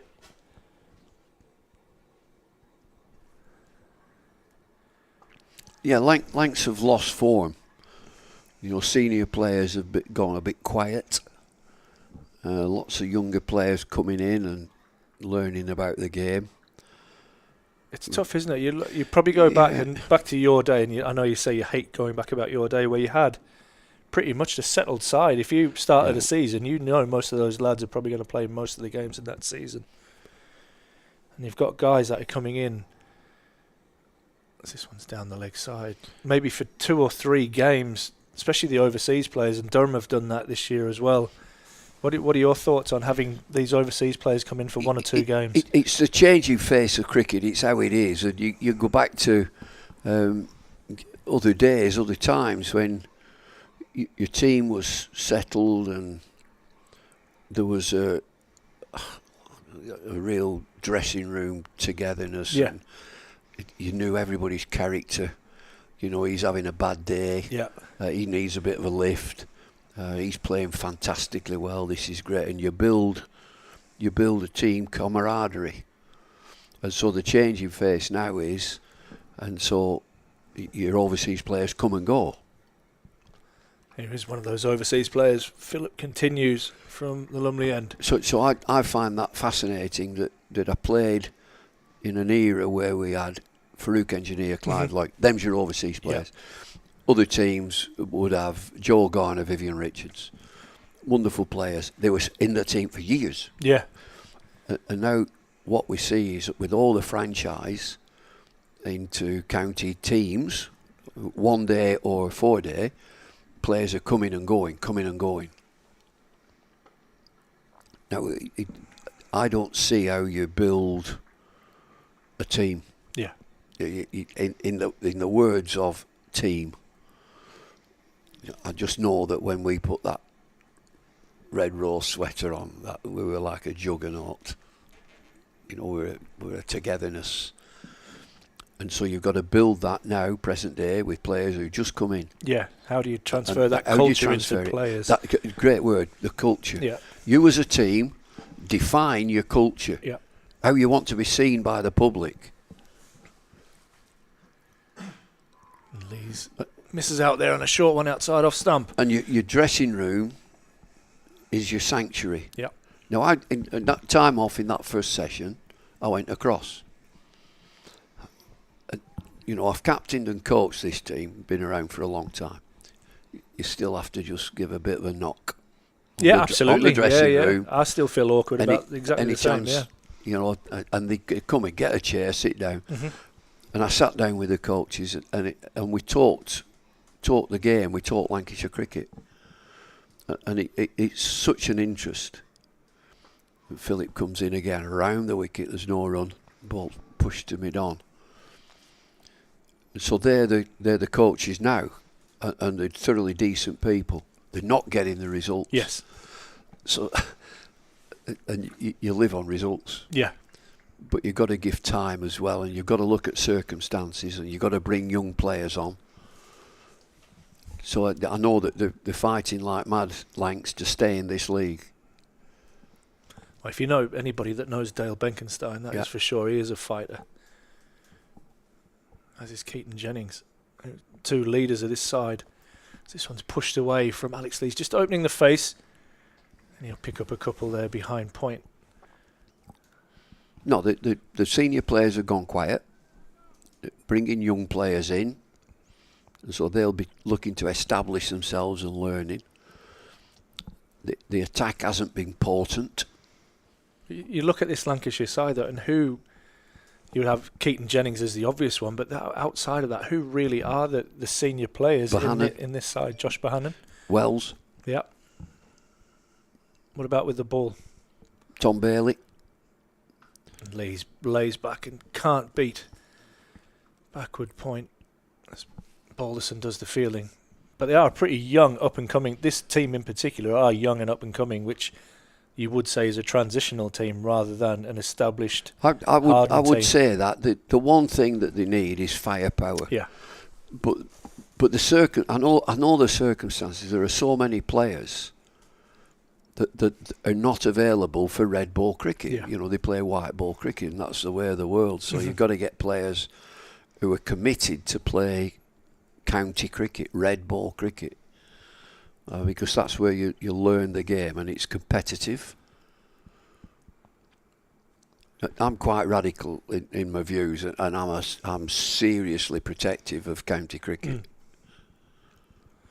Aspinwall now in from the Finkel, and this is short, and it's picked up and belted by Bodingham away for 4. I think you'll quickly learn that is not the place to bowl to David Bedingham. Picks up length quickly and puts that away for 4. He moves on to 29. It's that same shot that he pulls it, medium pacer Aspinwall, and he pulls it off the front foot, way in front of mid-wicket. It's a little bit Ponting-like, isn't it? Just he doesn't transfer back. He plays it from that trigger. Yeah. Not quite the swivel that Ponting has or had. And he's really comfortable in picking length there as he tucks that away again into the leg side. So I'm going to give you my radical view for county cricket. Shoot. So if you look at the 100 and the investment that's gone into that, massive, millions and millions. Yeah. £5 million for the winner of the county championship. Watch it go through the roof. Wow. Yeah. Players who want to play in that. £5 million for the winners of the county championship. You wouldn't have players saying, I don't want to play in that. I've got a franchise coming up. Just have a go at that. It is that balance, isn't it? You look at these players, and I mean, you've mentioned the likes of Luke Wood, Phil Salt, who are franchising pretty much franchise cricketers around the world. Livingston. Out of suitcases and making a good living out of that. Excellent. I mean, good luck to them. And so you've got to make it competitive. Make this competitive. You got 5 million on you, mate? I wish. Competitive's not the word I was looking for. It is competitive. You've got to make it lucrative. Yeah. And here's another one. Ben McKinney's just wandering down in front of us. And I guess these kind of things will now start cropping up on his radar, like young Matthew Hurst, who has been picked up in the Big Bash, and now all of a sudden he sees this franchise as a route to making good money. There you go. As Lee's back cuts this. And it hits Wells on an awkward bounce. And he fumbles it away, and Lees will pick up a single. And it is getting that balance. Is representing. I still think representing your country is the greatest thing that you can do in cricket. Well, I've just met Ben Stokes. Ben Stokes is here. There you go. Captain your country. Yeah. Where did he start? Right. Where did he start? Right here. Yeah. In county cricket. And he loves playing for Durham as well. Probably would like to play a little bit more if he was allowed. Betting him up nice and tall off the back foot. Punches that to mid-off for no run. Ends over number 24. Durham 94 for 2. Lees is on 43. And Bettingham on 30. And you always look, and I guess probably the only one with Durham is Mark Wood, who is really restricted in what he can do with his overs. We talked about that earlier, how fragile his body is doing what he does bowling at that speed. It takes its toll. So you can kind of understand England wanting to protect him. But Ben Stokes has played county championship cricket this year. You know, Matthew Potts, as soon as he gets the opportunity, bangs straight back in the county team. Absolutely loves it. Bryden Cast has had a layoff for a different reason. Oh, I've forgotten him. Yeah. He's injured, isn't he? No, he's back. He's in the England one-day setup now. But he's been injured, has he? A little bit of an indiscretion, shall we say, Bumble. He was suspended for 3 months through some irregular betting a long time ago. So he was out of the game for 3 months, and he just came back. He scored 100 at Somerset, played in the T20 quarter-final, but now he's back with England. You're shocked. I am. You're shocked. So that he's betting. Oh, I remember. It's years ago. It was. When he was injured and he's putting like 2 bob on something. It was, very, very. Oh, this is a big appeal, and he's trapped on the crease. And umpire Lloyd gives out Alex Lees. Lees looks disappointed. But Phillip, that's a big wicket there. Alex Lees looked well set on 43, and that's a huge wicket for Lancashire. Durham 94 for 3. Lees goes. LBW for 43. Just try and get a little replay on that one for us in the commentary box. Around the wicket. It's hitting pretty straight. Alex Lees might think it's a little bit high. Umpire Lloyd had no hesitation in giving that one out. What are your thoughts on that one, Bumble? Well, he's give him out straight away. Yeah. It's a massive appeal. And it's dead straight. Yeah. There's height the only factor there, isn't there? It's not, but this is not a high pitch. Just going to say that it's more likely to skid on than bounce on this pitch. I'll tell you what, he's leaving the field in high dudgeon. He's filthy, isn't he? He's not happy with that. But again, I'll say, like I mentioned, I've never out in 20 years I'll be never in this world. He'll have a chip about the umpire here. I thought he looked out. Looked straight enough, didn't it? Straight enough. Like I say, height was the only question, and the angle that we have on that replay that was quite shiny off the pitch, so quite hard to look at impact points on the pad. But no matter what Alex Lees thinks, he has to go. And that is a big wicket from Anderson Phillip, who's made a great impact. So you talk about overseas players coming in.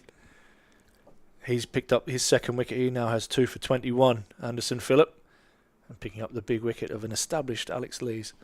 It just looked out. It's we haven't got a slow-mo, and we can't see if it's knocking the bails off, but it just looked out. There you go. Ollie Robinson, the new batsman. Good player. Just searching for a little bit of form, Ollie, at the moment. Okay. It's probably the first real blip he's had since in his time with us. He's absolutely outstanding. He's on strike now. Phillip with his tail up from the Lumley end. And he's solid in defence. One thing Ollie Robinson will do, if he's at the crease, he will score quickly. Do you know, there's going to be, going forward in maybe next year, next couple of years, there's going to be some good teams knocking about, young players emerging. I think Durham will be a force, a real force. They've built well, they've recruited well, and they've got some young kids coming through. They've recruited Gay and Rhodes. Yes. Rhodes gives them a lot of stability. Gay is going to be a wonderful player. I think Lancashire have got a number of young players coming through. They need to just establish. I've watched Yorkshire. I think they'll be a super team. And there's a real sort of bond in that team. Yeah, you felt that after events of recent years, and this year in particular, they seem to have galvanised themselves. They have. Us against the world mentality, which they're pretty renowned for. They in are the a best of super times. club. Yeah. They are a super club, Yorkshire. But the players, the younger players, are coming through from their academy. What's it? The academy guy who ran it. Oh, was it Jews? Were around it Jews, for a long time. yeah, He's down. that's him. Where's he at now? That's him.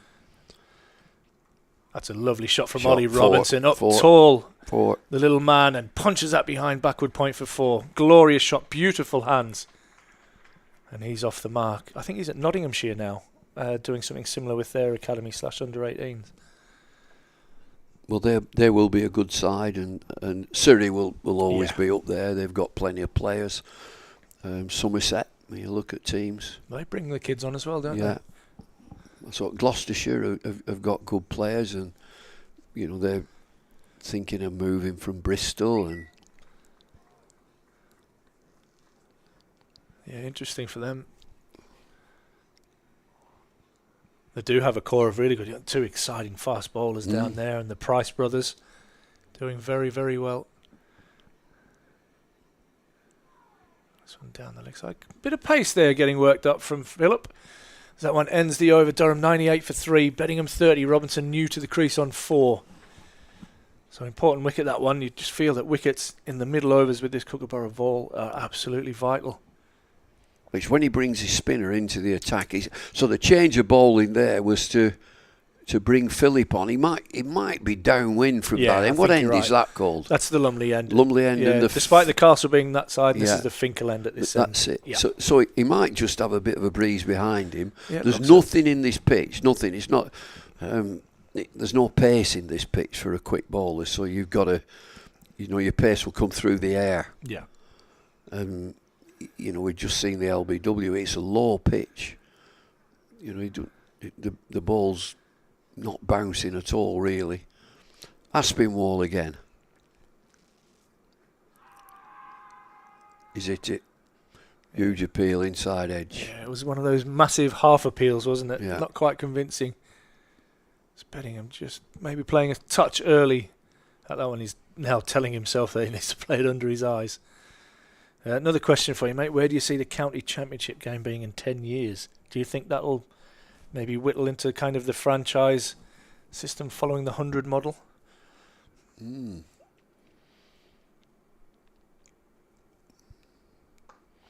That's gloriously tucked away by Bedingham, out into the leg side. He'll just pick up the single. It's Hartley sweeping out on the boundary. Well, I've mentioned that I'm a champion of the county championship and 18 counties. It's a fabric of what we are in the UK. So where will it be in 10 years? I'd like to see it a real meaningful competition. And whether it's franchise, that's a separate debate. But if there is, and they put big money up. Ollie Robinson trapped on the crease. And there's a big appeal, and umpire Goff says, yes, that is out. Aspinwall looked like that one just nipped back a little bit off the seam, trapping Robinson on the crease. And a double breakthrough for Lancashire as Robinson goes LBW to Aspinwall for 4. And Durham a 99 for 4. And a good period of play here for Lancashire. It is. Just seeing a replay now. And it's a nip backer. Took his time considering that one, didn't he, umpire Goff? He did. He's had a good look at that. The batsman again, not totally. They never are LBWs, but we'll see it again. Again, it keeps so low. It is low, is that? It's middle and leg, I'd say. Yeah, he's never going to get a lot of bounce, Aspinwall. No, he's a skiddy, he's short, he's stocky. And the one thing you don't, on a pitch like this, the one thing that you don't want to be is trapped on the crease. Yeah. If you get trapped on the crease, you have every chance if you're in front, because it ain't bouncing over the top. It's not going over the top. It's a good breakthrough. So 99 for 4. Well poised the game now. Lancashire all out for 228. Durham looked like they were cruising along there with Lees and Bedingham. And now a double breakthrough. Bedingham still there on 31. But Lees LBW to Phillip, and then Robinson in the next over has gone LBW to Aspinwall, leaving Durham still a little bit of danger here. There's still a strong middle order to come from Durham, but what they won't want to do is just leave this to other people. You've got to be the man to stand up at this stage. And Colin Ackermann is at the crease. And another excellent signing from Leicestershire. Fitted in well.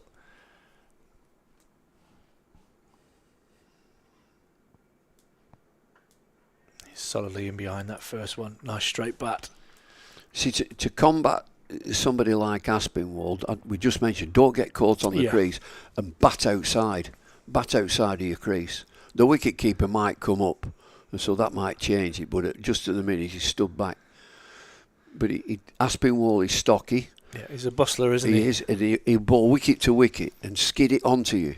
So Ackermann is batting outside of his crease just, and then triggers back into it. And just a little bit of tail in there. I don't know if that's natural swing or maybe a bit of reverse. I mean, this ground is quite lush, so I doubt it'll be reversing at this stage, but I'm surprised to see after 26 overs the ball doesn't normally swing. That definitely swung in. Did. The ball of full length.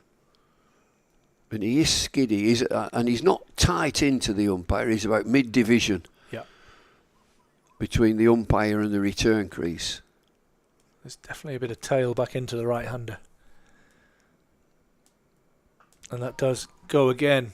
Probably not as much as the previous balls, but that gets a thick inside edge from Ackermann. Ends an excellent over from Aspinwall.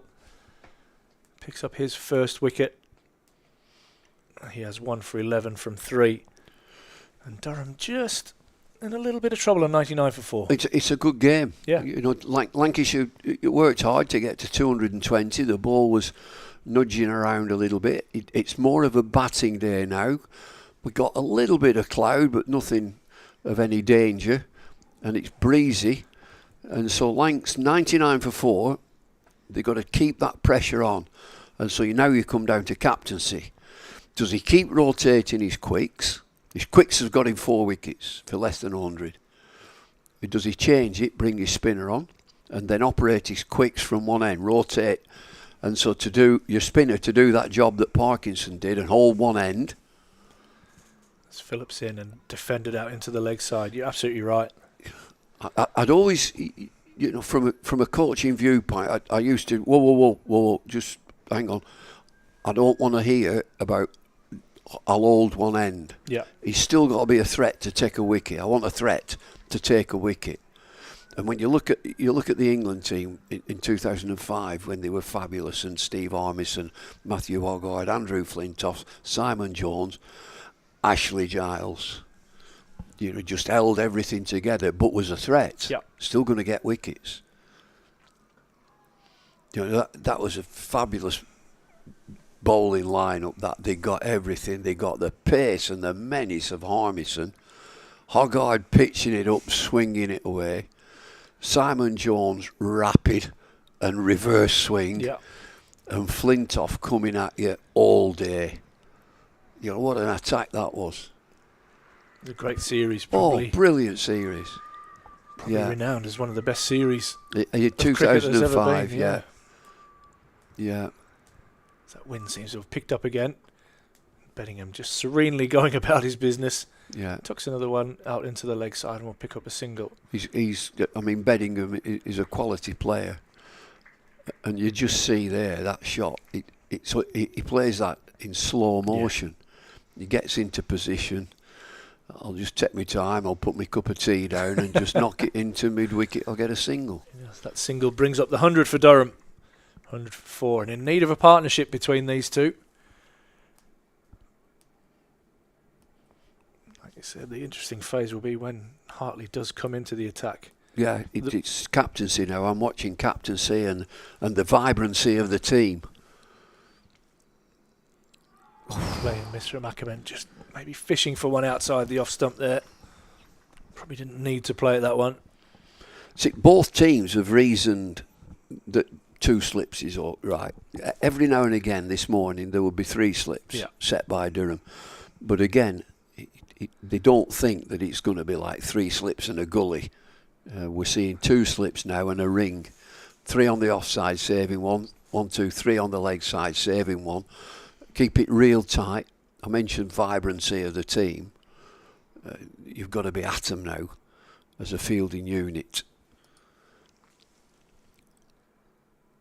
Good. Ackermann defends. I think we've seen 1 catch in the slips there. That was Balderson yesterday to Ackermann at second slip. We've seen 1 half chance go between Borthwick and Robinson. But the majority of the edges have died before they've got to the slips. So you can see there now Lancashire have more men in front of the wicket protecting that.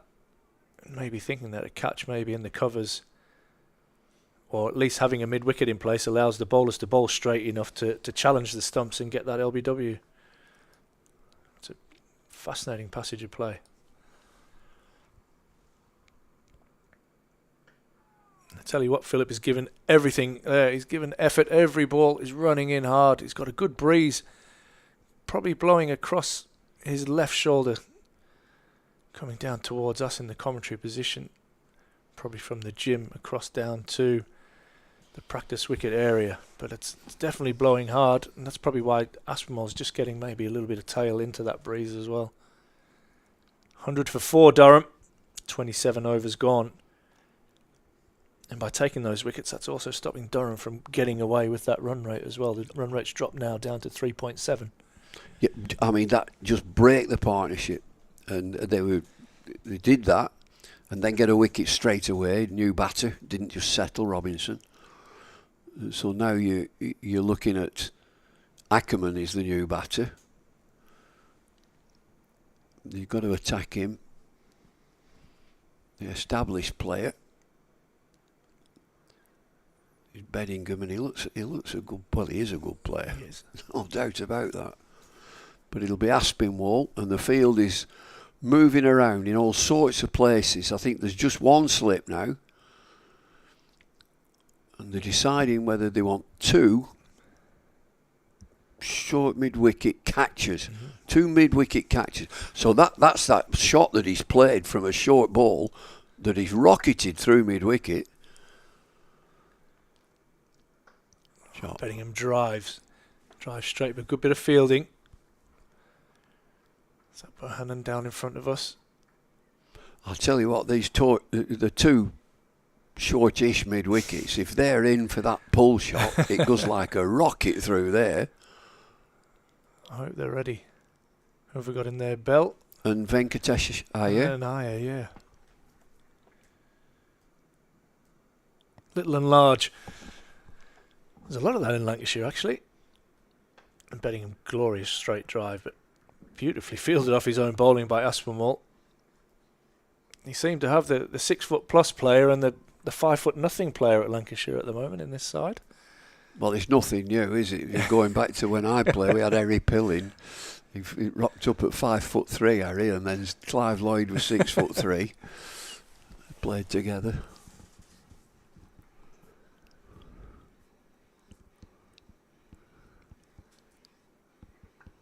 Right on the money from Aspinwall again. A little bit of shape back into the right-hander. With a classic line when Clive Lloyd and I, so the 2 Lloyds, we were not out after a break and walking down the steps at Old Trafford. There's 2 members there, 2 elderly chaps. One said to the other, "Are these Lloyd's brothers?" we heard them say it.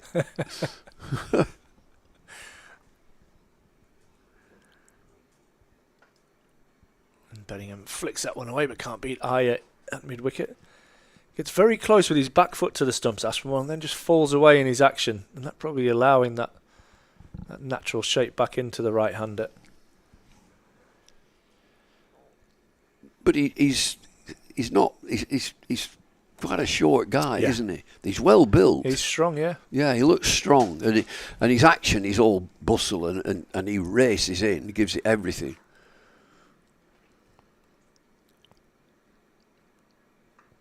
Bodingham opens the face on that one.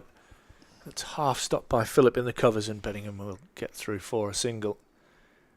I think he's at Sedbergh School. Boy, I think is it another product where Harry Brook has come through. Product of Martin Spate. He's moved schools, hasn't he, Martin Spate? Yeah, he's gone down to Repton. James Anyon is now the cricket Is he at Sedbergh? Sedbergh. Right. And Lancs play there. Yeah. It's a great fixture. I've haven't been across twice. yet, yeah. Oh, Durham I've played been there twice, this year. yeah. I was there. Oh, I went to that. Ackermann cuts that away. But a good bit of fielding at backward point prevents that going away for any runs.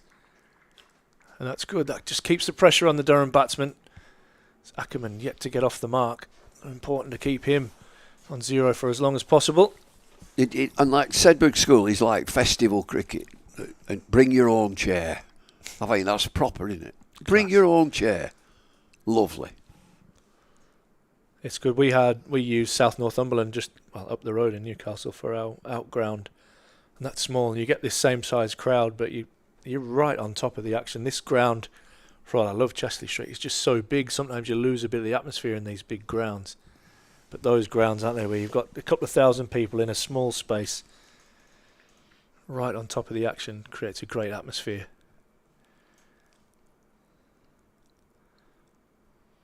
This one down the leg side. I'm all for festival cricket. Absolutely brilliant. Get the marquees up and get your hospitality sold and your sponsorship. Make it, and it's an event. Yeah.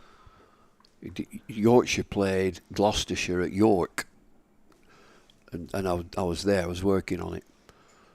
There's 5,000, and you bring your own chair. Brilliant. And they're right on top of the game. Yeah. You've got a real atmosphere. Brilliant atmosphere. What about other outgrounds that you've played at, Bumble? That you like? Scarborough's another one, isn't it? It's a great place to play. Well, that's my favourite cricket ground in the world ever. Yeah. A mate of mine just calls it Scarbados. He's a Yorkshire. That's exactly it. I don't live that far from there. And we had a wedding anniversary. I can't think what it was. I said, what do you want to do? Where do you want to go? And we're not big aeroplanes. We're not big on going to airports and that. Where do you want to go? And this is like April. I want to go to Scarborough Cricket Club. Yeah. And there's nothing happening, and we had our pictures taken outside the gates. Did you? Yeah. Go for fish and chips. As Bedingham cuts that away. 4. Ooh. Glorious shot. Beautiful hands and timing from Bedingham. And that races away for 4. Yeah, it's short and wide. But he's absolutely climbed into that. No fuss, it's a was there? rocket shot. Yeah, fish and chips. I say I don't live that far, so I'm not far from Scarborough, Whitby, Robin Hood's Bay. I'll tell you another. I don't want anybody knowing this. I don't want people to know this. There's nobody watching or listening. This is a secret, this. I'll tell you after this delivery. I'll tell you the place to go.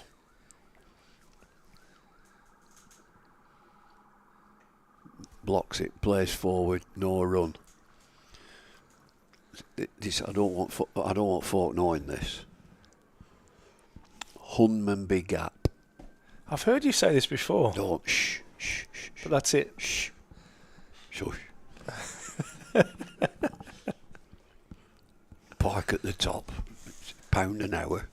Beautiful. That's Yeah, a good start. £1 an hour. Up, right in this field. We're down to the beach. The beach is about 4 miles long. Right. Into Filey. Open all year for your dog. I don't want anybody knowing this. It's near Reeton Sands. An absolute gem. Golden sand. Been to Filey a couple of times. Yeah. A friend of mine's got like a holiday apartment there. You might know.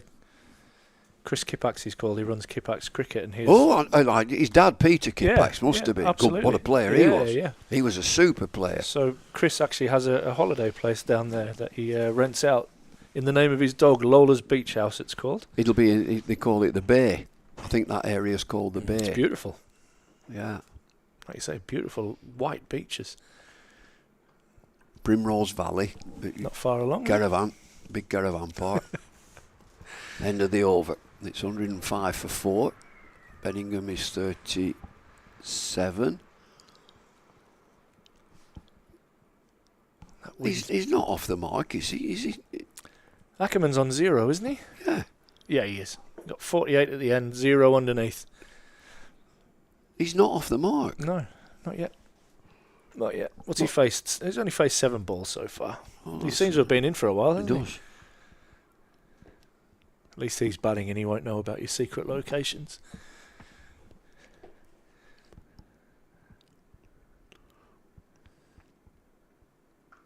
Solidly in behind that one. Robin Hood's Bay is absolutely gorgeous. Again, you've got to go down that steep hill. Yeah.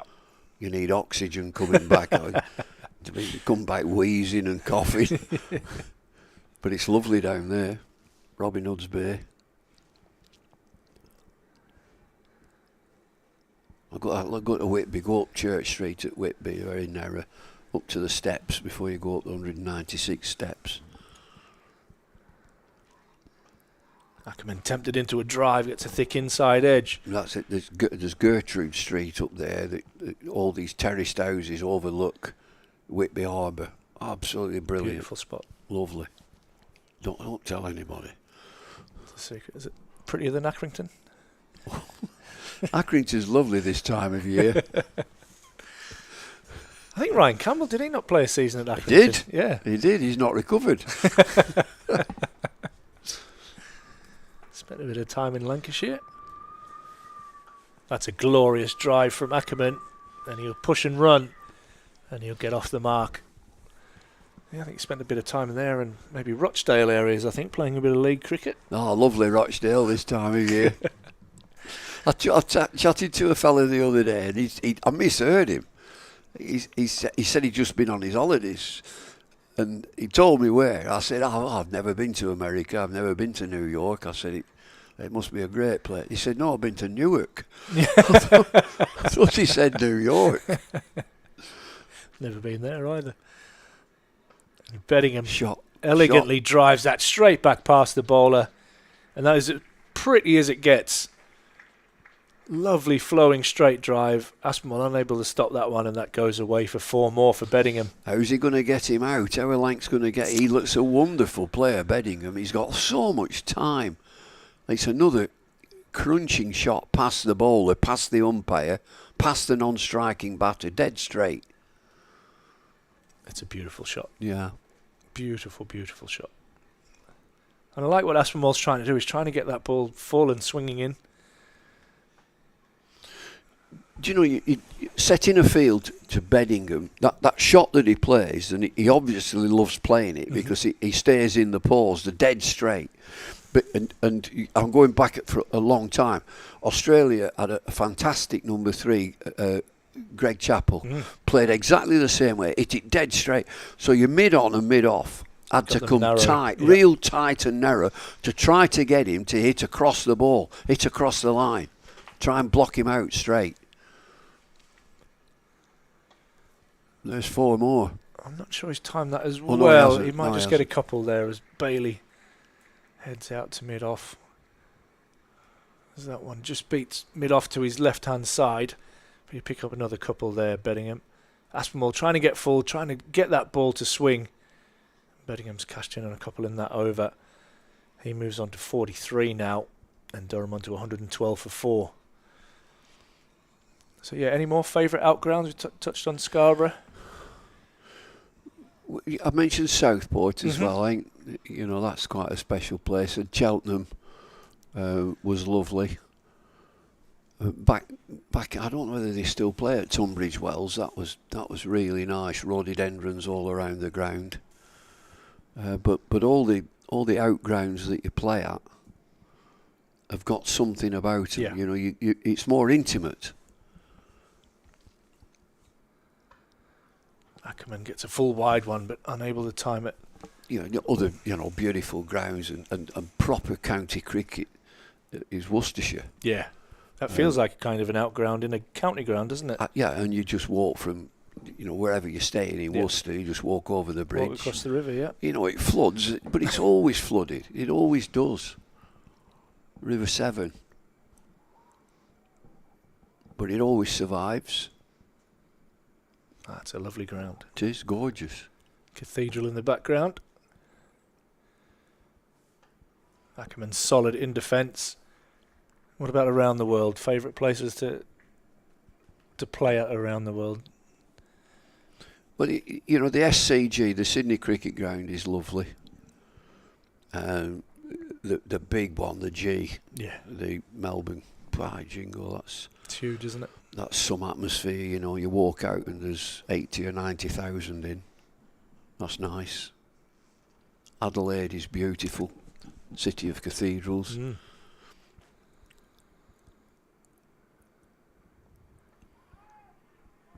It's tucked away out into the leg side by Ackermann, who races through for the first one and comes back for the second, just putting a little bit of pressure on Bedingham to make sure he gets back for 2.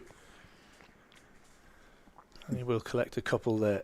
Barbados, of course. Wanganui In New in Zealand. New Zealand. That New Zealand do it right. They do it at, you know, the grounds for test matches and so on. You'll get 6,000 or 8,000, and they're at these grounds which are lovely, beautiful grounds. The Wellington Basin. Is that up there with the windiest, apart from Chesley Street today? Yeah, I mean the Wellington ground is on a roundabout. Yeah, it is. Yeah, huge. It's mental seeing the coverage of that, and you just constantly see the cut when they go into the high shots. Just cars literally just driving around the cricket ground. We played golf in Wellington at the Parapara Umu, Right. which was where Tiger Woods had played in the New Zealand Open, and whatever it was in New Zealand, big classic. Tiger Woods played.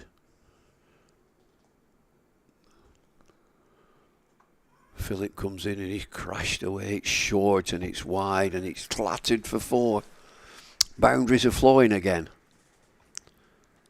Parapara Umu. Parapara Umu. So Tiger Woods has played. So with the Sky Boys, under the auspices of Ian Botham, chairman, Durham County Cricket Club, elevated to Sir Ian Botham, elevated to Lord Ian Botham. I don't think he's going to be king before long. He decides we're going to play this course, and we're going to play it off the back sticks, off the back tees. Where the big boys play. Tiger played it, we're playing it. Tiger Woods played here, I'm playing it. Right, okay, Ian.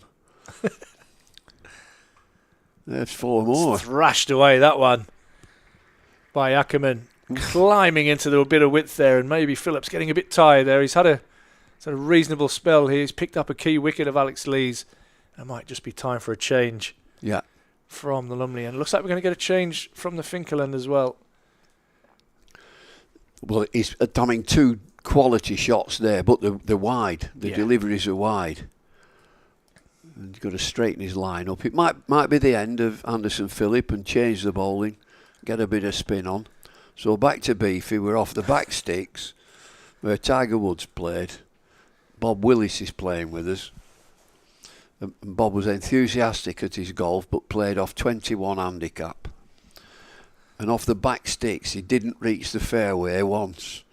That's a good effort. Oh, not even one lucky one. No. Beefy, we're all playing off this. If Tiger Woods is playing it, I'm playing it. And I've no doubt Beefy went round in less than Tiger Woods. He would, he'd get better than Tiger Woods. Bailey back into the attack from the Finkel end. He would have been a tournament golfer, Beefy, but for cricket getting in the way. Yeah. And he would have been a Premier League footballer. Talented man, good storyteller. I tell you what, we were out in Desert Springs with my school academy, and he's got a place out there. It's absolute paradise. Yeah, out in the middle of nothing, mind, in the desert, as it suggests, but it's a beautiful spot.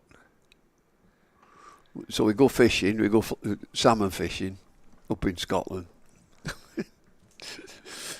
First thing, so there's a hut on the river. You know, that's where you do all your tackling up and Beefy. So we all get there ready. Right, we go and toast the river. What do you mean? So we go toast the river before we fish. It's tradition.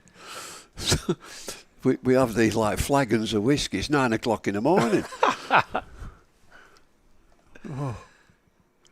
We won't catch anything unless we toast the river. We'll have a good day though. So we go down to the river, to the river. Whoop. Back you go. Yeah, Beef, I haven't caught any. Doesn't matter. No. Doesn't matter. So England have just announced their 17-man test squad for the tour of Pakistan in October. Which includes Durham's Bryden Cars. Does. So congratulations to Bryden. And Essex Jordan Cox are the only uncapped players in the squad, while Rayan Ahmed, that's a beautiful shot there, but can't beat mid off. And Jack Leach returns to the lineup. So Ben Stokes as captain, then you have Rayan Ahmed, Gus Atkinson, who's burst onto the scene nicely, Shoaib Bashir, Harry Brook, Bryden Cars, Jordan Cox, Zach Crawley, Ben Duckett, Josh Hull, Jack Leach, Ollie Pope, Matthew Potts, Joe Root, Jamie Smith, Ollie Stone and Chris Wokes will be the men travelling. 17? That's a lot. It is. That's a lot of players. Probably looking at rotating quite a lot of the bowlers. They've had some workload, haven't they? 6 tests this summer, and they've rotated them as well. How many matches are they playing? It's a 3-test series. Just 3 tests and 17 players. 3 tests, yep. Okay. A couple returning from injury in Stokes and Zach Crawley. And a couple returning to the fold there in spinners Rayan Ahmed, whose younger brother seems to be coming on quite nicely in Nottinghamshire. Yeah. And Jack Leach, who's done well in his recent outings against Durham this season. It's a tidy return, that from Bailey. It's a maiden over. And Durham 122 for 4 from 32. So Tom Hartley not. No. He was in India, so he's not going to Pakistan. He's a player, Jordan Cox. Another wicket-keeper, or another batsman wicket-keeper, yeah. He's a player.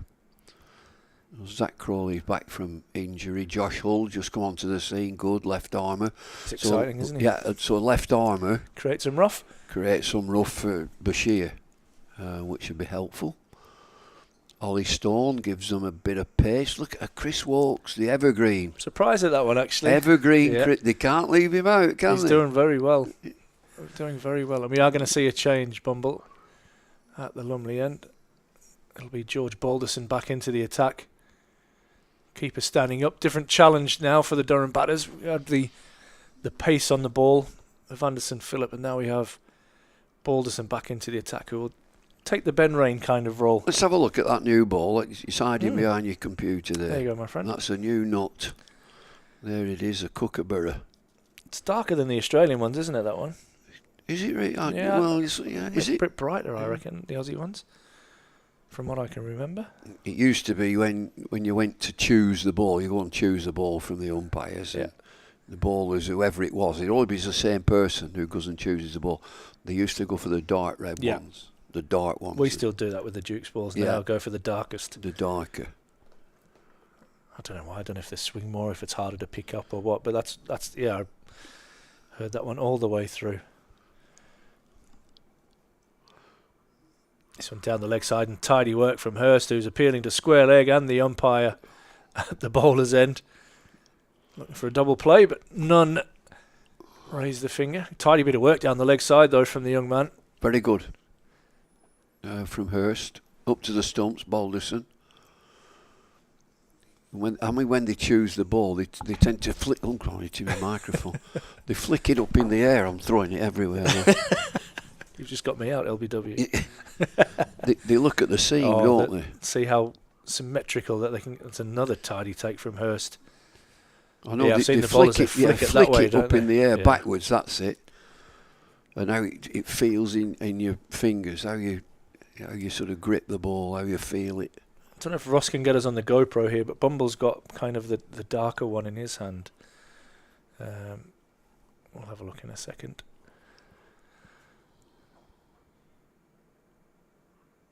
It's nicely defended by Ackermann out into the offside.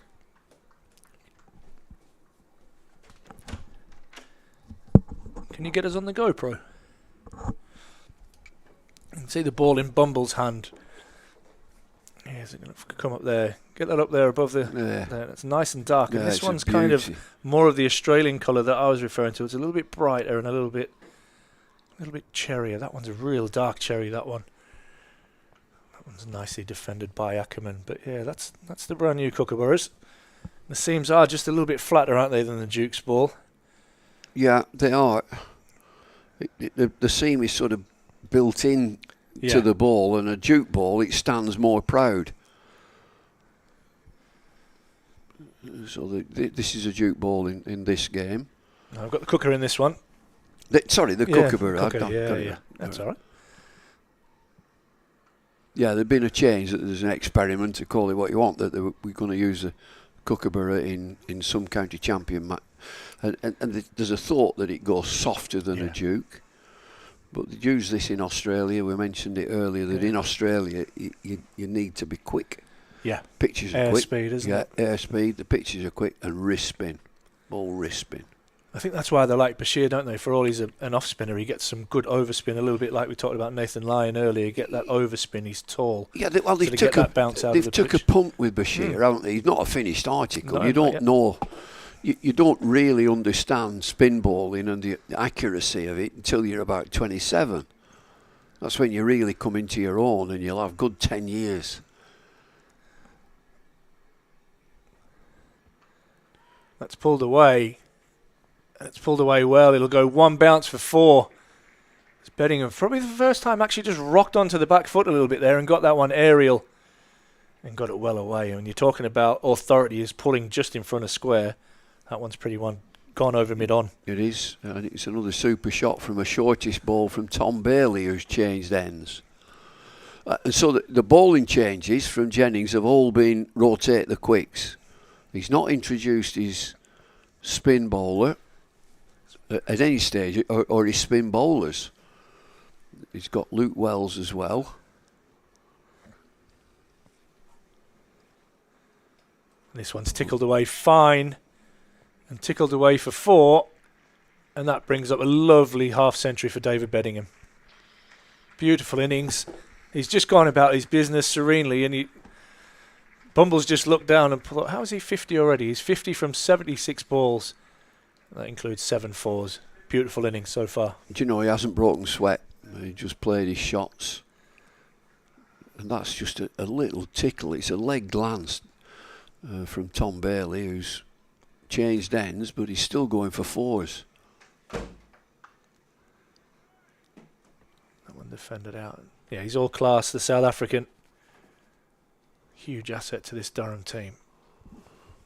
Named earlier in the week or last week as South Africa's Test Player of the Year. He's burst onto the scene. Waited a while to get his chance. Yeah, he did. I was saying earlier, he was actually a couple of years ago thinking about becoming English qualified and trying to get a game for England because he thought his chances of playing Test cricket for South Africa were gone. He's all class. That's always been an option for players, hasn't it? Going back to Alan Lamb and Robin Smith, and changing allegiance. Do you know it happened with commentators? Do you remember Robin Jackman played for England's Surrey? Yeah. English through and through. So did he go on a rebel tour and end up? He went up and settled in Cape Town. Yeah.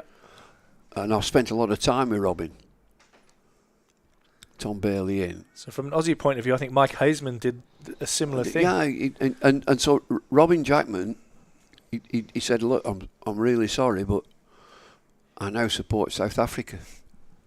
And he played for England. He said, I genuinely support South Africa. That's my team. I thought that was fascinating, that you're English, but you've moved and settled and become part of that fabric. Yeah.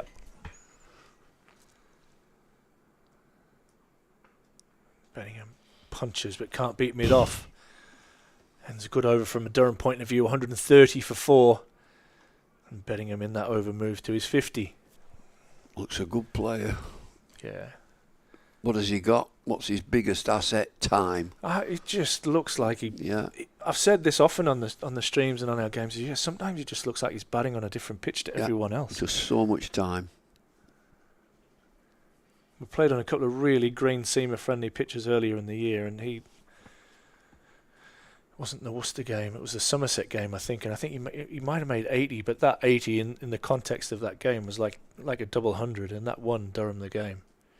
Absolutely outstanding. You know me, 5 million for the championship. This will get our streamers going. You'll start rattling in on that telephone, eh, boys. Playing 3 divisions of not promotion relegation. 3 divisions. What, 3 set? 3 sets of divisions. You play 10 matches. Play each other twice. Then you have a semi-final. So the semi-final is the top 3 teams. So would you go and second? the best loser. Right. Play semi-final. And then you play a final. So then you've played 12 matches. So now I'm going to get you up to your 14 matches. You also play your local nearest rival. Like a double header? Double header. Yeah. For a such and such a trophy. There's your 14 matches. And you play it in summer. Now that's a ridiculous idea. That's my idea. I play county cricket in summer. Ridiculous. It'll never work. Play it in summertime. Who would have thought that might work? Yeah. Where kids can come and watch and... Yeah. And you're playing the winner 5 million. 5 million. I might make a comeback. I thought I only had 1 game left in me, Bumble. I might be back. Well, I've got some new kit. I've played I've played twice this year. Have you? Where at? Pulled a hamstring. Ackermann trying to drive there, not timing that one. I pulled a hamstring when I was probably in my teens, 16 or 17 runs on the board. And so this chap says, I'll run for you. He's over 70s. Right. I thought he were going to pass out. I got to 89. He turned purple at this block. Run you out. Lovely fella, lovely chappy. And yeah. Solid in defence from Ackermann. Then I played my next game, so I got 89 not out in that one. Then I went in at number 3 in the next one, but the openers put a big stand on, and I finished with 34 not out in that game. But the opener played brilliantly, got 100. Yeah. And he got arthritic hip. And so he couldn't run at all. But he got 100. It's been entertaining. I got shouted at, in the field, like it's over 70s, and you're over 70 fielders.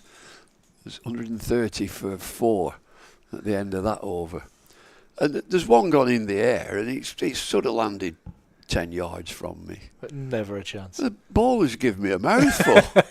I said, who do you think I am, Colin Bland? Never get into that. Give me a right serve. I've watched quite a few. We've had some Durham over 50s and over 60s game at my club just up the road at Chesley Street. And there's, some interesting fielding going on there. England over 70s have a team and go on tour. I did not realise that was a thing. I'd get into over 60s. Yep. I'd get in that team. But I'm not great running. I'd have to get me running better. Well, we're going to see spin for the first time. So again, just changing phases in the game. We've got Tom Hartley into the attack. Got a short leg. I like it. It's very square, isn't he? If not just a little bit behind by the look of that. And he's right on square. Be Bell in there, I would have thought. And that's a serious ball first up, and that has turned.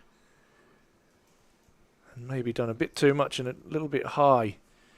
I'm definitely going to try and catch a replay of that one. He thinks What a it's start out, from Tom Hartley. Hartley. He's Yeah. got a double teapot So on. does Hurst. The pair of them. It's a huge appeal. First ball from Hartley.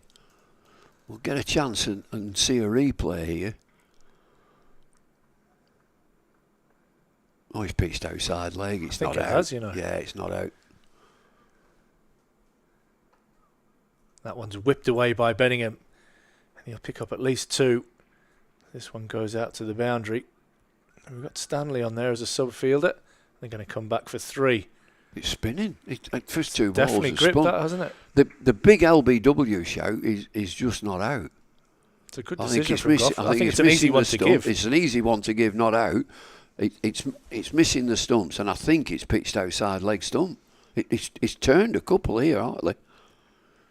It's a good sign that for Lancashire. You would think are going to be bowling 4th in this game, so the pitches here don't really deteriorate. But if he's getting spin off the straight as well, there'll be no rough stuff that he's turning that out of. No. Very full there. Almost Yorking Ackermann. It's almost for Tom Hartley that his season has been stuttering. We've just seen that 17-man squad and he's not in there. That'll be disappointing for him. Thought he did okay out in India. He did, and then you come back and Lanc signed Nathan Lyon, so he's the number 1 spinner. You're going to be playing in April, so you're only going to use 1 spinner. And so it's a bit frustrating for him. He's just getting a bit of flight and a bit of drift there into the right-hander. But a good start from Hartley, and that'll give Lancashire some encouragement. And it looks like there's a lot of disappointment out there on the Lancashire faces, but from what we saw on that replay, it looked like it did pitch outside and probably even did too much. I think it's a good decision, but it's a very easy decision. It's just not out. Michael Goff, a lot of experience, one of the International one of the top umpire. umpires in world cricket. Look who's coming round here, look who's coming round here. This kid just had a net. England captain. Don't recognise him at all. Never seen him around here before. England captain is with Alan Walker and It's Bunny. Graham Onions. It's gone a bit overcast out there. A little bit gloomy. There's one big cloud, isn't there? There's one huge If cloud. we get rid of that over one, us. we've got blue skies coming in from the west. And that's beautifully cut away, but can't beat Wells at backward point. He's Alan Walker has done brilliantly here, hasn't he? Yeah, he has. He played here. He's been It just coaching makes me smile when here. you talk about it. He's a lovely fella. He's Yeah. a good one. He is. He came from Northamptonshire, didn't he? He did. Played at Northamptonshire, a The Jeff medium Cook pacer. revolution. Yeah. I always remember when Durham came in to County Championship and they formed a team under David Graveney, Ned Larkins, Ian Botham. Who else did they have? I know they were a very thirsty team. They did get thirsty, that lot. They did indeed. John Morris and the likes. Did Johnny Morris play? He did. Not sure if he was in at the start. I think he might have joined a little bit Graham after. Fowler. Yeah, Foxy. Hey, what a player. Lives just down the road still. What a player, him. What a player. He's an Accrington lad as well, isn't he? Yeah, proper Accrington lad. Oh, hey, he was a player. Brave. For a little fella, Yeah. brave. Wow, and played some shots. He was like double jointed somehow when he hit these balls. How's he hit that? Spent a lot of time in Scarborough, my club in Perth as well. Out there, he's very, very well liked. Me and him used to open a bit. And he'd be chatting at the ball is running in, he'd be chatting to me from the other end. He's different, isn't he? Very eccentric. Very. Spent a lot of time coaching Durham University up here as well. Did. Used to have a fella called, was it Granville? Grenville, Holland, Holland, who used to sort of fish out young cricketers who, with promise, and put them at Durham University, come to our uni. Strauss was one, wasn't he? Absolutely. Andrew Nasser Hussain. Strauss, Nasser. Well, he wouldn't learn now, Nasser, would he? Crikey. I bet he did. What degree did he get? I've got no idea. I bet he got a 2-2 or something. Nicely pushed down to mid-on by Bodingham. I still can't get over Nasser when when you've got a football team, that's your football team, isn't it? That's it. He was Leeds. Well, has he jumped on the Arsenal bandwagon or something? I know I'm Arsenal. You can't do that. Andy announced it, like on TV. Like a press conference? Yeah. Yeah, you can't do that. They're not playing very well, Leeds, therefore I'm going to watch Arsenal. That ends the over with that single from Bodingham, who moves on to 55. Durham 136 now for 4. Ackermann on 11 not out at the other end. Yeah, it's normally kids that do that, don't they? They normally follow. Now the kids will be supporting Man City, and then in a couple of years, well, hopefully they'll be changing to somebody else. You know, I'm born in Accrington, so that's my team, Accrington Stanley. But I live in York. Yeah. So now I'm a season ticket holder at York City. Oh, awesome. National League. Yeah. Nice stadium as well. I'll just give you a tip, anybody. They will get promotion. York City. York There City you will go. get promotion. Here's another exciting talent walking around the boundary, young Flintoff. You can tell, can't you? You must have seen that walk 1,000 times. And the way that he plays is just like him. Just like his dad. And then there's his got brother Corey as Corey, well, is hasn't his he? older brother. More spin from Hartley. And Bodingham punches this one off the back foot down to long on. His sister Holly, I don't think Holly's into cricket. Mum Rachel and Dad.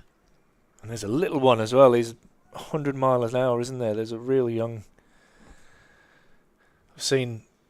Watching young Rocky play a couple of times for Lancashire under-18s and things like that, and there's a little blonde one that seems to run around 100 miles an hour. I don't know. What, is another brother? I think it Really? must be. 100 miles an hour. I mean, Andrew Flintoff. Wow, what a player. Change a game. This one nicely again punched away by Bodingham. Do you see that? That he's worked out that he can play back there. Yeah. He just picked that length up and just played back, stood straight and punched it to mid-on. I'll have a single. Be surprised if they bring that mid-on up just to try and stop that easy run. Bowled nicely. And I think this is a coaching staff and the medical staff walking round. 2 bobble hats on. Yeah. Big cagoules or whatever they are. They've been in the nets, I think. There's the medicals, physio, fitness trainer. That's another aspect of county cricket, and it's just like league cricket where you walk around the Do a ground. lap. I'm saying that seems to be a bit more in fashion these days. Do a lap. Come on. Remember, when I first signed for Durham, I went to do a lap, and I was like, no, that's clubby. You can't do that. And now you see it more and more. You see most of the coaching staff will do a lap, and then a couple of the lads will do a lap with the coffee or the Ball, physios play a around. game of balls as well. Yeah, get the flags. Yeah. Absolutely. And that over from Hartley, 139 now for 4. You know, I feel just feel for them a bit, Lanks. You know, the season that they had, it showed a lot of promise, and it just hasn't happened. And they've got to get something from these late matches, or they will go down. This is a big game for them. This one, It isn't it? Yeah, it is. But it's just not. It's not gelled. No, I don't think it's anybody's fault other than the players. You know, it's been inconsistent, and they're better players than that. They are better. Here's Balderson trying to put that right. And Bodingham punches that away again with loads of time off the back foot. And he'll pick up another single.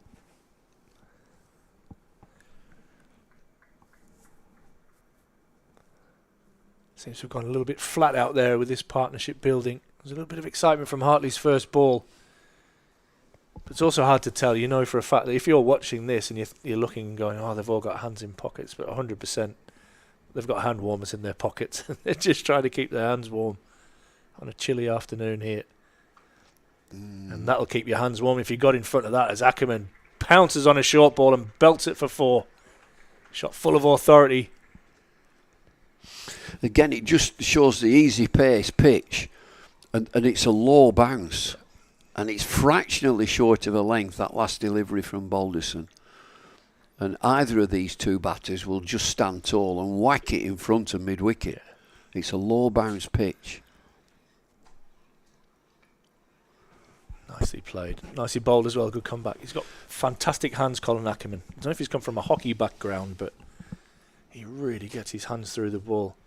So as a bowler, you've got to bowl on the fullish side. Yeah. You've got to get the ball up at medium pace. You've got to challenge the stumps. Yeah, that's exactly it. Bowl dead straight, haven't you? But a fullish length. You want to bring LBW and bowled into play. Just there. That's nicely played.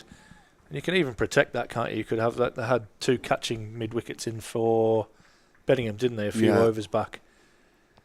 So if you're going to bowl straight, do you really need the extra man on the offside? Could you put 2 in there, and then you could maybe have your sweeper back on the leg side? So if you get it slightly wrong, you're only going for 1 rather than 4. I mean, that's important as well, to try and stop the boundary count.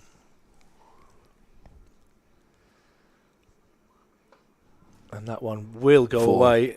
It's at least 3. I'm not sure it's got the legs to get to the boundary. Go on, it's a long way Just out holding there. up in this slowish outfield into the wind. And he'll pick up 3. But that's exactly what we're talking about there. Maybe if you've got the extra man in there or you've got a sweeper, then you can prevent that going for 3. Because that's where you want him to bowl.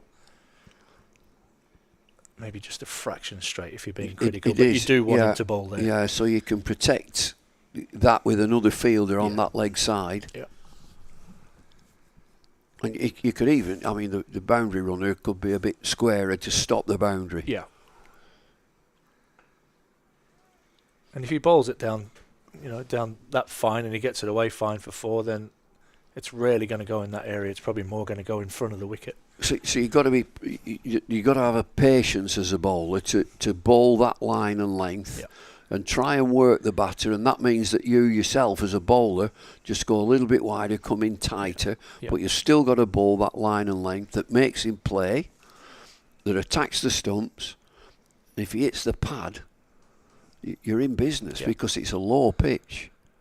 But you've got to protect the side where if you're bowling from over the wicket, you've got to protect that leg side. Yeah, and he's got a sweeper out on the offside, so he's kind of protecting both sides there a little bit. No, you've got to protect one side if you're bowling the right line and length.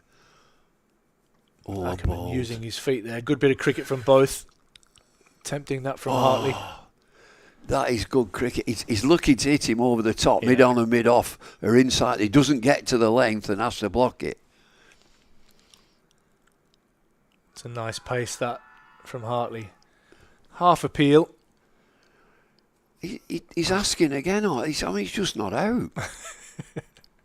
What did you think of that as an umpire when the bowler? Why wasn't that out? He never said that. I can promise you that. Never said that. Oh, goodness me. Sometimes your dreams come true, Bumble.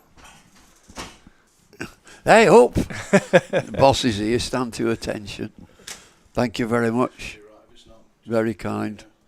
Very, very kind. Thank you. Are you well? The chief executive. Listen, everybody. The chief executive just walked in. We're all stood to attention. He'll have the chairman outside somewhere. He'll be here. No, he's not. There you go. He's gone fishing again. I hope he's toasted the river.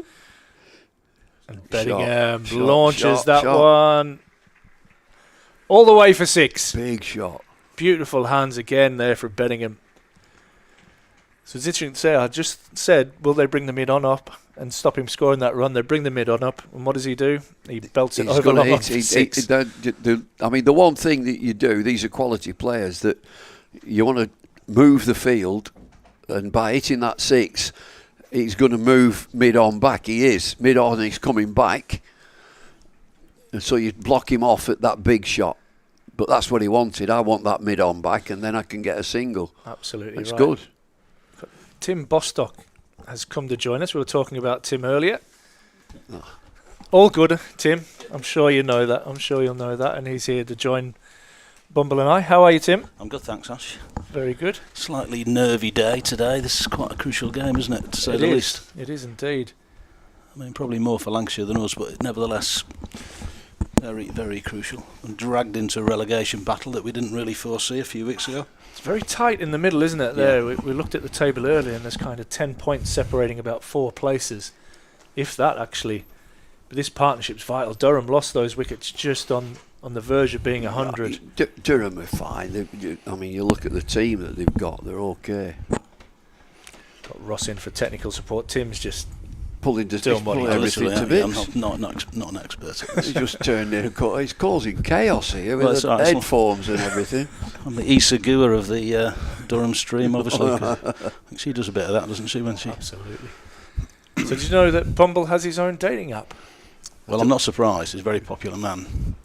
I got a call yesterday, Tim, on the phone, and there's a seminar in London, an IT seminar, and she said, "Are you the managing director of Bumble?" Oh, yeah. And apparently it's a dating site. Apparently, I wouldn't know about that. Yeah, that makes 3 of us, thankfully. Well, I tell you what, Toby, who was here earlier, he knew a lot about it. Yeah. He knew a heck of a lot about It's it. always a telltale sign. Yeah. I said to her, you seem to know a lot about this. Got a switch of ends for Ackermann, who's coming now from the Lumley end. And it's a dating site, I can tell you, Tim, because Toby told me that it's the lady that makes the first move. There you go. Right, okay. Well, that definitely wouldn't be any use for me then. This one just flicked away. We're talking about getting it fine. Ackermann has got that fine. And it's an attempted fielding from Aya down there, and it has run away for 4. So Ackermann picks up another bounty. This partnership just starting to get dangerous here for Lancashire. From a Durham point of view, good signs as it hits 59. Just bumped into the England captain in the car park. Yeah. Yes, we've been watching him. He's been for a net by the look of it. Fit and healthy. I had to advise him he'd just been selected for the test squad though, because I wasn't aware it'd been released. But in his defence, he's been in the nets for 2 hours. But I said no, it's been released. And was he aware that Bryden has been included in that? I think so. Yeah. That's great news for him and for Matthew Potts from a Durham point of view. No, very pleased. Well, they're looking at this battery of fast bowlers. They want quick bowlers, and of course you've got the Pakistan series and then Ashes, and you'll need plenty of quick bowlers. Ollie Stone is in there. He's got pace, and then the trick is to keep your quick bowlers fit, and so Mark Wood will enter the equation later on. That's carved away, and that will be 4 more. That runs away through backward point, and Ackermann, all of a sudden, foot down on the accelerator. He moves to 28. Yeah, I can't help but think all roads with the selections lead to Australia. Yeah, no, battery of fast bowlers. But it always has done, really. You're working in cycles, and but you've always got to play the series that's in front of you. Yeah, you've always got to play that. And so, England have just played 6 test matches, won 5. I think they've done fine. They lost the last test match. They didn't play very well, but they won 5 before it. And I think there was some good cricket in there. Yeah. Ackermann won't miss out on that one again, as that's short and wide from Aspinwall. I think as well, you've got to remember last winter, I mean, West Indies pulled off a great victory against Australia. They did. I think it was at the Gabatoir as well. It was indeed. And so, yeah, I mean, and plus the fact, all the talk about Test cricket and the longevity of it, you've got to say, happy for Sri Lanka, happy for the West Indies, because we can't just have England, India, Australia playing Test cricket. Yeah, it's a good performance from Sri Lanka. They've played really well. Yeah. They're 2-0 down in a series. It's very easy to say, let's get on that flight and we're done. But I thought they fought hard. Yeah. England were a bit careless. Yeah. But the race was run, I think, England. Won 5. It was a different captain who's not really captain. That's the end of the over. It's 166 for 4. Pope captained the side. He did all right. He got himself 100, and he needed it. Yeah. Atkinson comes in with a wet sail and flies into the team and does brilliantly. And so, we're getting back to that social media aspect of people piping up and banging on. Well played, Sri Lanka. Yeah, 100%. Well played. Yeah. Well, I think it was first test they were competitive as well, weren't they? Yeah, but England came through and showed resilience. Yeah. And It's Hartley to continue. That's good areas. Have you heard how Bumble's saving county cricket? He's going to stump up 5 million of his own money. Yeah, I've banged on to Tim before about it. But What, for county championship, you mean? Yeah, for the winners of the county championship, of his own money as well. Very generous. No, he's telling fibs. It's only a small part of his fortune. Although, I've just been listening to the debate in Parliament, which directly affects Bumble, clearly, because his winter fuel allowance will be chopped, won't it? He's already having a moan about Saga car insurance. There's a lot of stuff going on with Bumble that's nipping away at his fortune. Is squirreled away. Probably back to a fuller ball there, but Bodingham more than up to the task. No, in brief, we'll not do it this over because you've got the spinner on, so it'll race through. Short run, he'll get through it. He does race through the overs, Hartley. And Bodingham again finds that gap. They tried to block it off, didn't they? 3 divisions of 6 teams. They play 10 matches each, and then there's 4 teams who go through to the semi-final, play the semi-final, then the big final. The winner gets 5 million. Don't forget your extra derby. The extra thing is that I'd like it to be played in summer. Now, you're a chief executive. You're a man of great influence. So they don't listen to me, to be honest. Put that to that nice Mr. Thompson. Well, they do listen to me in the meeting, obviously, quite strident, but I think they have their own meetings when our meeting's finished. Close the doors. Yeah. Right, you can go now. We're going to stay behind. Yeah, corridors of power, the real decision makers.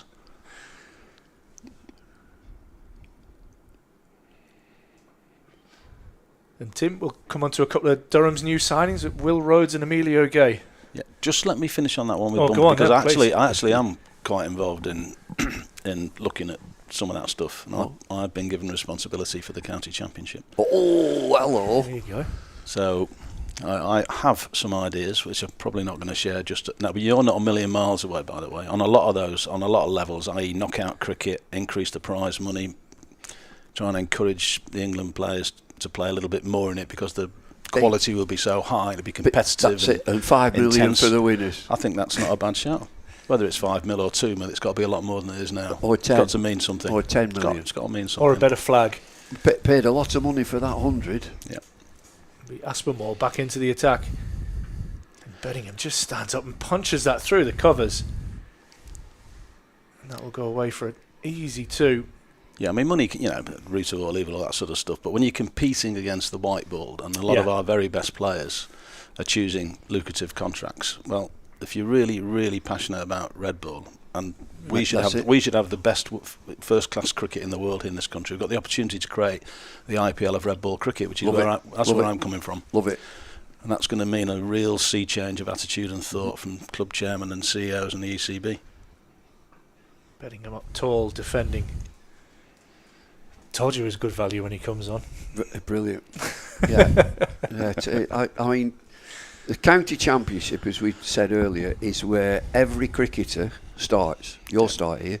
Yeah. That's where you learn about cricket. You learn about life as well, I tell you, in your dressing room. That is your place, that dressing room. I've loved it, being in a dressing room. It was great. The camaraderie that you get and the friendships that you make, and you know, you get times when it's a bit rough as well. It gets a bit tasty. Just a little plug in the outfield there. This outfield is very soft. I think it's Josh Bohannon. And what we've got in the county championship, the assets that we've got, obviously we've got tribalism in the county championship. Yeah. Which some people don't like to talk about tribalism, but it's a fact. You've got those rivalries going back 150 years. You've got your mob up here with the blazers on with various candy stripes on. But it means something. You know, it's not just Lancashire, Yorkshire. It means something. You know, Warwickshire, Worcester. You know, Gloucester, Somerset. I mean, you know, they're only 10 miles down the road. They speak with a slightly different accent. So we got we're waiting here. There's an injury to Josh Bohannon, who's landed badly in the turf, so the physio's on. So the other thing is, very briefly, 3 divisions of 6 each, and you get semi-finals and finals, and then you also play your nearest rival head-to-head, back in their place and your place. And there you go. You've got the rivalry, the tribalism that you've got, and you've got the big prize money to attract the best players. He's injured here. Yeah, he's struggling, He's isn't got he? the physio on. It looks like he's turned his knee. Yeah, He's just got plugged a little bit. Well, going back to, you talked about Simon Jones earlier when he had that horrific injury in Brisbane. Shocking. You don't like to look at that, do you? No, that's why I mean, you probably don't want to look at me either, but I've just asked for us there to put the camera onto us rather than focusing on Josh. See, I'd throw in the prospect of relegation playoffs as well. All right. Bottom 2. I'll have a slight variation on yours. Yeah, but you always need... But I want relegation, promotion and championship playoffs. So you always need a start point, and then you modify it, don't you? That's where you're going to go, and you finish up with your final product. Yeah. Yeah. But we were talking, you said that, has the chairman gone fishing? Has he gone for a bit? He's fishing this week. I actually was down in Valderrama last week playing golf with him for 3 days, so that's why I'm looking a little is he in a buggy? Is he in a buggy now? He was in the buggy at Valderrama because it's pretty difficult to carry 2 bottles of white wine in your bag, even pushing it. So he thought it's like a mobile bar. Which brings us back to when we went fishing up Scotland, and the first thing you have to do is toast the river. Yeah. Go down to the river with whiskey. Woof, here we go. Heard about this. Yeah. Why are we doing this then, Beef? We won't catch you. You don't catch. You're respecting the river. No. Well, they do a similar sort of thing in Australia, don't they? Every time they play a sporting event, they thank all the locals. The welcome to country. Welcome to country. Yeah, massive different. welcome to country. I got to the stage when I was working in Australia. Every meeting I went to, I've had 8 meetings today. I had 8 welcome to country. I said, I don't know where the frigging country is. I just sworn them, by the way. No, you didn't. Okay. You're okay. All good. Bohannon has left the field as play continues, as Bodingham carries about his business and beautifully punching that off the back foot. I tell you what we don't do in England, which they do in Australia. Australia is, you go on a tour, a cricket tour, and they have like breakfast. Like you go and you'll do a bit of a turn, a breakfast. Yeah. But like the drinking as well. Oh, yeah. It's like 8 o'clock in the morning. Yeah. Having a breakfast and a nice bottle of wine. Sounds like Wetherspoons. Yeah. Well bowled. You've got to bowl that full length. Don't bowl short. Now we're defending each side now. There's a saver out on the offside, saver out at deep square. 170 for when 4. You say we there, Bumble, is that Length. Okay, Length, right, yeah. okay. So I've got you up here on the basis that you're going to be neutral. I am neutral. As a commentator, I'm neutral. I'm not. But my county is Lancashire. Yeah. I used to live in Cheshire, and now I live in Yorkshire. Yeah. And he's commentating at Durham. Yeah. Oh, and that nearly finds a way through, but Ackermann gets an inside edge, and we'll pick up another single. Well, don't forget I'm a Lancastrian, Bumble. You're a Cheshire man, aren't you? No, Widnes was in Lancashire when I was born, and he Widnes. switched over along with Warrington in the early 70s. Okay. Yeah. So the county boundaries changed in the 70s They when did. it was all Lancashire. Manchester, Liverpool was all Lancashire, and was. then it became Greater Manchester, Merseyside. Yeah. So where would Widnes be? Is that Greater Manchester? No, Widnes is in Cheshire now, but it was always in Lancashire. Yeah. Yeah. So it's Absolutely now in Cheshire. It's been in Cheshire since the mid-70s. Well, who decided that then? Well, who do you think? I mean, the same people that are running the country now. No, I mean name names. Who was the person? I don't know who the Prime Minister was at the time. I mean, you all know about the railways. Who messed all the railways up? That was Dr. Beeching. Oh, I didn't know that. Of course it was. I know Gordon Brown sold all the gold. There you go. James Callaghan said you've never had it so good. That's right, yeah. Harold Wilson said, as I said at the Brighton conference. We shall not talk about Ted Heath. Full toss. Now then, what have Tom Hartley and I got in common, Bumble? Good question for you. Well, it must be something to do with Widnes. No? No, it's not really. Go on. Well, is anything to do with the Olympics? No. No. Because his dad was an Olympic He was. athlete. It's to do with education. Oh. College? Same college? Same school. Same school? Mm. Which school would that be? Merchant Taylors, Crosby. Oh, I know Merchant Taylors. Yeah. It's a private school, that, isn't it? Yes, it is. Yeah. Although I got a scholarship, my mum and dad had no cash, so I always have to say that.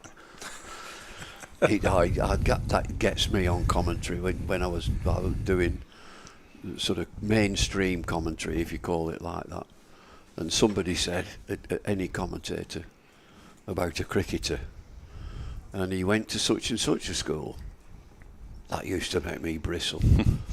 Look, I played for a long time. Nobody ever said he went to Accrington Secondary Technical School. Good skill, that, back in the day.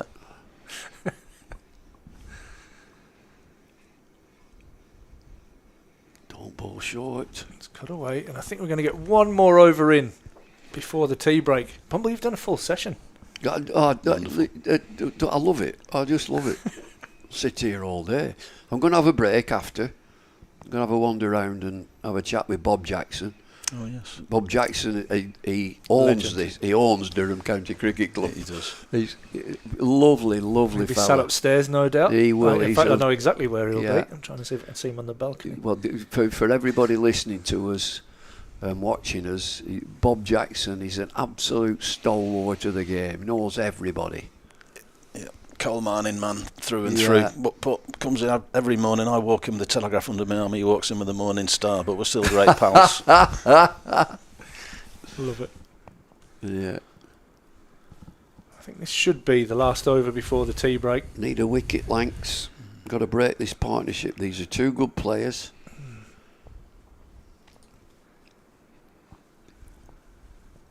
Going to be a good team of Durham. You look at the recruits that they've got. Gay's a good recruit from Northants. He's having a bit of work experience here at the moment, isn't he? Well, he's available. Yeah, I mean, he could have played today. Well, yesterday, had we decided. But obviously, we've got a good squad and this stage of the season. But he might get a run out before the end of the season. I think a lot depends how this game goes. Okay. Partnership currently 73 between Bodingham and Ackermann. And that'll add at least one more to that, as Ackermann's going to turn that one into two with some excellent running. He'll pick up a couple there and move on to 36. Will Rhodes. Yep. And again, you get experience there, good quality, good sound experience. Yeah. Yeah. Yorkshire, he started at Yorkshire, did Will Rhodes? Did, yeah. Currently at Warwickshire, he got 200 the other week, didn't he? 200 not out, I think.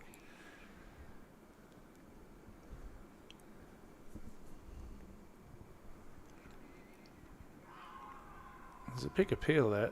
I'm not sure what for, because it just looked like it was bat. No, nothing really from the bowler. A bit from behind the wicket. There's just the one slip. That'll be the captain, I think, Jennings. Yeah. Sam Connors. Yeah, interesting Excited one. about him. Yeah. It's a shame. I was really looking forward. I heard the rumours about him coming. I was looking forward to watching him bowl in that Metro Bank game. Yeah. He pulled up after an over. He's only 25. Yeah, lots to like. Ackermann, lots to like about that drive, but can't beat mid-off. When you plug him into our, squad of quick bowlers with Bunny coaching as well, I think he can only improve. I think we're pretty excited about where he can go. Yeah, I think Derbyshire, from what I've read, their members and supporters are very disappointed about seeing him come north, which is often a good sign for where he's moving to.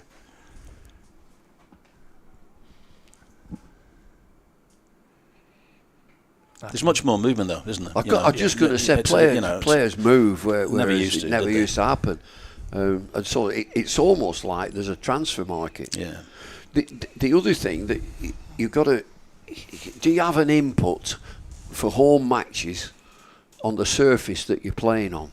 Can you play to your strength with producing the pitch that meets the requirements from the governing body, that's the ECB, but gives you an edge? You get a little edge because you're at home. Is that a question, or are you? I would like that, and I'm thinking about Old Trafford. Yeah. That is a proper test match. So for Lancashire County Cricket Club, that's the end of the over, and it's tea. It's going to be 178 for 4. So there's a good partnership here. As Ackermann is 40, Bodingham is 68, and so there's an opportunity. Like at Old Trafford, it's a test match pitch, but they're playing 4-day cricket on a 5-day pitch. Yeah. So I think, my own personal view, you should have an edge when producing your own pitch because you're at home, but meet the requirements. And if you want to make it spin, make it spin. Yeah. Well, I agree with that. I mean, there's 18 county grounds, and they shouldn't all be homogenous. Otherwise, you might just play an AstroTurf. That's it. You've got to have them all different. You in the old days, you'll know this. Absolutely. Down to Australia, Sydney would turn, Brisbane would bounce and seam. It used to be in Melbourne England as well. You would never know what you get in Melbourne. Yeah. Adelaide would be a road. Perth would be fast. Are we all right to carry on chatting? Carry on. So you're dead right. And in county cricket, you go to Bristol and it'll be slow and low. Yeah. You go down to Glamorgan, that'll spin. You go to Headingley, that's going to seam around a bit. Yeah. And so there's different qualities of every county pitch that you go to, and I see nothing wrong with that. No, but because I played at a time when they decided they would try and get uniform pitches throughout the counties. Yeah. I'll tell you how they did it, and all by introducing a common loam. The loam that goes into the making of the surface, Surrey loam, Mendip loam, something else loam, to try and make pitches uniform. Yeah. Now, I don't agree with that. I think throughout the country and throughout the counties, there should be differences, and you, as a player, should be able to adapt and play on any surface. And it's more interesting. It's more interesting. Look at Somerset. Was it last year or the year before? They got punished for having a pitch that turned too much. I think we even got punished, almost punished for the one in the one-day game here. I'm no voice, but I disagree with that, because you want to play to your strength, and a pitch spins from ball one, so what? Well, if you're going to play in Mumbai or in Kolkata, you're going to get a spinning pitch, and of course you are. So you've got to be able to play on it, and so us in county cricket should be able to have an edge when you're producing your home pitch. Well, if you're doing experiments such as this Kookaburra ball, then why not with the pitches as well? Well, you can put Tim on the spot. He might not know. Why are we using Kookaburras? What's the criteria? Why are we using Kookaburras? Well, I don't know why we're using them early April. Okay, I could sort of understand the reason for using them when the pitches are dry in the middle of summer, to try and replicate some of the conditions away from home, and after 30 overs, have bowlers got the skill sets to reverse swing it and find a way to get wickets. Okay. In which case, then you need extreme pace, or you need extreme skill. Which that's the theory behind it, because I think we've been found wanting a little bit. But I haven't met anybody that I come across, director of cricket, that's been in favour of it. And I like Rob Key a lot, but as you know, but it was one of his ideas. So there's nothing wrong with ideas. It's a sound idea. It is. I didn't know why are we experimenting, but listening to what you've said, I can understand that. If you're going to play international cricket, this is what you're going to come up with. Yeah. That's what you've got. Yeah. So what skills have you Yeah. got? So it comes back to what we were saying. Shirley, Yeah. you go to Australia, you've worked in Australia for years, Yeah. you need, what they're all looking for is extreme pace Yeah. or a great skill, which is usually wrist spin. Yeah. Usually Yeah, wrist spin. yeah. Although Nathan Lyon has got that God-given overspin, overspin, yeah. gets it to bounce on pitches that are conducive to bounce. So you've got to be able to find what we're looking for in the UK is fast bowlers, fast, and fast bowlers disturbs the best. Absolutely. Just 20 yards away, 95 miles an hour. What are It's you not going fun. to do? It's What not are you fun. going to do? Well, I think that's why it's one of the reasons why Carse has been picked. I mean, he's been close to making his debut the last 2 years. Both times he was about to get selected and he got injured. Obviously had slightly different issues this summer, but we'll gloss over those somewhat as we sit here in the Daffabet studio. But he is capable of bowling at 90 clicks as well as getting hundreds. I was going to say he's just got his second first-class 100 as well. Yeah, He's a fantastic. I think he's so. He hasn't gone anywhere near to fulfilling his potential yet, Cars. So I would see the best of the next 2 or 3 years. And also, he's one of those whereby, okay, he might be 28, 29, but do you know what? He's actually not. He hasn't got any miles on the clock. He's only really 24. Yeah. He's super, In cricket mileage. Cricket mileage. Yeah. He's only really 24, and they work a lot harder now than they used to. And I'm sure Bumble won't mind me saying that. I mean, they're properly fit now. There's no reason why. These guys can't. Well, look at Jimmy. I mean, he's an exception to the rule, but they're all playing to 35. Even the bowlers 35, 36, 37. Which is back to the Australian thing. It'll be interesting when we go down there how Hazelwood and Stark start to pull up. Cummings is a bit younger, but they're going to be mid-30s. But I suspect they're going to be the last hurrah, and they will be actually managed into that series. Yeah. Cummins is younger, obviously. You mentioned Jimmy Anderson, and he's with the England team now as a bowling guru and one of the coaches. I don't think Jim has really said after he retired, has he retired? He was retired, wasn't he? Is he going to play for Lancs? Would he be available to play for Lancs? Would he fit into what Lancs want? I'm a big believer in pick your best team. Age, I'm not bothered about age. If Rocky Flintoff is 16 and he's in your best team, pick him. Same with Jimmy Anderson. But he seems to be settled with England. And Andrew Flintoff has just been made the coach to the Lions. The Lions, yeah. I think that is fabulous. That Flintoff has spent time away from the game, doing all sorts of things, and life, fun. Injury and some not so fun, and not so fun, and then to come back into cricket he's fresh, and he'll be guiding young players. That's what he's there to do, guide young players. He'll be an inspiration to them, and I think he's excited as well. I mean, Marcus obviously got to know him pretty well last year because of the Superchargers, because it was Marcus's appointment to get Flintoff back involved. Because he's got 2 boys as well that are super talented. He's in. I'm speaking to Vaughan the other week about Archie, and you can tell that they're super excited about watching bit the of lads. fire back in the belly. Yeah, exactly. So I think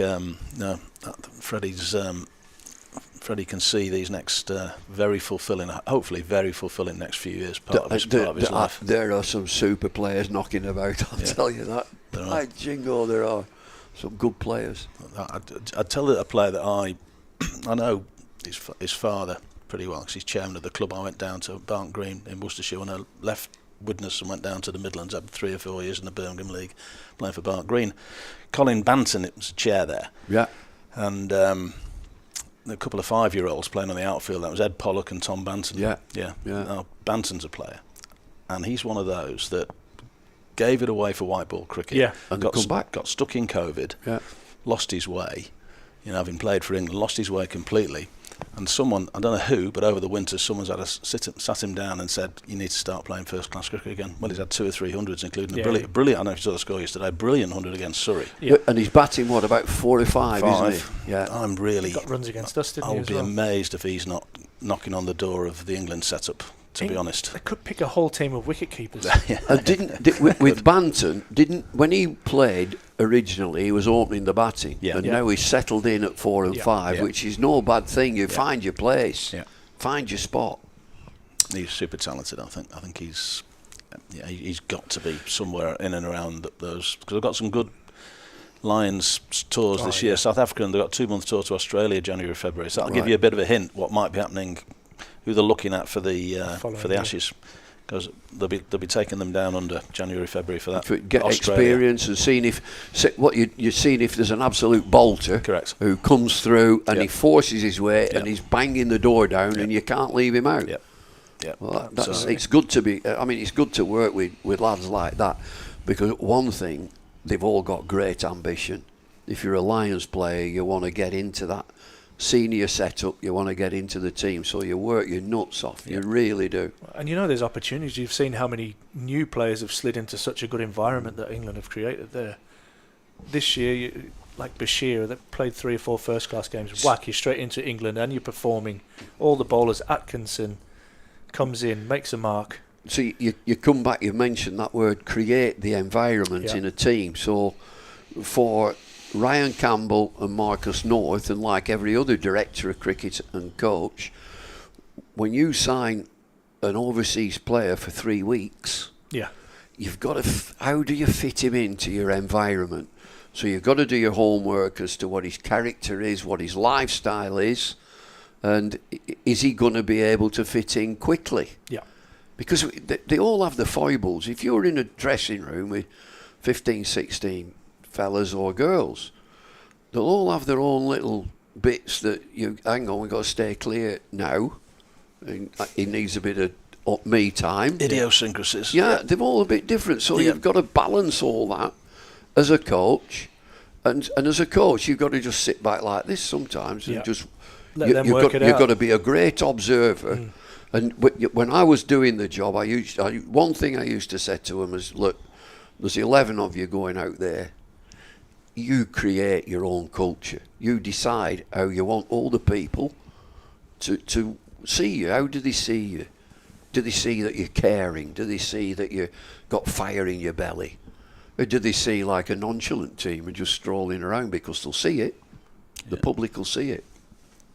Absolutely right. Yeah, it's a question I always ask Marcus when he chatting about signings, whether they be overseas signings or domestic signings. It's a question I always ask him is, you to fit in. And you know what?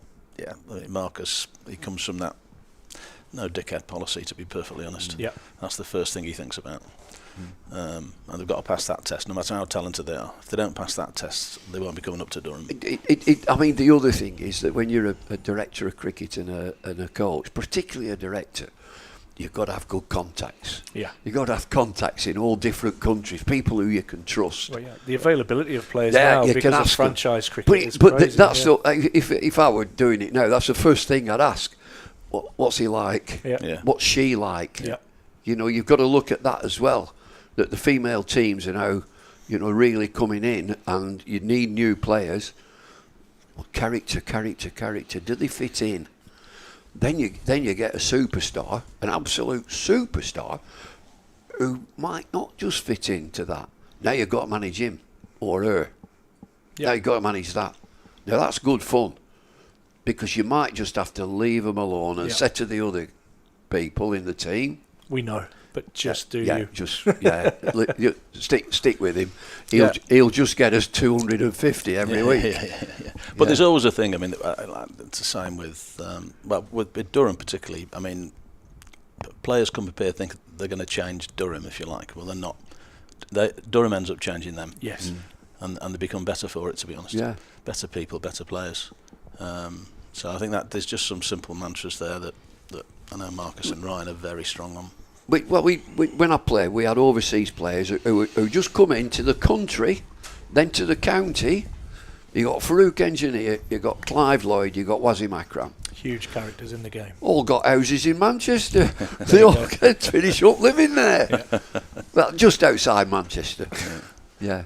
It's a bit like this place. All of it, us ex-players and that are still around. Still here, aren't yeah, they? the people have moved from various parts of the world. Are still in the northeast. Yeah. Well, it's a incredible. great place. I mean, it's a great place for sport, is the northeast. And the thing is the passion Yeah. that's shown for it by the people who come and watch it. It's why we play, actually, for folk that come and watch. Absolutely vital. Absolutely vital. Well, gents, you need to go and get a cup of tea. I'm going upstairs. He's sending me off now. That's it. Sub, Get us some. Brilliant. Thanks, Tim. Thanks, Bumble. And we're Ash. going to take a really short break, and then Toby will be back after the tea break. And I'm sure Bumble will be back at some stage this afternoon. Yeah.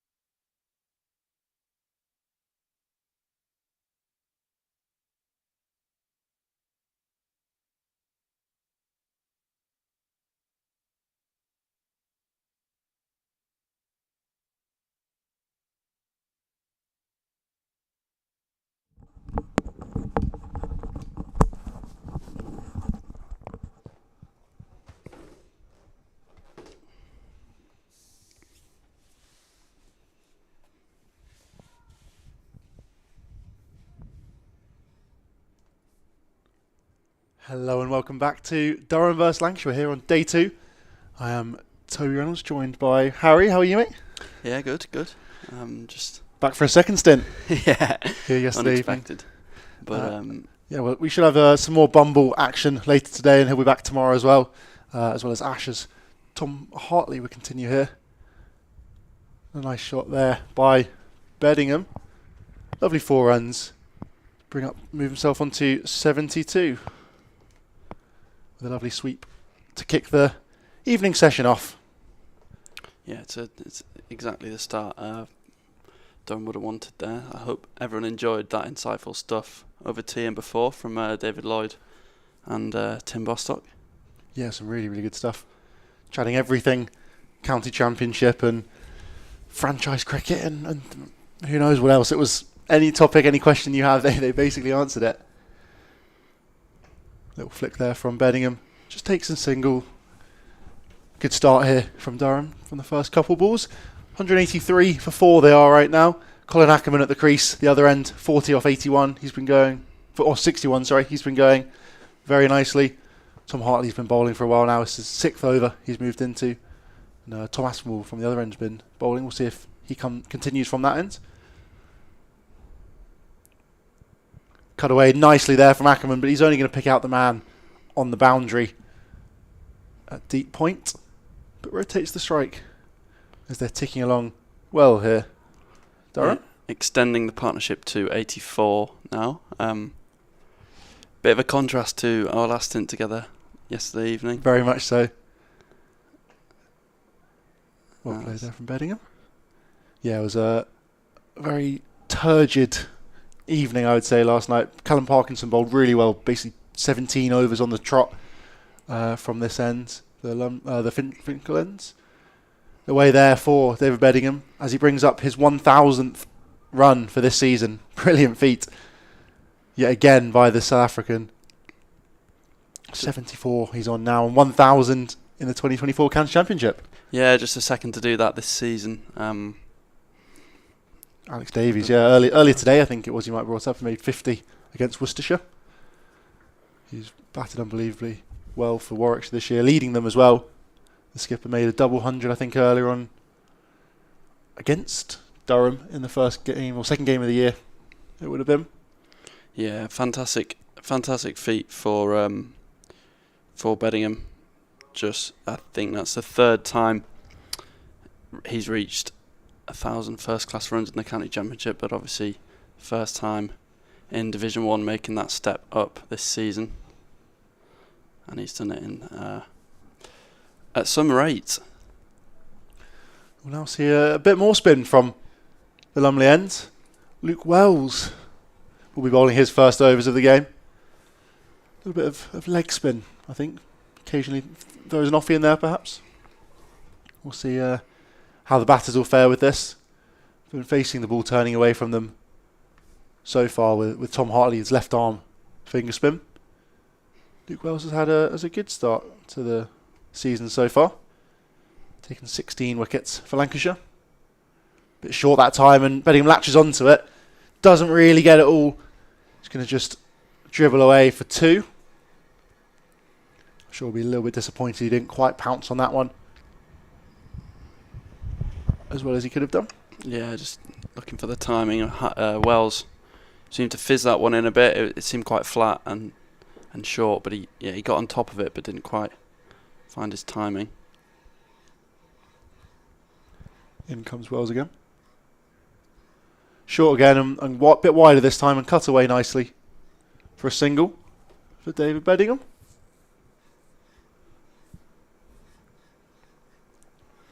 Yeah, it's a bumper afternoon session, this. 40 overs long, so Similar to yesterday. yeah. So you may be with us for some time if you are tuning in, but please stay with us. I'll take your questions if you like in the YouTube comments. Exactly. You can reach us on YouTube, or my Twitter will be Toby Reynolds 10 _.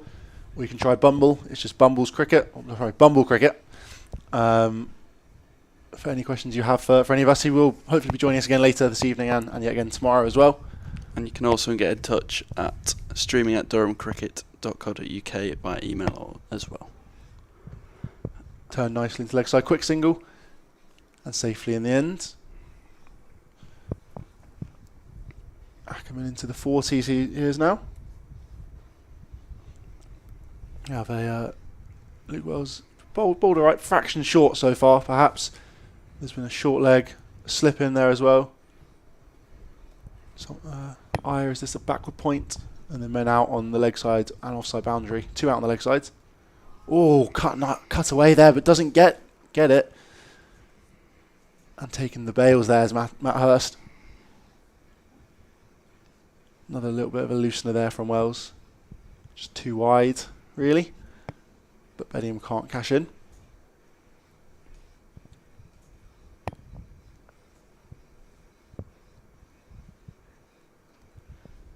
And again, turn into the leg sides for another single.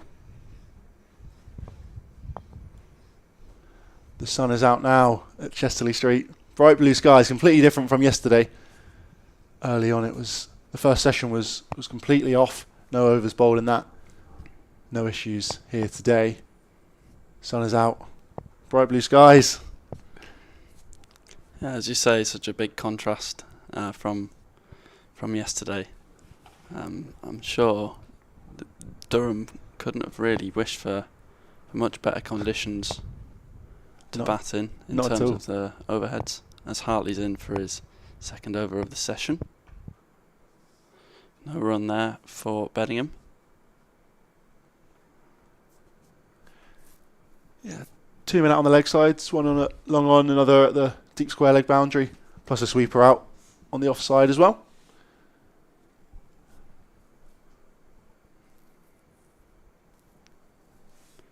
And he's on the sweep now, down to fine leg, and notches another boundary. David Bodingham, his 9th 4 of this innings, moving him on to 82. Yeah, lovely shot again by Bodingham. Just got down early and got it fine enough to beat the man at deep square leg. A lovely little sweep shot. It's batted so well so far as Bodingham.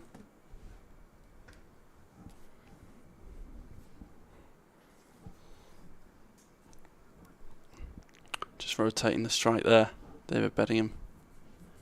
Colin Ackermann edging towards his half century as well.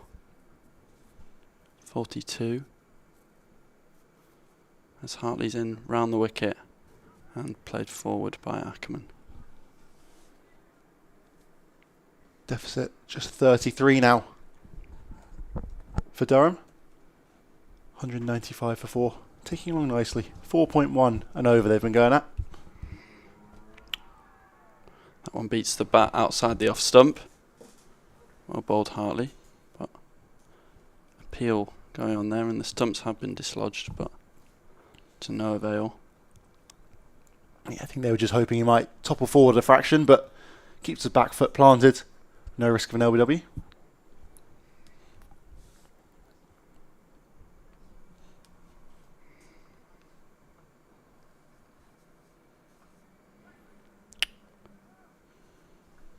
No run there.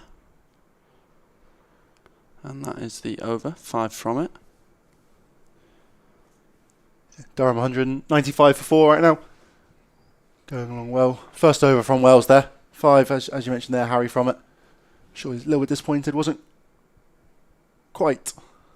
first over wasn't quite as insightful perhaps as they might have hoped. No breakthrough yet, as the partnership continues to build here for Durham. Last wicket fell 99 Durham were on. Not far off the 100 partnership now. Wells will continue.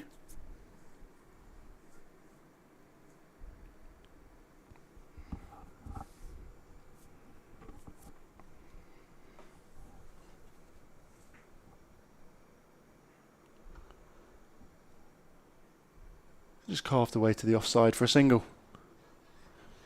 Just opened the face of his bat and found the man at deep point.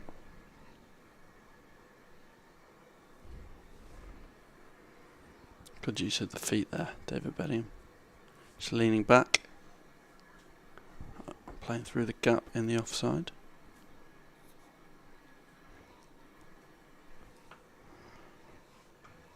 Lovely shot there. Just uses his wrists and flicks that one through the covers. Going to get back for a second here as well. Lovely shot by Colin Ackermann. Just beats the man, the diving man at extra cover. It's been a tough day so far for the Lancashire bowlers. Anderson Phillip, the debutant from the Caribbean, has made 2 for 40. Probably looked like the best seamer so far. Short again from Wells and cut away, but just finds the man on the point boundary. Tom Aspinall's looked really good as well, 1 for 41 from his 8 overs. I think that's brought up the 100 partnership. Colin Ackermann and David Bedingham, 139 deliveries between them. Moved along very nicely in the afternoon session and now into the evening session.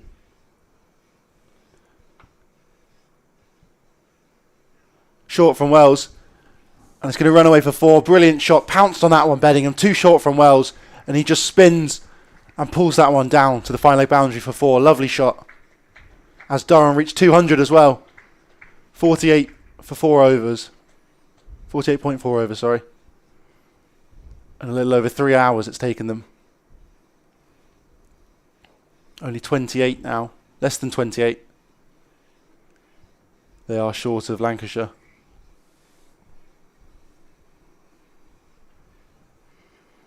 Short again, but can't quite get that one, Bedingham. Flicks off the hip. But dot ball.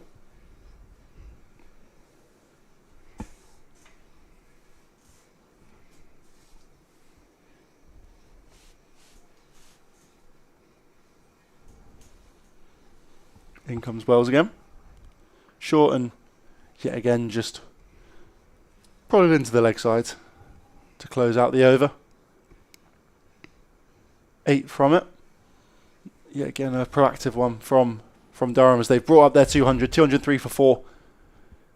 Ackermann on 45 off 70. He's going along really nicely. But Bedingham, 88 he's on now from his 123.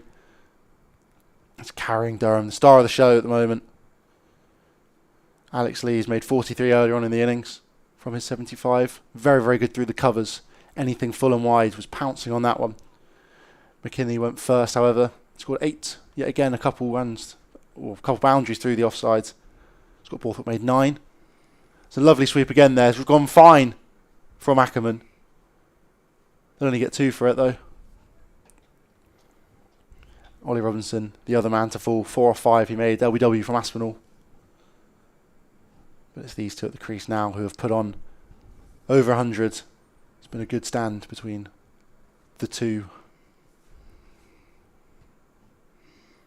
Yeah, they've put their head down and made progress as well at some rate. 104 now from 142 balls as Hartley's in again. So Ackermann playing forward.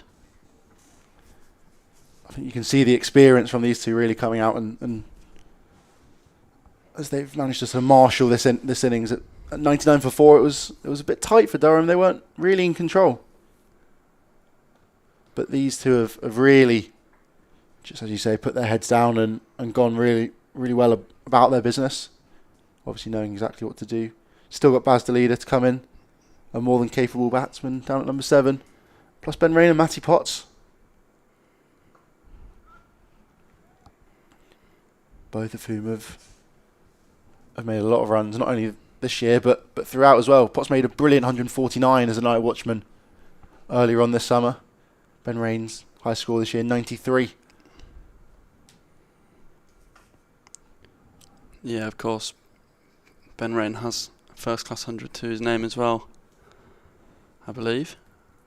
Potts, as you say, 149 down at Edgbaston earlier this season. Carved away nicely there from Ackermann. Yeah, high score of 103 not out for Ben Rain.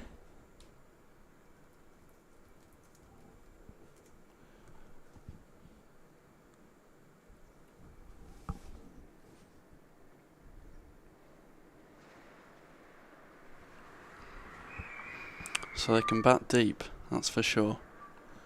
First class centuries down to number 9. I think his 103 came against Somerset. Perhaps. Correction, it's Worcestershire, sorry. In 2023. Him and Paul Coughlin starred with the bat. As Durham made 642 for 7 declared. Rachin Ravindra, 217 not out. Ben Rain, 103. Paul Coughlin, 100. Scott Borthwick, 96. It was a long day, or couple days it would have been in the field for Worcestershire, who finished the day 140 for 3. Touch wide there from Wells to begin his third over. Umpire calling him on it. As he's in again. And Ackermann is forward, defending. In case you missed it as well, the England squad for the Pakistan Test Series has been released. Matt Potts maintains his spot in the squad. Oh, outside edge there, and it runs away down for 4. Played with an open face.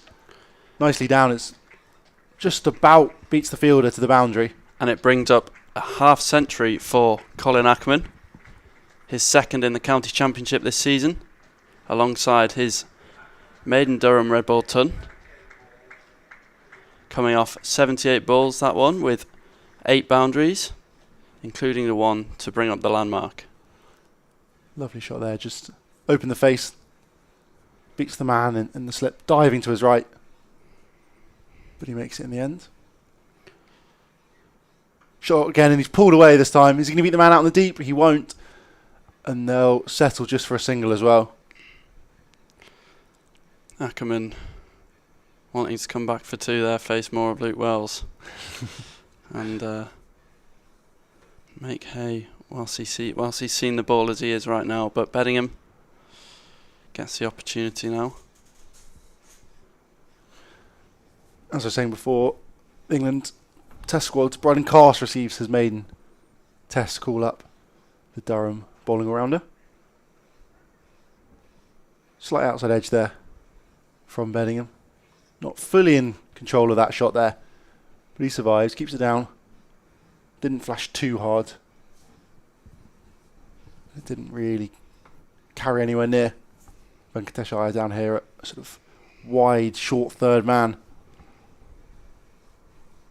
That's a wide, short third man or a fine backward point? Very backward point. I'd say that's a wide, short third, but I'm not sure, to be honest. Sort of just kind of on the ring, or just where would be the ring? Slightly wider of 45. I don't know. It's a good question. We can see what Bumble thinks if and when he rejoins us. Yeah, just defended down the ground again there. To close out is over. Yeah, 6 coming from it. Wells have been touch expensive so far. 3 overs for 19. It'd be interesting to see if they stick with him after that one. Give the seamers some rest, or whether they'll go back to one of their seamers. Obviously, they've got 4, Lancashire, so scope for rotation there. But yeah, Hartley to continue from the Finkel end. It's played out into the leg side boundary by Colin Ackermann, and he'll collect 2.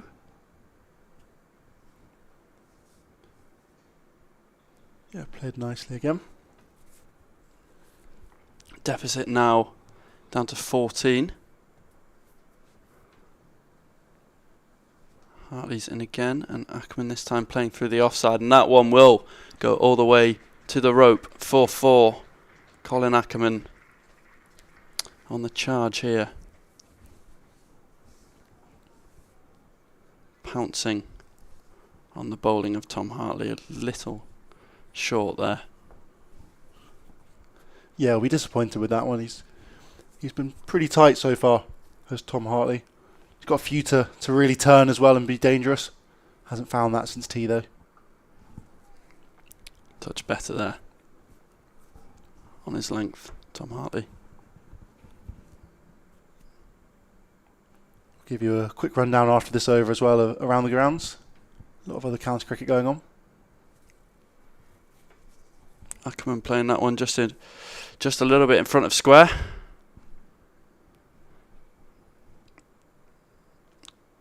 Adding one to his total, and the Durham total now on to 219. Little chat here now between Jennings and Tom Hartley, perhaps change of plans. No change to the field, however. Maybe just a little bit of advice to his spinner. Defended nicely there.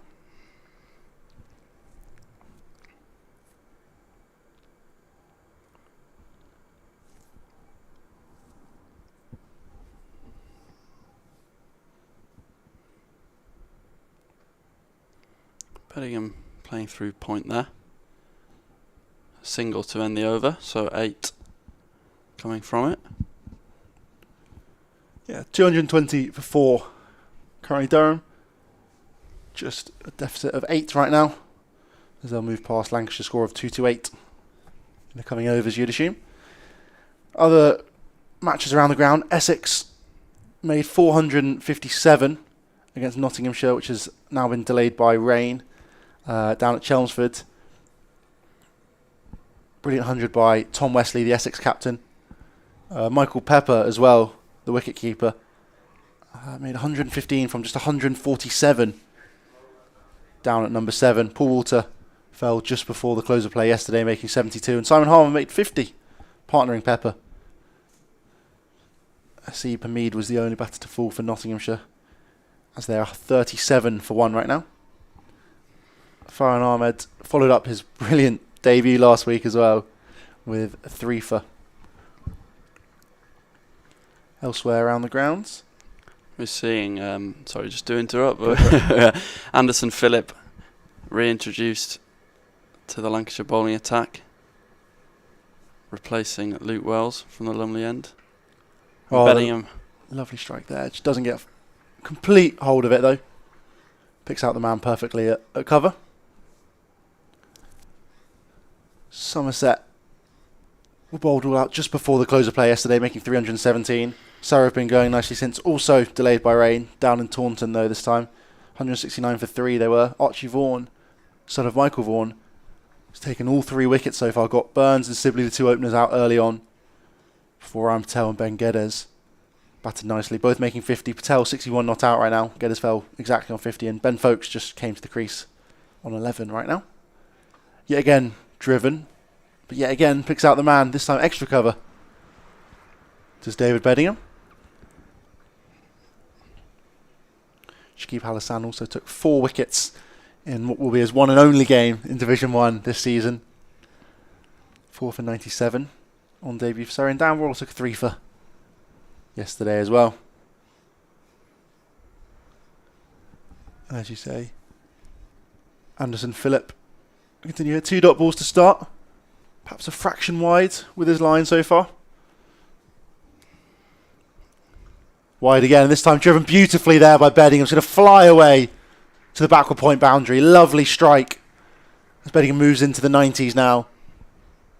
Just opens the face and glides it through backward point. It's a beautiful shot, that is.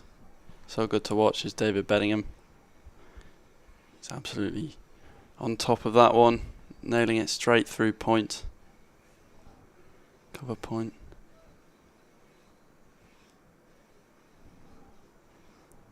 Glorious shot.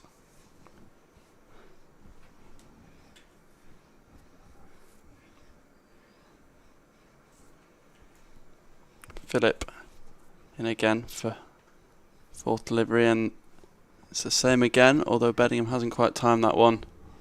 Just get a single there.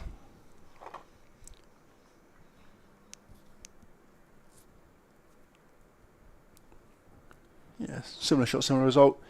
I think he has just been a fraction wide here, Phillips, just offering a lot of width. And I understand they perhaps want an edge Jennings in there at slip. But he does have 2 men out on the leg side boundary as well. And a guy in at mid-wicket. So he could be perhaps target the stumps a fraction more, I'd say. Perhaps just warming into his spell. Yeah, I think so. Coming back after tea. And he's in again here. Bit straighter that time, and Ackermann can't get it away past mid-off.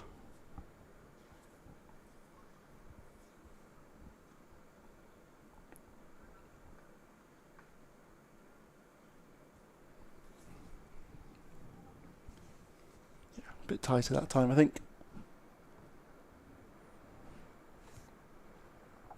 The other game that is of interest to the Nottinghamshire and Lancashire fans, Worcestershire vs Warwickshire, also delayed by rain. Down at Worcester. Onto the back foot there from Ackermann. Worcestershire made 307. And Warwickshire were 112 for 4 before the rain came into effect. Hamza Sheikh, the England under-19 captain, at the crease with Ed Barnard. Al Davies made 58. Skipper opening the batting. And in the first innings for Worcestershire, Brett D'Oliveira and Matthew Waite both made 50s.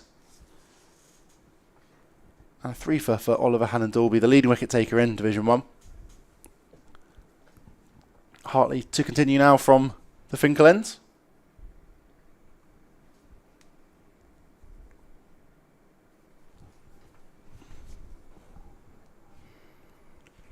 Just drops onto the back foot. And they're going to jog through for a single here. Just beats the man at silly mid-on. George Bell, that was. And now for Ackermann, Vinky Iyer comes in off the boundary. And George Bell goes behind square now on the leg side. Just flicked to the man at mid-wicket. Jennings, that is.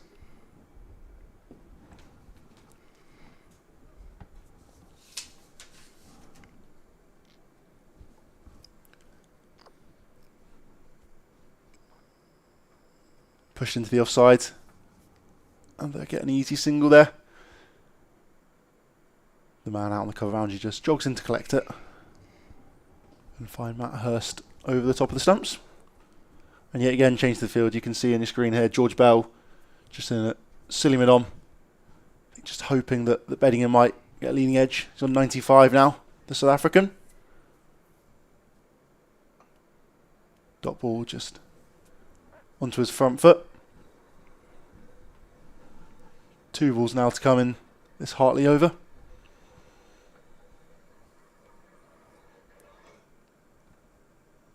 Onto the back foot now and brings Ackermann back on strike. Just easing their way through this over. Ackermann and Bedingham taking singles where they can.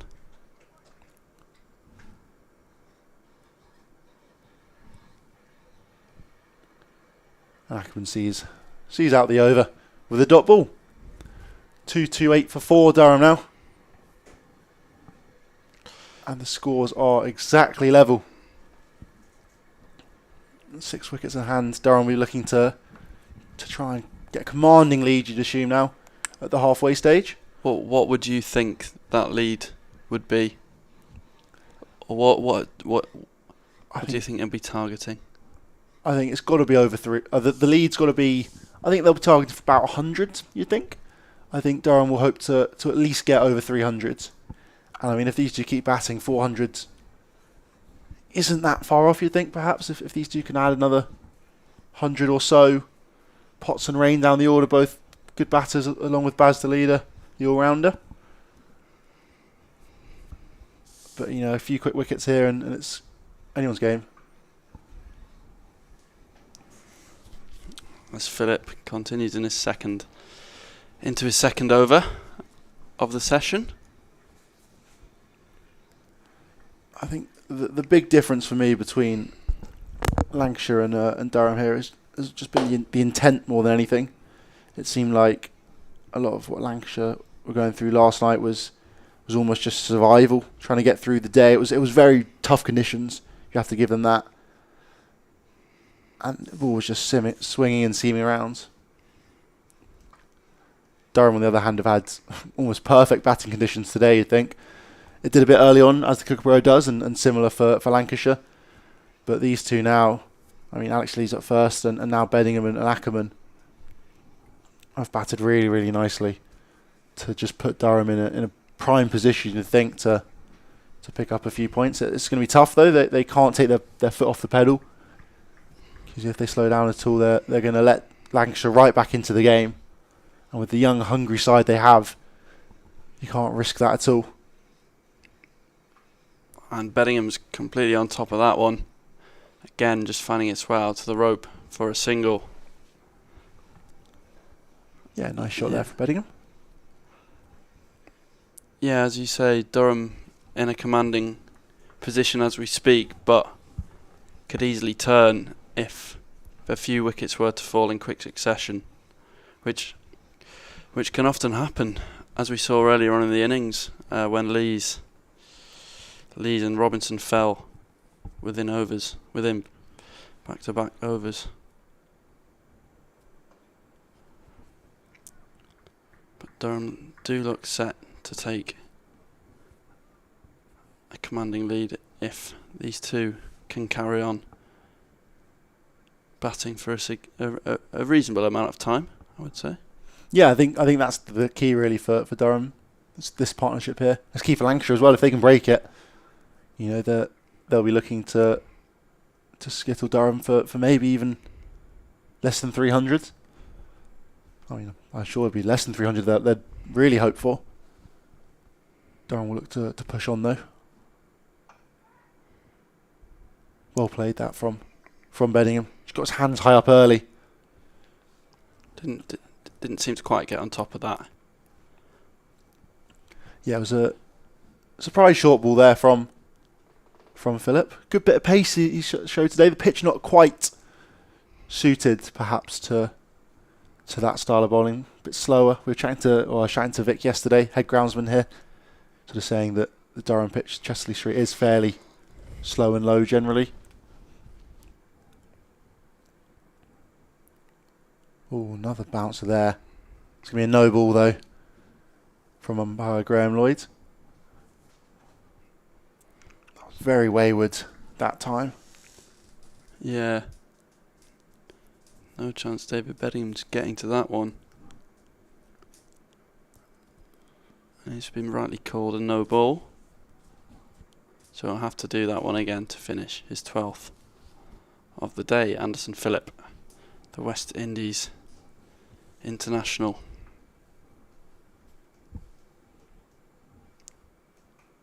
And Bedingham drives through the covers, collecting another single, edging towards a century. You keep the strike. Yeah, 233 for 4 now, Darryl.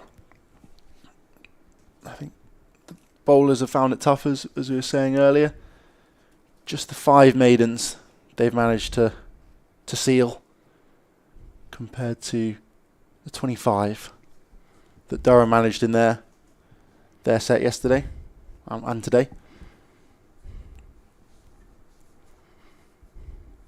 Still a few batters to come in for Durham, but at the moment the focus is on breaking this partnership of Ackermann and Bedingham, which has been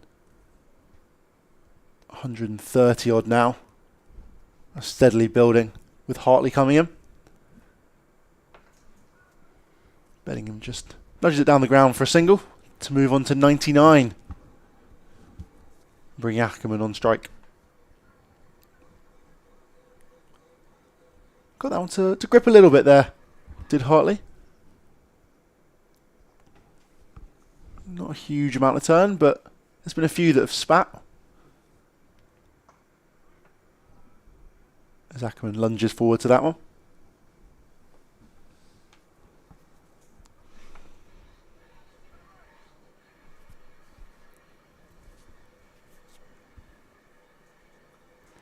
Just picks that one off his hip. And they'll look for 2, and a misfield allows it for them. That's tough on the boundary out there for George Balderson. Doesn't quite pick it up cleanly and just allows them to get back for 2. There was a little bit of hesitation as they turned and looked for the second, and then just a fumble out there allows them back. Followed up by a dot ball. Very similar to Matt Hurst yesterday.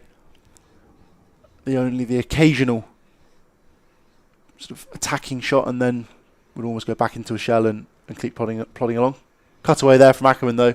Beats the man there, and it's going to run away to the offside boundary. But brilliant dive there. I think pulls that back in from the ropes. Some top fielding out there. Allows 3, but flung himself over the ropes there. Brilliant fielding from Tom Bailey. Fantastic effort there. Yeah, applause from the crowd. Fantastic from Tom Bailey, saving his team just a 1 run, but it's a brilliant effort.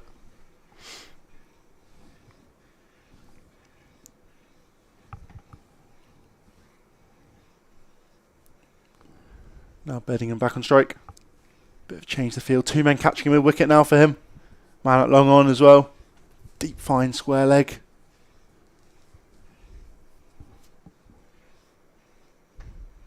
And that's his 100. Brilliant from David Bodingham. 100 not out down here at Chesley Street. Just nudges that one down the ground. 100 comes off. 143 balls. Commanding knock from the South African. Continues his fine form. 188 not out against Sri Lanka just a week ago. And now a century here for his county, Durham. And what a season David Bodingham is having. It's his 6th century in the county championship this season. I think it's his 16th in first class cricket for Durham. What a fantastic knock it's been. And the South African, with his 600th this in a season, is the most he has tallied in his career at Durham. Yeah, brilliant. 25th first class 100s. And as you say, his 16th for Durham in county cricket. And he's just been almost perfect today. Can't really think of a chance he's offered. And he's been crucial here for Durham as they now lead by 12 against the Red Roses. 240 for 4.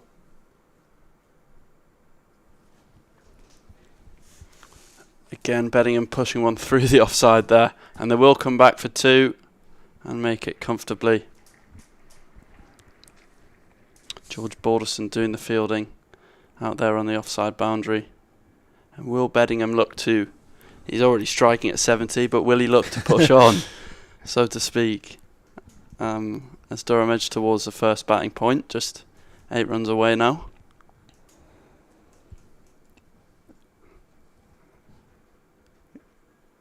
Still got a long way to go, really, to Durham.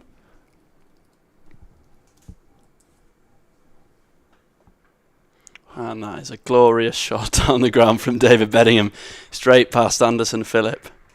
And he's 4 more for the South African international. What a shot there. Just leans on it. Times it back down the ground with majestic straight drive. He's batted so well so far, has Bodingham.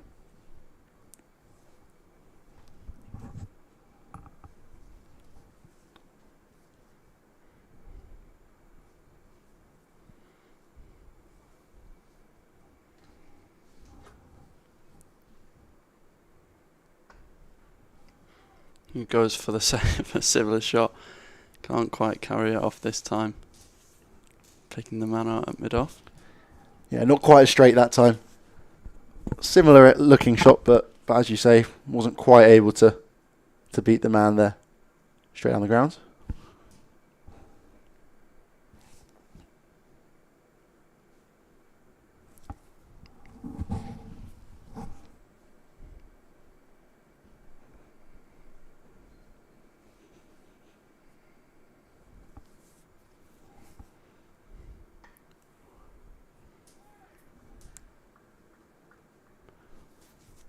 Again, can't beat the man this time. In the covers. No run. Just 4 away from that first batting point, Durham. I think that's almost as important as piling on a total for Lancashire to try and, or a lead over Lancashire. Every point here will be crucial as Durham. As Bedingham goes down the ground again, and it does have the legs to reach the boundary. This time a slightly bit more aerial, but the same result as earlier in the over, and that does secure Durham's first batting point, having already attained the maximum 3 bowling points in the first innings. So that's 4 points already picked up during this match, and the 150 partnership between David Bedingham and Colin Ackermann in just 190 balls. What a fantastic afternoon of batting it's been for the pair. It really has. That was an absolutely gorgeous shot from Bedingham, just on the up. And they've now put a man in there. He's done that a couple of times. Now got a man in there catching it short or silly mid-on. And a man behind him at mid-on. As he looks to beat him again there. But well down by Keaton Jennings, the skipper. Bringing the over to a close. 250 for 4. Durham are leading by 22 right now. Ackermann 67, not out. Playing second fiddle though at the moment to David Beddingham's beautiful innings of 110. His 6th 100 of the season. Whoa. How good has he been, Harry? Yeah, he's been excellent. As we've been saying, he's had an absolutely outstanding season. Of course, he hasn't even been available for all of Durham's County Championship matches, having been away with South Africa, and he's still not the most centuries he's recorded in an English summer. He's been incredible. Glorious drives through the offside. He's always a pleasure to watch, is David Bedingham, and to have a sheer amount of runs to back it up. He's passed 1,000 for the season today, and he's still going. He's been incredible. Yeah, still another couple games to add to that total. George Balderson now returns to the attack for some right arm seam. Now from the Finkel end. Carved nicely there through the offside, but they do have a man placed out on that boundary. So it will just be a single. He's timed that one perfectly though. Got the headphones on and you can still hear that crack as he's hit that.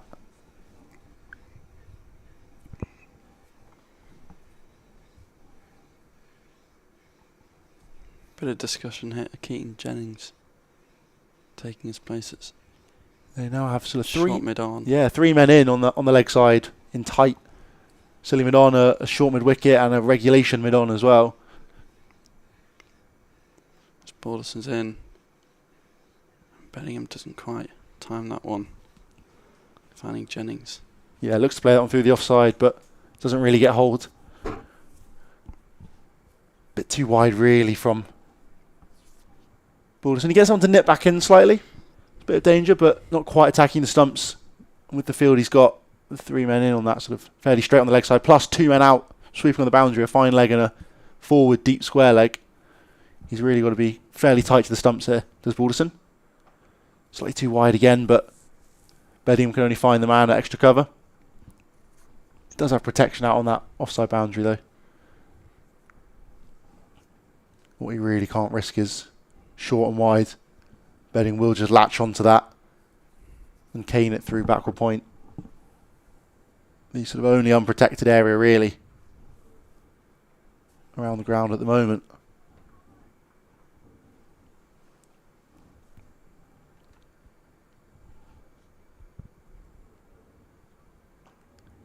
Solid defence yet again from Bedingham. And a good ball from Balderson. Good cricket all round there.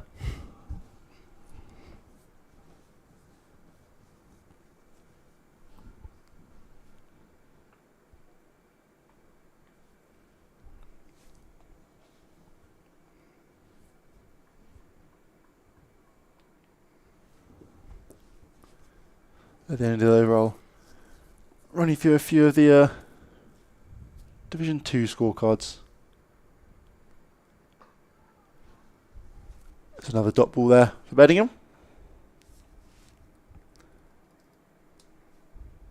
There's been a fair bit of rain around the country. Unfortunately delaying play. The stumps down in Leicestershire. And 2 delayed games due to rain at Lords and Hove. Oh, lovely shot there from Bodingham, but we'll only pick up a single. Keep the strike for the next over, Bodingham. Yeah, so in Leicestershire, they're currently 35 for 2, having been bowled out before lunch yesterday for 98. Yorkshire, in return, made 397. 88 for Matt Fisher down the order alongside Jonathan Tattersall's 126. As I think at the end of the next over, Harry will be replaced by Bumble again. So if you have any questions, feel free to message them in. Otherwise, it'll be streaming at durhamcricket.co.uk for the email. My Twitter is TobyReynolds10_, or you can find Bumble on Bumble Cricket.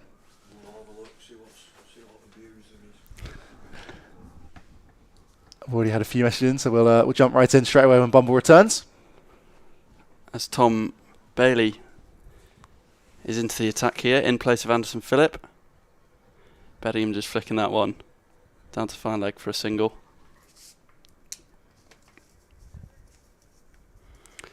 Durham lead now by 25 runs. As this partnership between Colin Ackermann and David Bodingham has them in a very strong position in this 4-day county championship encounter. Defended well by Colin Ackermann there. Yeah, nicely played.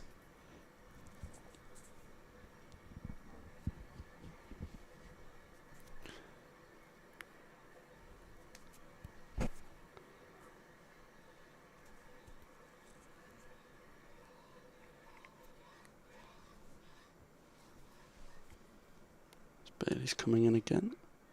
Touch follow this time. And Ackermann just plays away to Jennings for no run.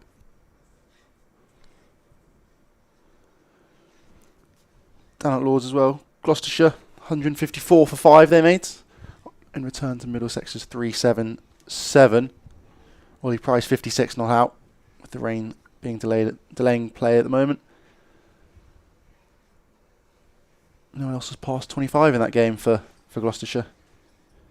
That's a big one really for Middlesex, who are looking for promotion, fighting Yorkshire right now for that second spot. Ackermann just flicking off his hip down to fine leg as Bodingham did earlier in the over for a single. Keeping that strike rotating.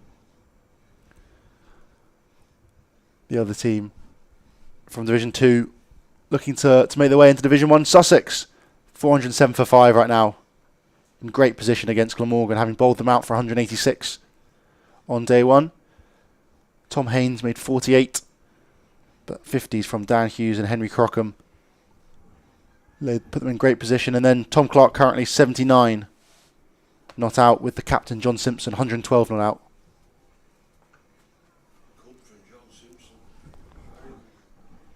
He's absolutely flown. 112 from 151. He seemingly has made a huge impact down at Hove this year. Sussex have been struggling over the last few years, blooding a lot of young players, a lot of youth in the team, and now it's all seemingly coming into position with slight experience now being added to the side. Yeah, a big turnaround from this time last year when I remember Paul Farbrace coming here with a slight frustration in Durham's victory over Sussex. So a big turnaround to them have them pushing for Division 1. Ooh. Down the leg side and a big appeal, but yet again turned down. Slight confusion there, I would say. They all seemed somewhat jubilant about that. As Harry makes way for Bumble. Thank you, Harry.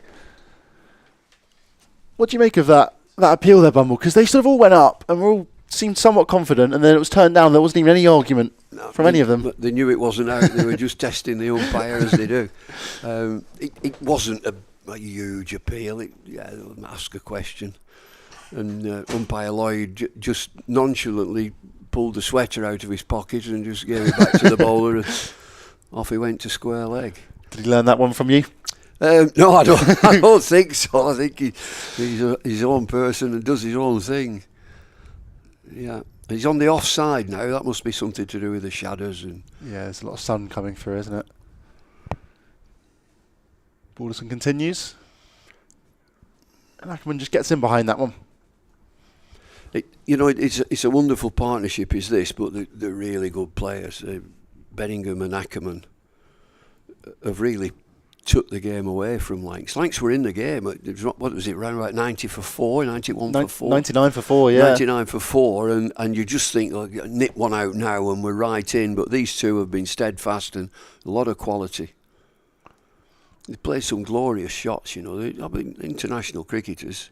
Yeah, both of them. I mean, Bodingham just making his debut in the back end of 2023 in December for South Africa, and Ackermann's been around at the Dutch side for quite a while now. Yeah. Both very good averages in first class. Ackermann 40. Beddingham's just ticked over 50 in the last couple of years. Mm-hmm. As he's been a dominant force in county championship. Resolute defence again there. They'll have a good side next year. Durham will have a super team, and probably like many county teams, not all of them, but many of them will be looking to reinforce the bowling battery of quick bowlers. And of course, if you've got a quality spinner, so you get your runs, pile your runs on pitch where spinner comes in. Flicked into the leg side, but finds the man at mid-on. Yeah, I think that is really the key. I mean, you look at Surrey, who have been such a dominant side over the last 5-6 seasons, and even when all of their England players are gone, they haven't got Sam Curran because he's in the IPL. They've still got young guys coming through. Tom Laws, Gus Atkinson, only a couple of years ago, wasn't even in the side. But they also add to that with guys like Dan Worrell, who know the county game so well. And they've signed pretty well. They signed Jordan Clark from Lancs. Yeah, really good signing a few years ago. Excellent signing. A really big, strapping lad who would bowl quickly in 85 mile an hour. Comes in at 8. Yeah, and gets his gives runs. it a biff. Yeah. It's interesting. He's developed and improved so much, even just since coming to Surrey. He's sort of always had the highest quality in him, but he's now become so consistent. I think known as Mr. Consistent down at the Oval. Always chips in with a few runs. Always good for at least a couple of wickets every game. Plus you add in someone like Matt Fisher, they've just signed for next season as well. We were talking about at the lunch break, I think. And he's a great signing. He'll offer more coverage for them. Well, he's just coming back after injury. Yes, he's played a couple of games for Yorkshire Seconds. They've put him into the first team, although he's leaving at the end of the season to Surrey. Against Leicester today, in the first innings he got 3 wickets. Leicester were 35 for 2. He's not the 2 out. He's got 88 with the bat. So he's coming back with a bang. And again, he's another. He's a big. I know Matt very well. He's a big lad. He's 26 years of age.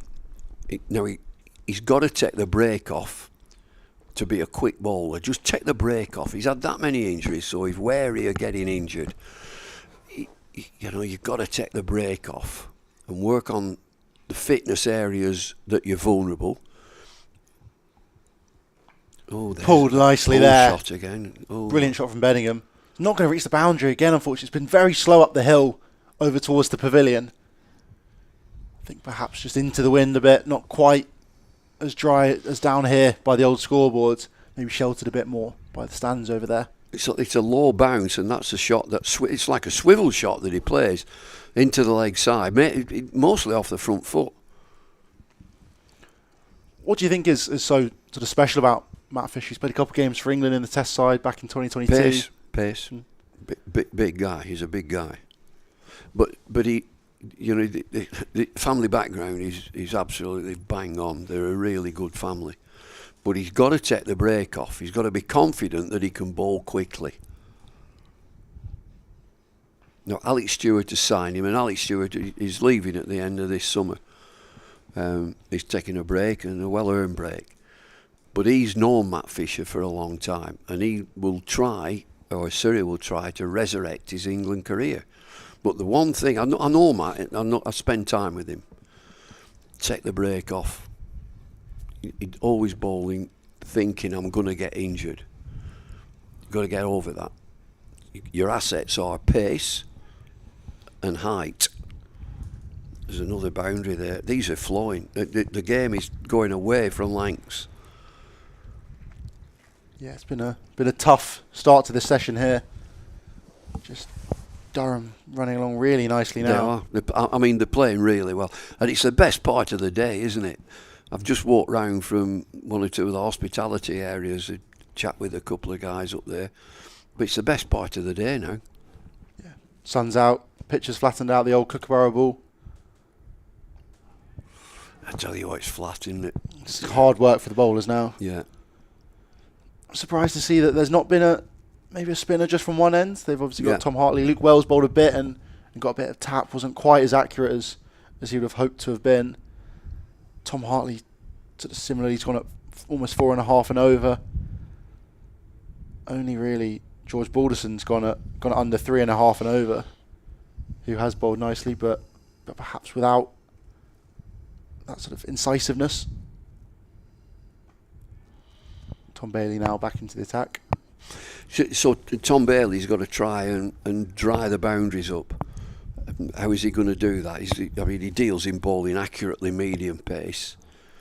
Fielding wise, it's telling you everything. Lancashire pushing back on the defence, no catches, no slips. There's a deep point, there's a deep square leg, a deep fine leg.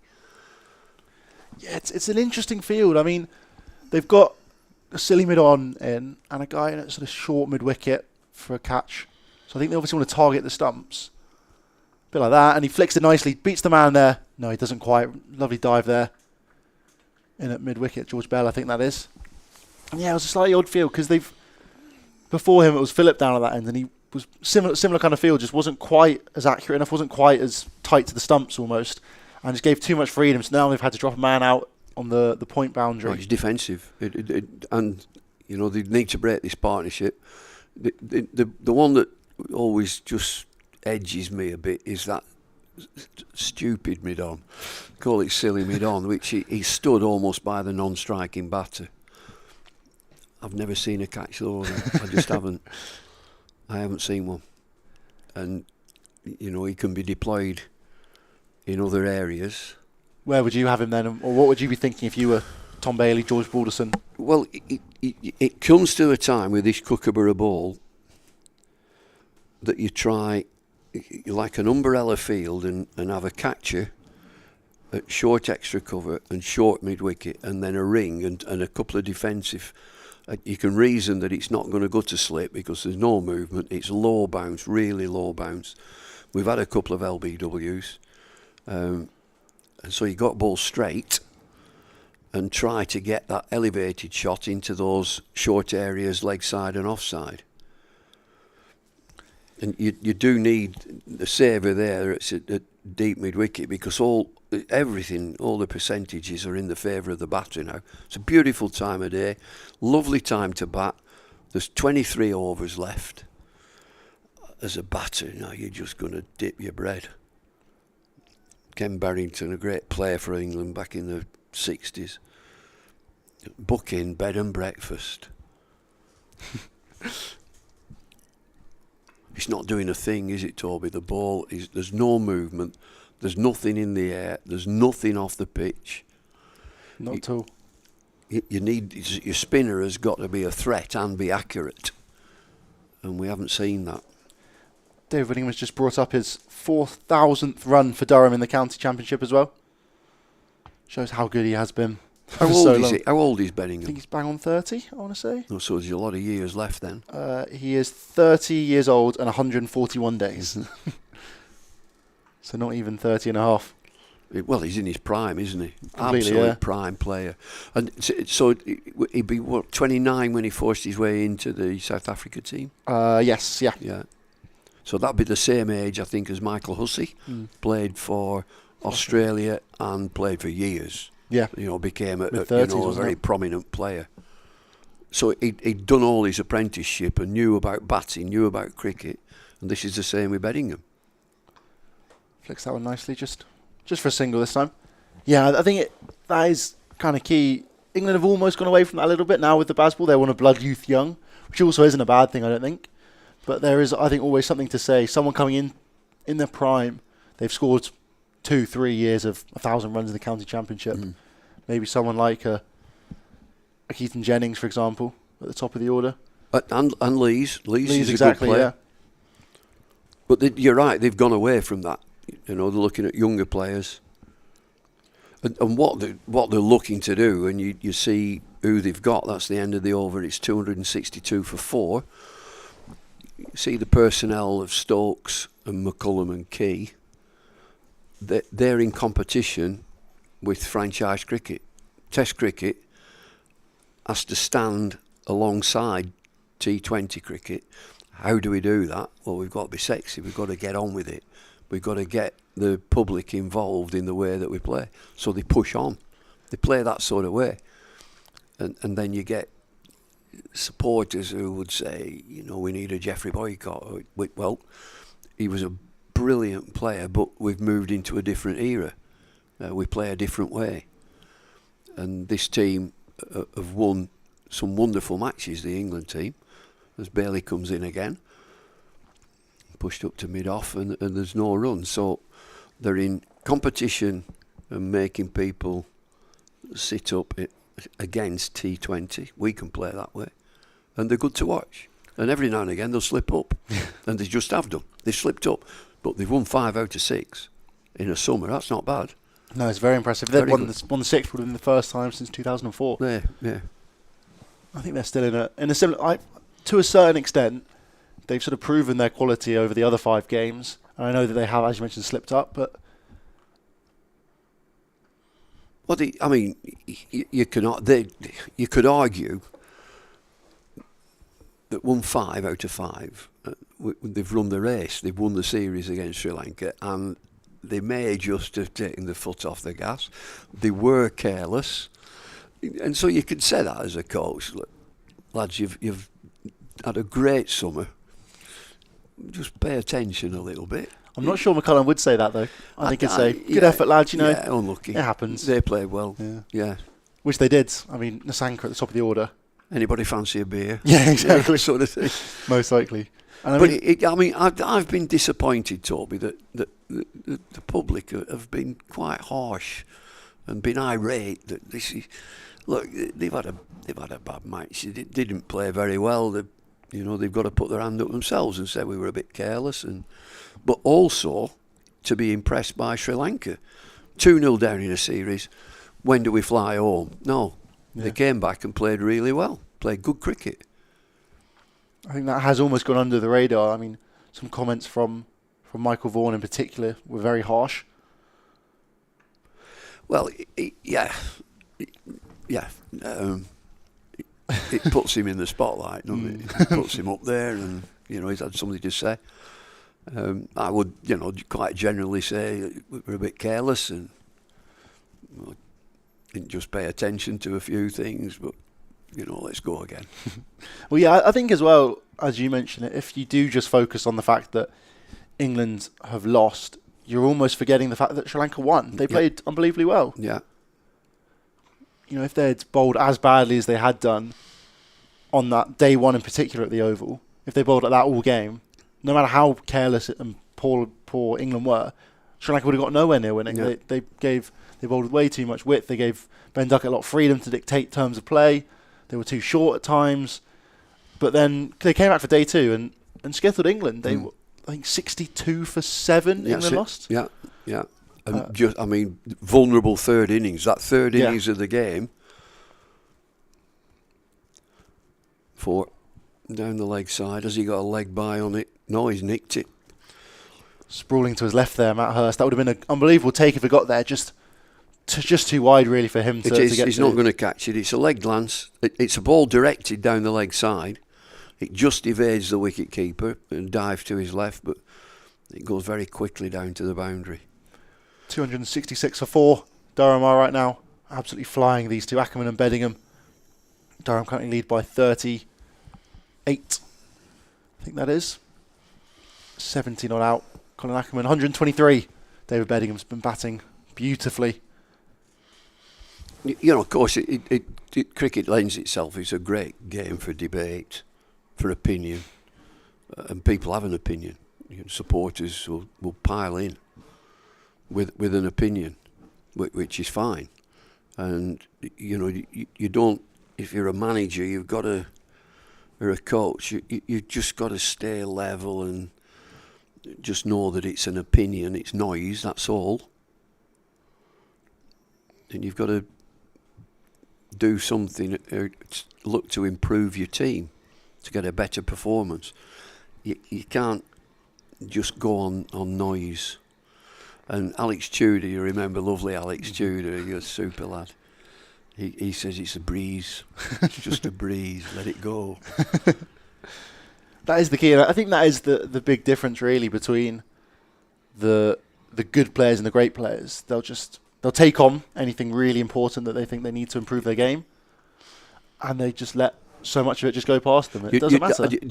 That's super. That's a good way of putting it. You'll pick out the little bits that, yeah, we can improve on that. But if comment is all sort of negative, vitriol, that's just noise. It needs to be constructive, and you know, I would just say we didn't play very well. I'd like to see an improvement, and I'll see you next week. When I was a coach, I was quite volatile. I was quite the other way. Yeah, but I wouldn't do it now. I wouldn't be that sort of coach. Do you think that's just something you've almost learned in the next 20 odd years? Yeah. I would. Yeah, I'd sort of fly into them a bit if I didn't think it were right. Do you think it's tough though? Because obviously that 90 side, I mean, lost a lot of games, which we won a lot. Well, exactly. Yeah. Yeah, we won. We won some really good games. Came up against some unbelievable teams, i.e. Australia. Beat India at home, that was good. Beat New Zealand away. Beat South Africa at home in a 5-match series. It came up short against the West Indies in the West Indies. They're a good side. There's a bloke called Ambrose and one called Walsh. Another I'm not sure I've heard of those two. One called Lara. Yeah. And then Australia had a fella called Warren and McGrath. Yeah, they were a tasty team. But they were good times. They were very good times. It was a challenging period of Test cricket, that. And, no. That's a terrible name that man. Name that man, Toby. Is that Tom Hartley, I think? He's just let that one straight through his legs in a short extra cover. Just sort of doesn't really get down low enough and just lack of concentration, I think that, wasn't it? He just got a handful of fresh air there as he sort of half bent down and the ball went straight through his legs. That's a shame there. They've been starting to build a few dots, it felt like, as well, and just let the pressure off there with the 2. Super partnership, this. Really is. Building a lead.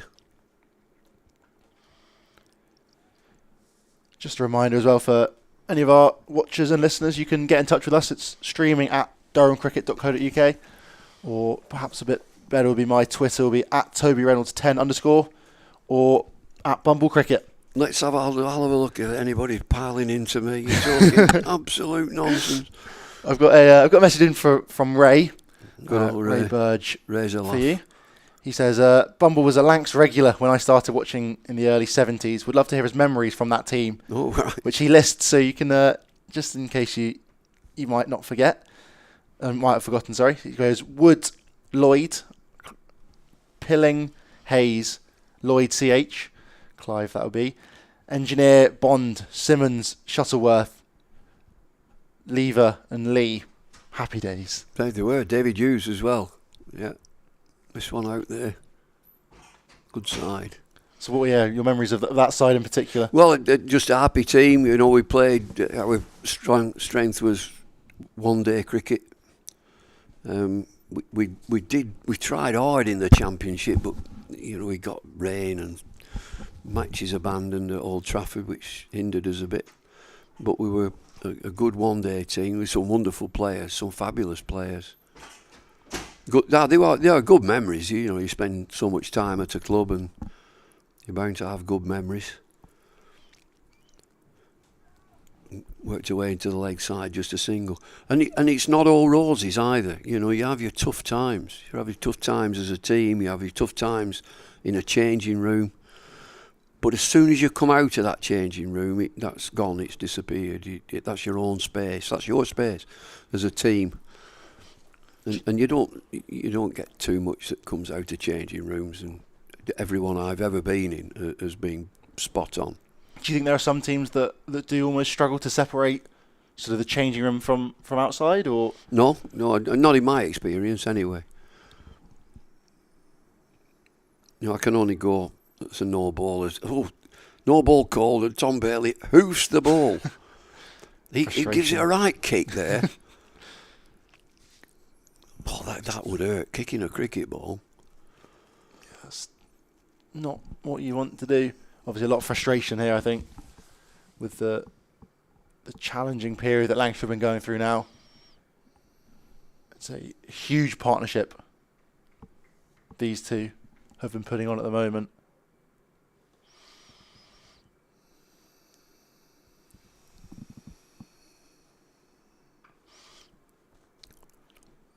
There's that fielder at silly mid-on who's just fielded the ball.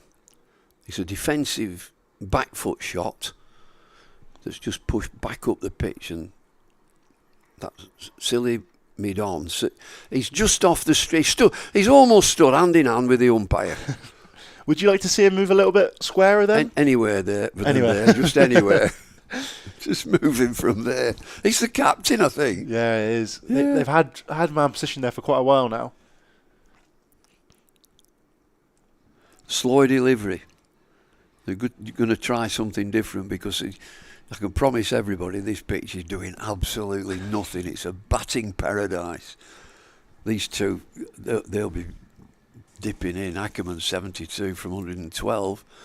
Bodingham quality 125 from 126 from 177. And it's been entertaining. They've played well. They've gone on a fair lick, haven't they? About 4 and over, I should think. Run rate of 4.2. Yeah. Yeah, absolutely flying. So if you talk about baseball and all that, this is what it is. They're just being aggressive and busy. Busy. I think busy is exactly it. And I think it differs between different players as well, what baseball and what being busy and proactive is, because you have someone like Joe Root who just finds it so easy to tick along. That's it. That's all he needs. Whereas someone like Zach Crawley, for example, or Ben Duckett, boundary hitters, that's what they need to do, get on top of a bowling attack. You know, Ben Duckett obviously so good through the sort of point region. That's all he needs to do. Zach Crawley on the front foot, loves driving the ball. And a big tall guy Exactly. and a small guy. So the bowler has to change his length all the time. Yeah, exactly. Too full for Crawley, he'll get on the front foot. But that same length is too short for Duckett, and he'll drop back and cut you or pull you. Yeah. End of the over, it's 273 for 4. Ackermann 72. Bodingham 126.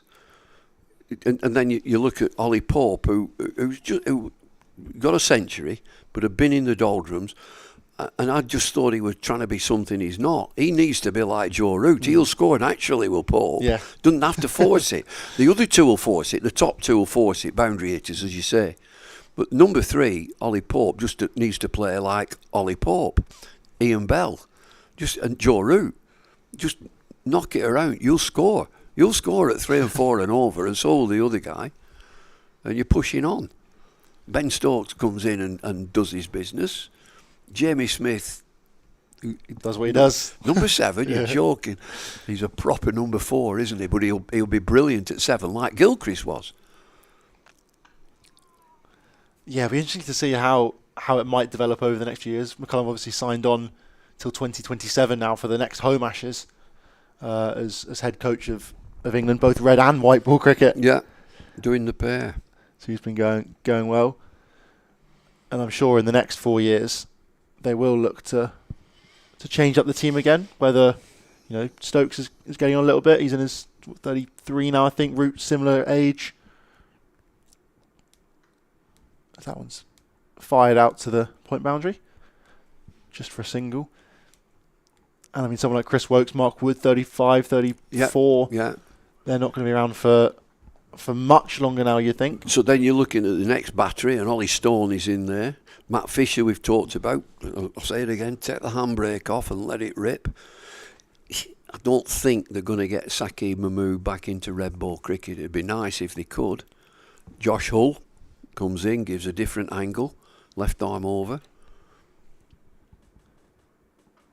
I think that's almost what they're looking to do, is cover all of their bases. When you look at their bowling attack, they've taken 7 seamers down to Pakistan, which is crazy when you think about it. But they all generally offer something slightly different. I mean, Chris Wokes obviously master with the new ball. Josh Hull, tall left arm. Yeah. Very different there yet Ollie again. Stone, bit of pace. Exactly, rough it up a bit. Yeah, Bryden Carse, perhaps more similar, but a bit batting off as well. He can bat as well, Bryden Carse. Then Matt Potts, just the Duracell bunny, keeps going. Yeah. He's unbelievably, sort of just peppers away at that same line length. And then obviously Gus Atkinson has just come out of nowhere this summer almost. It's been great for Surrey for a few years. But on the international stage, going to run through for a quick single here. Direct hits me. No, not tight enough in the end. Great running there from Colin Ackermann.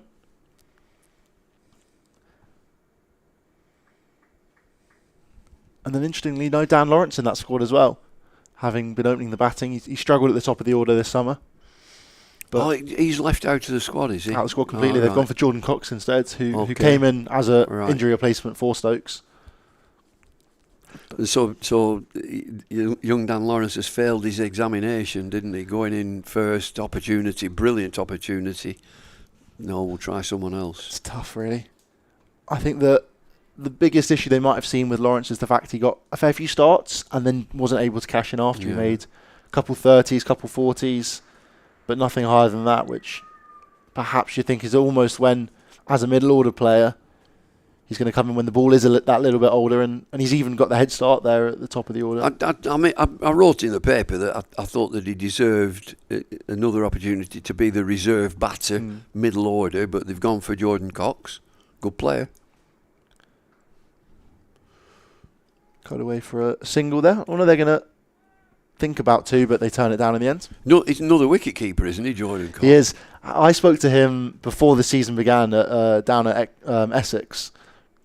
And he just moved there from Kent, sort of saying how he wasn't quite enjoying cricket at Kent, and he moved and wanted a change of scenery. He went to school really near Chelmsford, down at Falstead, and he's seemingly loving it and found a new gear almost now down at Essex, scored tons of runs. But he's actually starting to bowl as well. He's doing almost like a Glenn Phillips. He's sort of bowling a little bit of Liam Livingstone style, some off spin, some leg spin. I don't think it'll be around for a while, and I think the focus is almost more on the white ball side of the game to try and make him a bit more round. But he can keep. He's an unbelievable fielder, top batter, and now he's getting the quartet. All these wicket keepers, like Johnny Bairstow, he's absolute gun fielder. They all come out. In when I played, the wicket keeper used to be quite a rotund sort of bloke, little tubby. Yeah. There's some good keepers around. Ollie Robinson here is a wonderful keeper.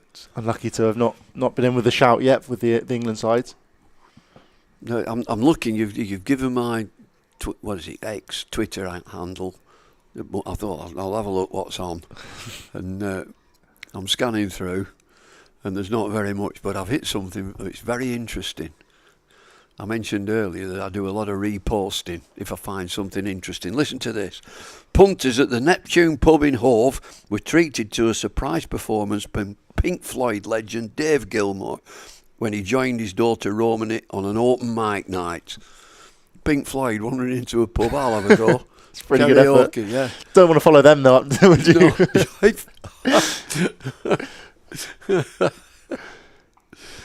And then, so after Pink Floyd and Dave Gilmour and his daughter Romany, We've got Tommy Cockles, who's going to give a rendition, and he comes on like the pub singer, addy ho, addy hey ho, following Pink Floyd. Gracious. Slight change in genre, I think it would be. Yeah. Oh, I mean, that pub, that karaoke night in a pub, it's brilliant. Just going, you're in tears. Gloves that one down for fine leg. That's just going to be a single. Deep square leg. Didn't pick that up for a split second there. They now have 3 men out on that leg side boundary and another 2 out on the offside. They have a deep point, a deep square leg, deep forward square leg, and plus your regulation fine leg and a third man. At least third man's in, Bumble. You'll be happy to see that. Well, it's defensive. There's no slip. There's a big gap there, so we'll have a third man. I'm trying to play a bit of Dave Gilmour here.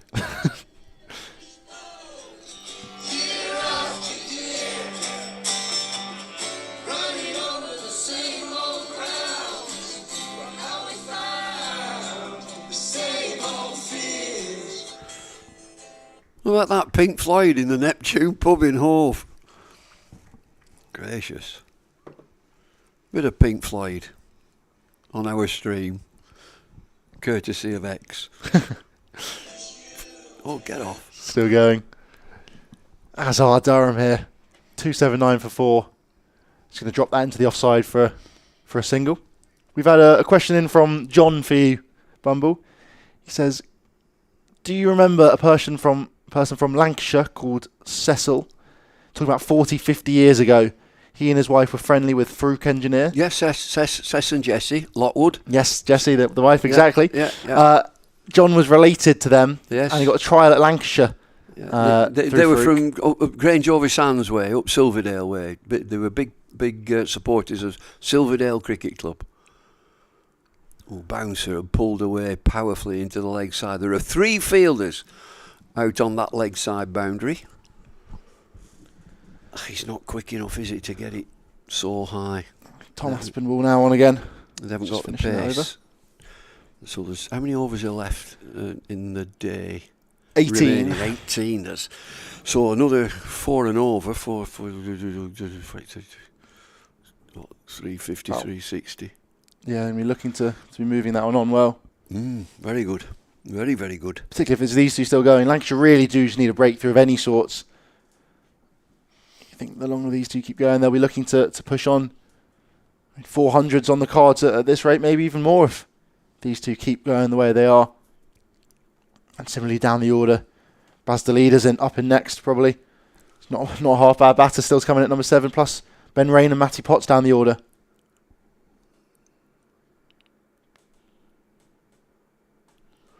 It stumps at the Leicestershire-Yorkshire game. So has it rained? I think it must have been rain too much. Right. They went off for rain originally. All right, okay, so they've gone off for rain. 35 for 2, Leicestershire after being bowled out for 98, Yorkshire 379. Some bad light down at Hove as well, delaying the Glamorgan-Sussex game, having previously been off for rain. There's stumps at Lords as well, Middlesex, Gloucestershire, stumps at Northamptonshire, Derbyshire, I think rain yet again, and stumps at Glamorgan-Sussex. Not here up in Durham though, not these sunny blue skies. Who'd have thought it's that way around? Yeah, it's the best part of the day, so there's rain around in the rest of the country. But it'd be interesting to see for all the matches, because it's Middlesex, Sussex and Yorkshire who are battling it out in Division 2. See what the weather's like for the next 2 days. If they get hampered by weather... Yeah, it could really hinder. Sussex in a great position. The other two, as are Yorkshire actually. Middlesex seems to be a little bit flatter perhaps. Maybe more unlikely for a result. Oh, lovely shot there. It's going to run away down to the boundary down over near us here by the old scoreboard. But a lovely shot there by David Bedingham. Just glides that one through. The 3 men they have there at mid-on, and he's found the gap to break it through. There are 3 fielders there, and the wicket keeper is up to the stump, so it's back of a length, just back of a length short. And he's punched it. You know, it's such a good shot, is that. It's timing to get in a great position and knock it. It's like threading a needle through those 3 fielders there. Yeah, just rocked onto the front foot and just leant on it more than anything else.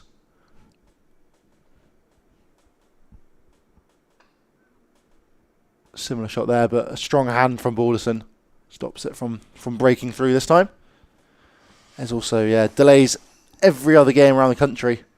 Essex, Nottinghamshire, Hampshire, Kent have both been delayed by rain, and stumps down in Taunton for Somerset, Surrey, and stumps as well in Worcestershire, where they take on Warwickshire. Oh, big derby that is. It really is, and quite a big game for the Division 1. They're both only a few points ahead of Durham, 130 odds. Either one of them don't pick up too many points from that match, then they might be dragged into a relegation fight. But Durham are okay, aren't they? Or? A win here would leave them very, very comfortable position. A loss here sort of draws them right back into the battle, because they're only maybe 20 points ahead of Lancashire and Nottinghamshire. So if both of them get victories here and pick up 20 odds, 18 points. Oh, I think Durham have too much quality, surely. You think so? They should be fine. Yeah. Going on for the rest of the season. Kept a little bit low, that one there from Balderson. Yeah, so Kent are almost certainly relegated on 74. Lancashire 106, Nottinghamshire 118, and then Worcestershire 136, Warwickshire 135, and Durham 133. So maybe one of them might get dragged back into it if Nottinghamshire and Lancashire can pick up some points. I think Notts are a bit unlikely to this week against Essex, who put on over 400. Yes. So that might be tough. And if Lancashire are struggling here, which it looks like they are, they're now 57 runs behind Durham. If Durham can keep piling on a big total, I think it's going to be left between those two at the bottom of the table to join Kent in Division 2 next season. Aspinwall continues. Just showing a bit of respect there on the front foot by Ackermann.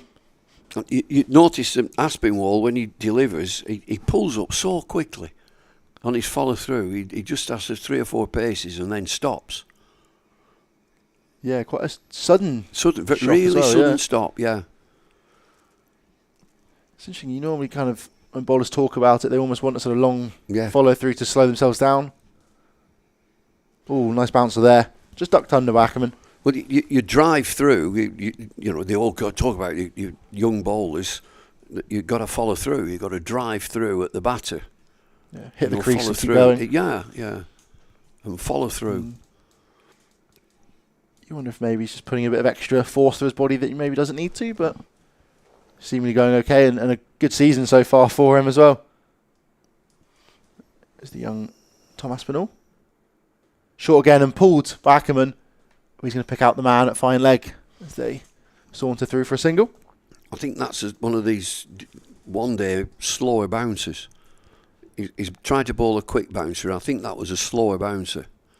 Because we mentioned it, there are 3 fielders out in the deep leg side. And that's a big hit. This is a huge ground. Yeah, 3 fielders are at deep backward square, deep mid-wicket and deep fine leg, right on the boundary. This is the test pitch as well, bang in the middle. It's clipped into mid-wicket for a single. So yeah, it's a long, long way. It's, I think, the biggest playing area in the country, I want to say, Riverside. Mirrors Lords in that respect. Different sort of shape, though. Lords is very long, straight and very square. Very wide boundaries here. Out from the pavilion down to the old scoreboard.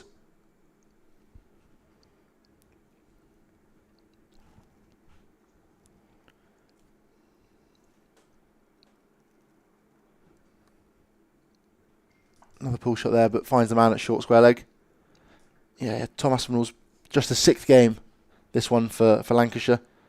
But he's taken 13 wickets in them, averaging 27.5. Taking 5 for 41 as best figures. Well, he's going to go round the wicket now, and this is telling you that he's going to try and bang it in short and try and test the batsman round about the rib cage. I'm not sure he's got the pace. He's gone full this time, though. Yeah. Yeah, for a single. Can we get through comfortably in the end? Slight stumble as he picked the ball up there, Josh Bohannon. And that brings you over to an end. 3 from it. Durham on 288 for 4 now. Do you know, I'd have thought that left arm spin should be on at one end. And it might just be happening now. From this end is the Finkel end, isn't it? Yes, it is, yeah. And you know, Tom Hartley in these last 17 overs to go, around 17, he should be able to try and tie one end. Now you've got to set the field according to this situation, and I think you need one player back at deep long on. You have a slip. There's a bit of spin. Now he's giving the challenge. He's keeping mid on and mid off, supposedly saving one. Now he's got 1, 2, 3. He's 4 fielders on the leg side. Now he's got a deep backward square and a deep mid wicket. Very square one at that as well. Now that's a funny field. Catching mid wicket as well, keeping Jennings himself in there. And the sweep comes out straight away to the man out there at deep backward square leg. And it's a good sweep, it's a comfortable sweep, because the action of Hartley from left arm around the wicket is down the leg side, so it just needs helping on its way with the sweep. You always get a single down there, but I'm puzzled by the deep mid wicket because he's turned a couple of balls. Are both these players going to play that slog sweep with 17 overs left in the day, and they're both set? Another sweep out. Big down leg side ball. So then you say, well, where should he be? But he's probably out there. I'm looking at Jennings himself. He's at short mid wicket. This is interesting. This short mid wicket catching. I quite like him in there for a left arm spinner. Perhaps looking for a leading edge for balls like that. Well, he's got to be bowling leg stump as he has, and so if it's spinning a touch, you'd expect him to be bowling off stump, with Jennings, the leg side catcher, at short extra cover. Looking to work it into the leg side. And the deep mid wicket into saving one mid wicket.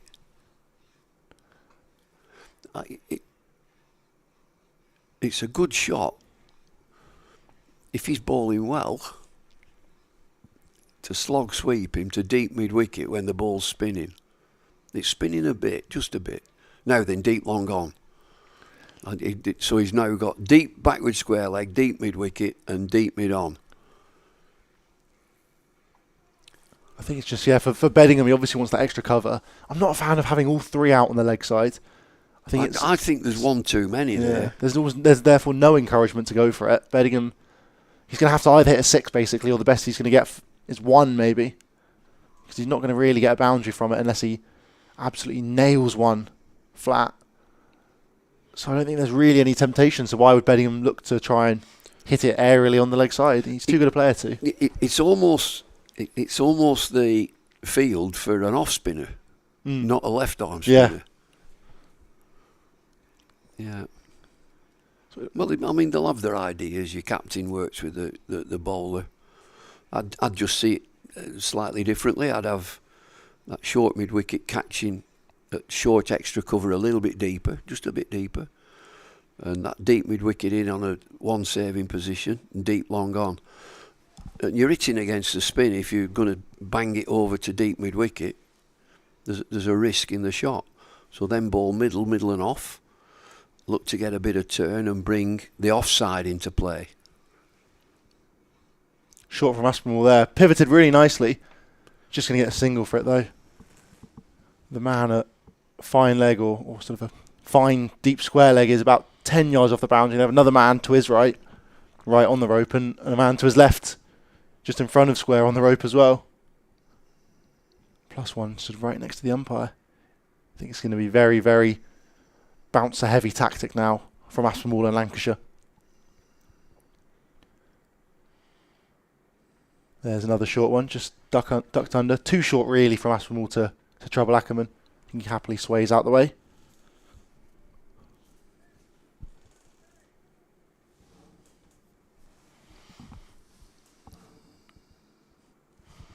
Yeah, he's going to try that bouncer, and that deep backward square leg has come in off the boundary about 25 metres.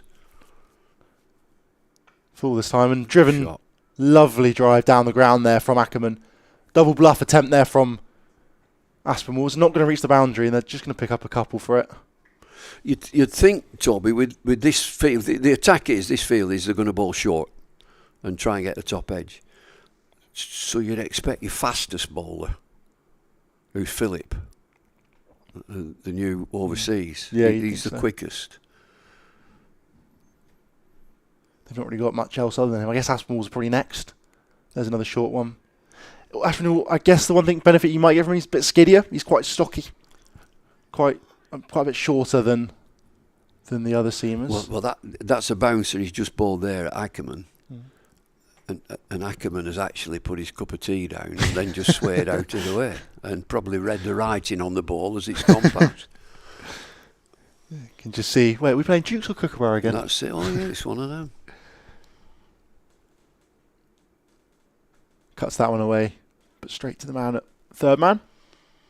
I can see the plan. Let's see if we can rough him up. But Aspinwall isn't the bowler to do the roughing. He's not quick enough. Yeah, it's not been a huge amount of Phillip so far. He's bowled 13 overs, 2 spells. Took the new ball first up with Tom Bailey, and then came back a little bit later in the afternoon as well. And it's definitely been the pick of the bowlers. That one's smashed in front of square. Brilliant shot there from Bodingham. It's almost in the air as he played that one. Brilliant shot. Just gets right over it. Hits it straight into the ground and it flies away in front of square for 4 runs. That's 300 up for Durham now. It's taken them just 71 overs. Really, they're motoring, aren't they?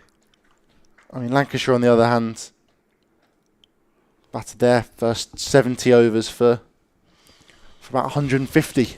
And that's also the 200 partnership now. 201. Beddingham's made 113 of those, Ackermann 81. And similarly, 276 balls. Just under 3 hours as well. It's been absolutely brilliant, this partnership. This has been the difference in the game, I think. So that one's cut away by Ackermann. Been a few no balls in there as well to add to the total. Well, he'll be thinking, Keaton Jennings as captain, right, where do I get a wicket? There's nobody seems likely. I was kept a little bit low, perhaps. And flatter from Tom Hartley, quite flat and quick. Callum Parkinson managed to get a few to turn last night. In his first over, he got one to absolutely rag from outside off, but it was for the left-hander. So there may be some footmarks at that end, but Hartley's yet to get a huge amount of turn this evening. He had a few go earlier on in the day. His first 2 deliveries spun.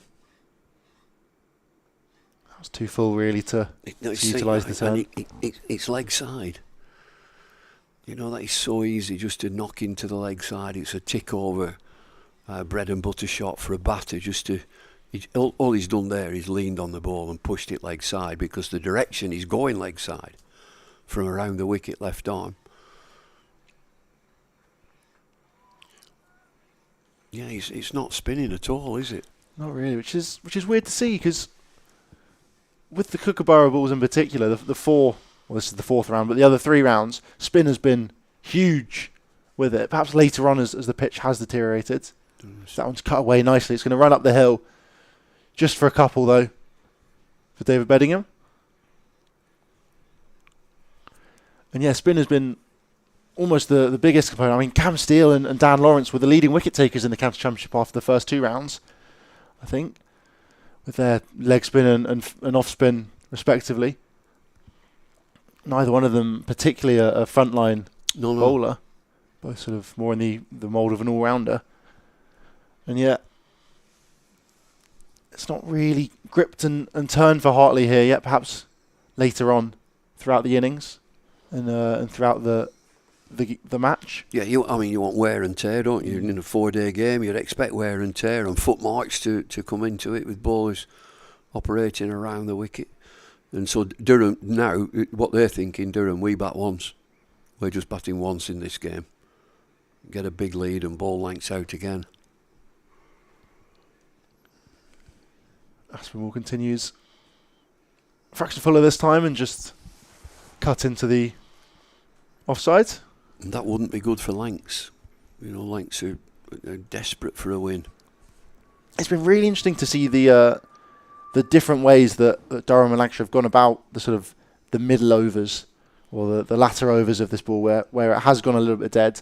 Durham bowled really dry, really dry. Just maiden after maiden after maiden. Callum Parkinson, unbelievable 17 over spell. Another short ball and pulled in front of square again, just for a single. Yeah, 17 overs on the bounce from this end. He had a couple down the other end as well, the latter end of yesterday. But even then, Matt Potts and Ben Rain and Baz the leader as well, just giving nothing away. 25 maidens. Whereas Lancashire here have only bowled the 6 maidens throughout the innings. 3 from Bailey, 2 of them were in the first few overs. And George Balderson's managed to bowl 3 as well. He has been a bit tighter. Another short ball there. Too high again, though, from Aspinwall, really. Well, it's called a no ball. He's overstepped on the front line with all the effort, but the ball was taken by the wicketkeeper, who's quite close in, and he's took that round by his ankles. It's bounced, and it's just lobbed, ballooned over the batter, who nonchalantly moved out of the way, and wicketkeeper Hurst took it by his ankles. There's no pace in this.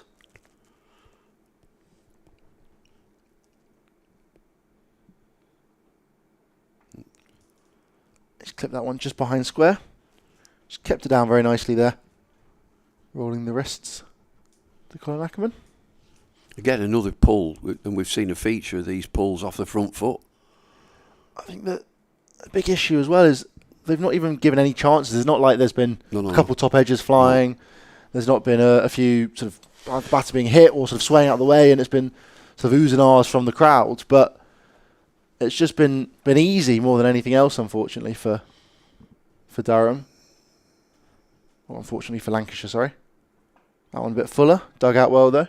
And slip has been redundant. It's not looked like it's going to slip. No, nothing at all. I mean, Borthwick edged behind, but otherwise, a couple of LBWs and a bowled. Ben McKinney, you chopped on. And similarly in the first innings for Lancashire's batting, only Balderson, he nicked a second slip for Colin Ackermann to take a fairly simple catch to his left. But otherwise, no edges really. Tucked off his legs there for a single. I mean, this is the effort that he's putting into this Aspinwall. He's got to be taking it out of him. He's banging the ball into the middle of the pitch, and he's just medium pace. Yeah, I mean, there's another 12 overs in the day after this one ball, and I can't see him doing 6 of those from one end. They might have to get someone else on for a spell. Yeah. He has put in a very good effort. You have to commend him for it. He's fulfilling his captain's plans to perfection right now. Another short one, and this time through the offside from Ackermann. As he moves on to 86 now. Just ticking along again. And that brings the 73rd over to a close. So they get a new ball in 8 overs. There are 12 overs left in the day. It's going to be probably perhaps a challenging period for the final. I just wonder, they'll probably take it, yeah, if they've got any wind, if they've got any puff left. I guess that's perhaps why they're getting Aspinall to bowl this, is he's not going to take the new ball, whereas it's probably going to be Bailey and Philip. Philip, yeah, the overseas pro who took the new ball in the first innings. Balderson may be a candidate as well, so Hartley from this end. I guess you could maybe give Luke Wells another option for a few overs from that Lumley end. If Aspinwall can't quite make it to the new ball, which you think he'd be unlikely to unless Balderson does come back on or Bailey. I think Philip has to take the new ball, and perhaps that's why they're hesitant to use him. Yeah, just with that extra pace. I mean, he's probably been the best bowler you'd say for Lancashire. 2 for 60 he's taken from his 13 overs. Fraction expensive at 4.6, but nothing too much really. Well, all the bowlers are going at round about 4s, aren't they? Hartley what is he, 13 overs for 58. Yeah, so economy-wise, Bailey's gone at 3.9. Phillip has gone at 4.6. Aspinwall 5.6 he's gone for, 5.6. yeah. Balderson has been the most economical, 2.9. And then Hartley, 4.4, and Wells 6.3. Whereas you compare that to Durham, 1.75. Ben Rain bowled as Bedingham brings up his 150. Very comfortable knock so far. 208 balls. Just starting to pick up the pace now. It's been out there for a long time. Over 4 hours. I mean, he's made it look easy, hasn't he? It's been good to watch. Lovely stroke play. Came to the crease just before lunch. As he's batted throughout the majority of the innings now.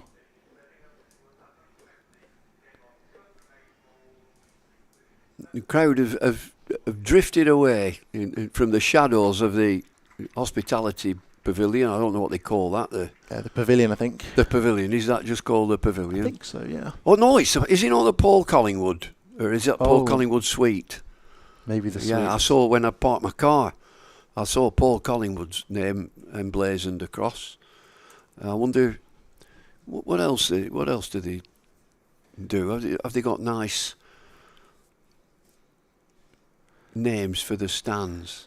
At Lancashire, we're very good. We got A, B, C, D, E, F, G. Those are our stands. Yes, it's the Don Robson Pavilion. Oh, of course, Don Robson, who started Durham County Cricket Club, was a local councillor, worked tirelessly to get things going. Big player at the National Cricket Association, which was the amateur arm of the Test and County Cricket Board, before it all amalgamated. Now they come on. What's this? We've got Josh Bohannon. Oh, this will be interesting. Now, what does he bowl, Bohannon? Oh, a little bit of off spin. Is that quite dart-esque? It is. It's an off spinner's action, and he's just bowling to quite a defensive field. He's an occasional bowler, very occasional, I would say.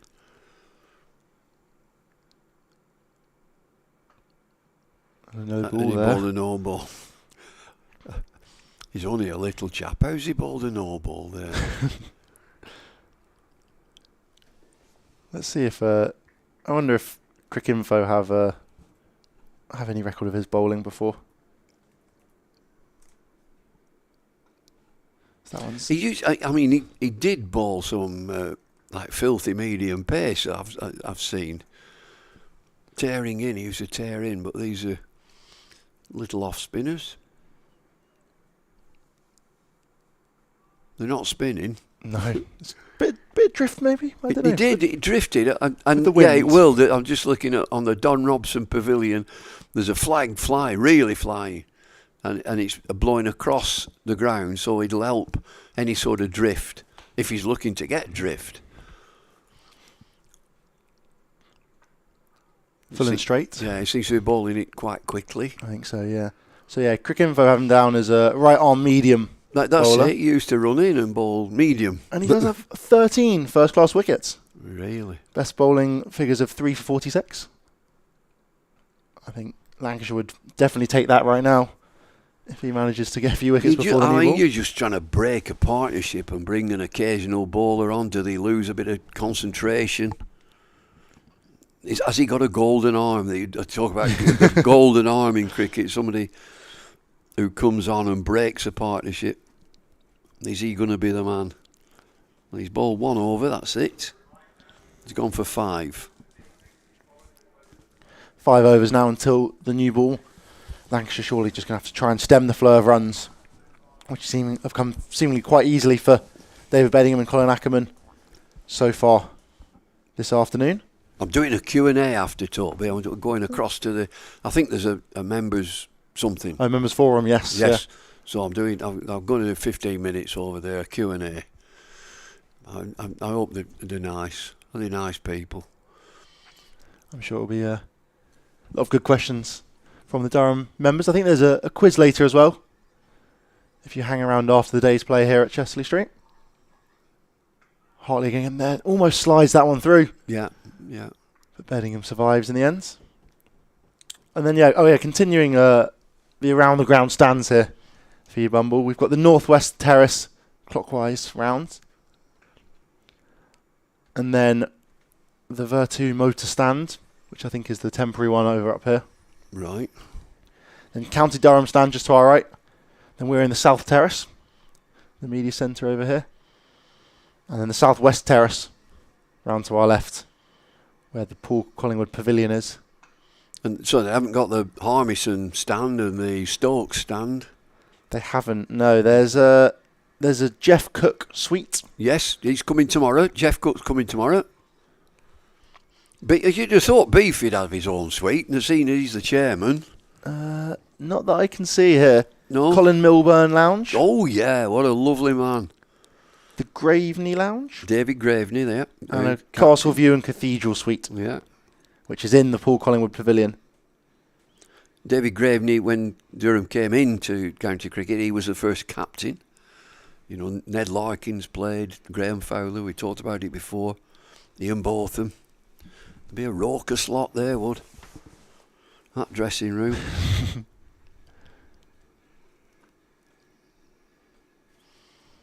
Single there for Bedingham.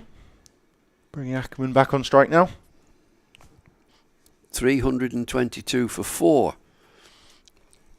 Ackermann is 89, Bedingham 154.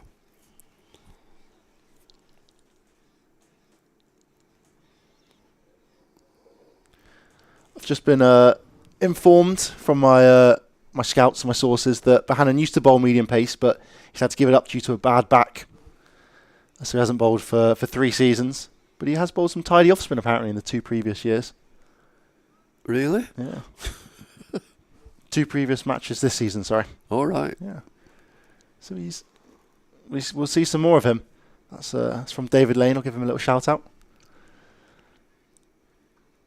That one's cut into the offside. It's going to look to beat the man out there on the boundary.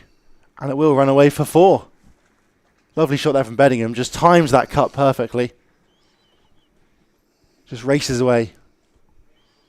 We've picked his spot there. I'll just hit this over there. And that's a long way to the tractor and the mopper upper. Technical terms, that. What would they call that? The super sopper, Super not the sopper. mopper upper. Super sopper. I like the mopper upper. Maybe Yeah. that can be a new one. Yeah.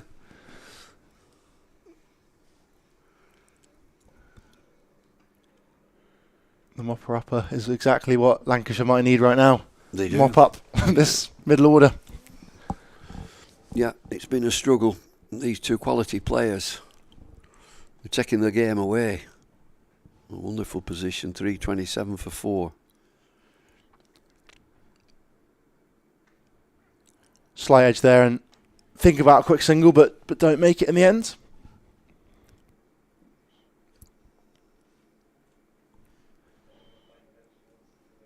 Three and a half overs now until the new ball for Lancashire. Can't come soon enough. That was pushed into the leg side to bring up the lead of 100 now for Durham. 328 for 4. And Ackermann moves into the 90s now. You'd think with an occasional bowler, you'd not dart it into the pitch. You'd bowl, just bowl some tempters, bowl it slower. Bowl it slower.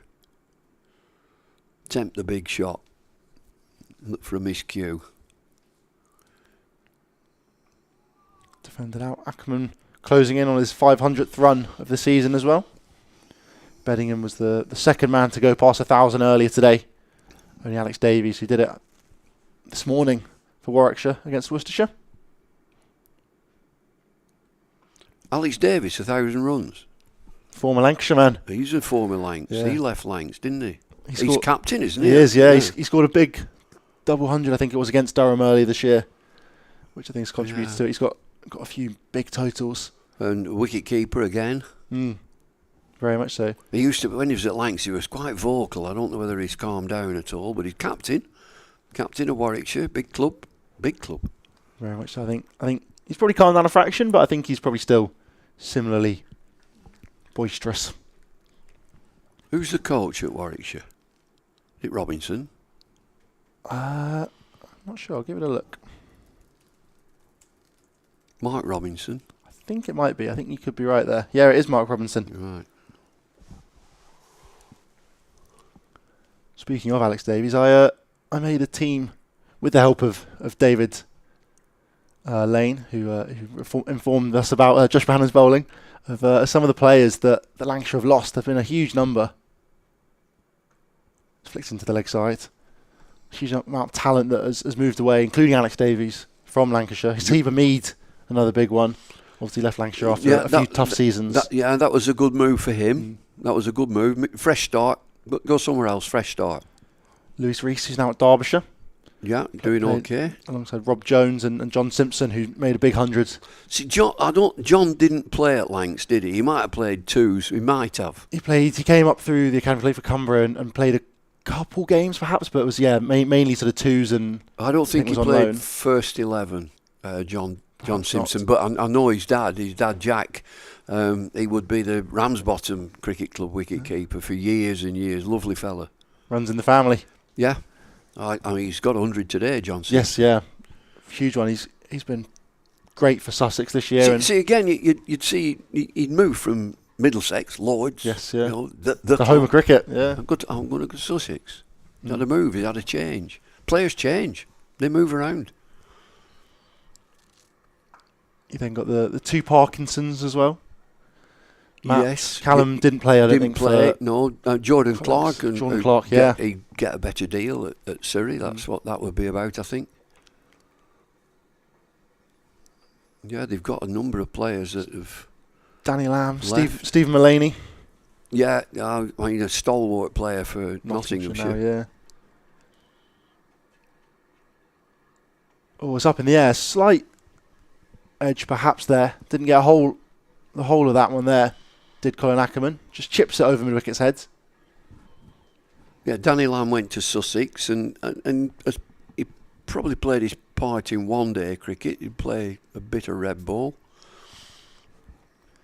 And then the other one, David Lane even gave me a Luke Proctor. Luke Proctor, yeah. Yeah. Even gave me an overseas pro of Hassan Ali, who's now at Warwickshire. Used to play at Lancashire As an overseas player, yeah. I think that's always a tough one with overseas. They do often move around a little bit. I think would have been before COVID as well. Hassan Ali would have been Okay. at Lancs, I reckon. I mean, now with overseas players, I certainly can't keep up with it. That they're coming in for a few weeks. Yeah, exactly. Yeah. I mean, Venkatesh Iyer, for example, has only got a couple game contract. Durham have had, I think this is the fourth overseas pro is Shamar Holder. A lot of injuries though, unfortunately. Scott Boland went down in his first match, as did Neil Wagner. Peter Siddle was around for a few games as well. Peter Siddle and Wagner, they're old stagers. Very much so. They are, aren't they? Yeah. So they would they'll do a job for me, but they break down. Shamar Holder returns to the attack now. He doesn't. No, it's not Shamar Holder. It's the wrong West Indian. Shamar Holder is put his feet up in the dressing room, I assume. This is Anderson Phillip, Lancashire's West Indian. Now, can he get a breakthrough? Not many overs left. 7. They badly need a wicket just to lift the team. It's so much on the defensive. Pushing back to the boundaries. A change of bowling. Anderson Phillip.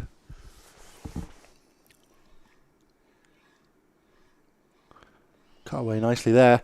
So he timed that one beautifully, but doesn't get back for a second, but doesn't quite get full reward for what sounded brilliant off the bat there.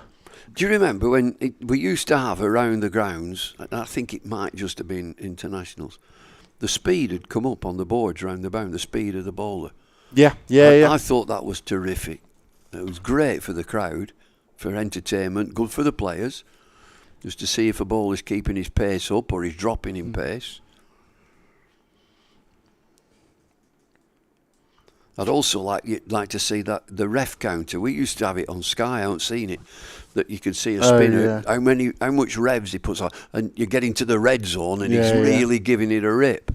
You know, if you can do that on the boundary boards around the ground, I think that's of great interest. I want to know how fast he is. How fast is he bowling? Can he disturb you? Is he just a medium pacer? Because we can't tell. I can have a guess. I'm going to have a guess that Anderson Phillip is about 80 miles an hour, 82. Oh, lovely shot there. Straight back over his head there. Brilliant from David Bedingham as he picks up a boundary there. Just a couple bounces. It goes over the rope. That's brutal. What a shot. What a shot. Fraction full, and Bedingham gets onto the front foot early and just opens up his stance as he carves that one over long on. Brilliant shot that, though. Down into the shade under the Western Terrace. 164, Bedingham. 95 for Ackermann. Phillip continues here. Picked up 2 wickets earlier today. Short there, and it's over the head again of mid-on. For another boundary. Brilliant shot from Bedingham. Just onto the back foot this time to pick up a 4. Just shows you how slow this pitch is. It's a banging ball from Phillip. Gives it everything. And he just sways back and knocks it. Slams it over mid-on. Down to the Ramside hole. I've been there. Hotel complex not far from here.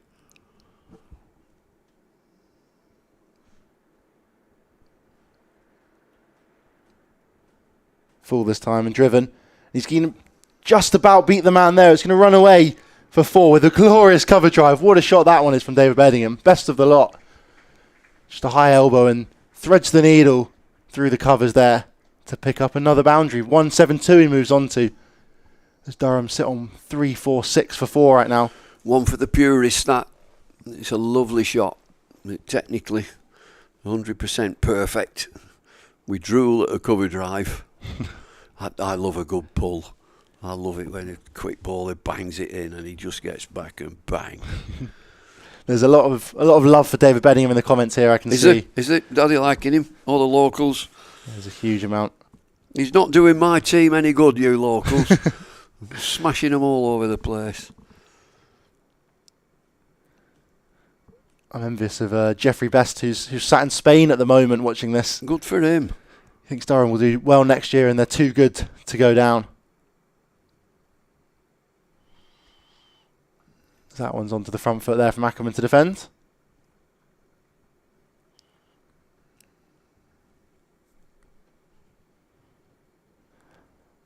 Lancashire playing like Accrington, says Volcano Diddy. What's that? Lancashire playing like Accrington, he's saying. That is provocative. That is. Where's he from, him? I'm not sure. It's a... It's not one of them handles, just there's no name or anything. No name, I'm my afraid. goodness. Never reply to them. I did. I got my fingers burnt. She never replied. Never reply to anybody who ain't got a name.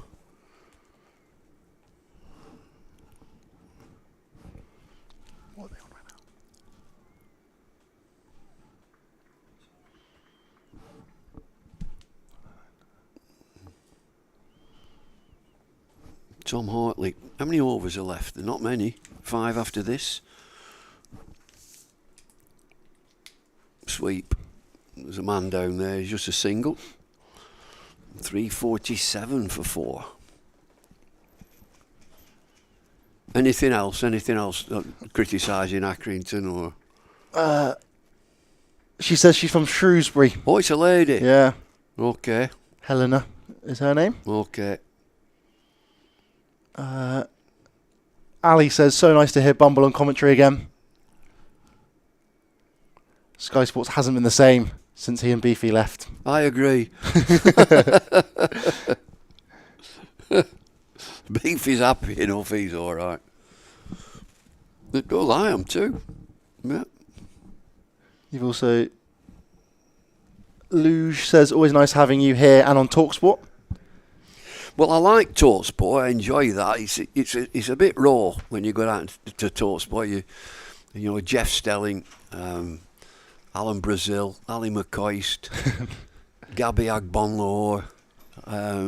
It is really good. I really enjoy it. It's a bit off the cuff. You know, you go in different directions and so on. And the cricket, I work with John Norman, who's head of cricket. Jared Kimber, Jared is unbelievably well connected. He knows the stuff, he does. Does he ever? He's a walking encyclopedia about cricket.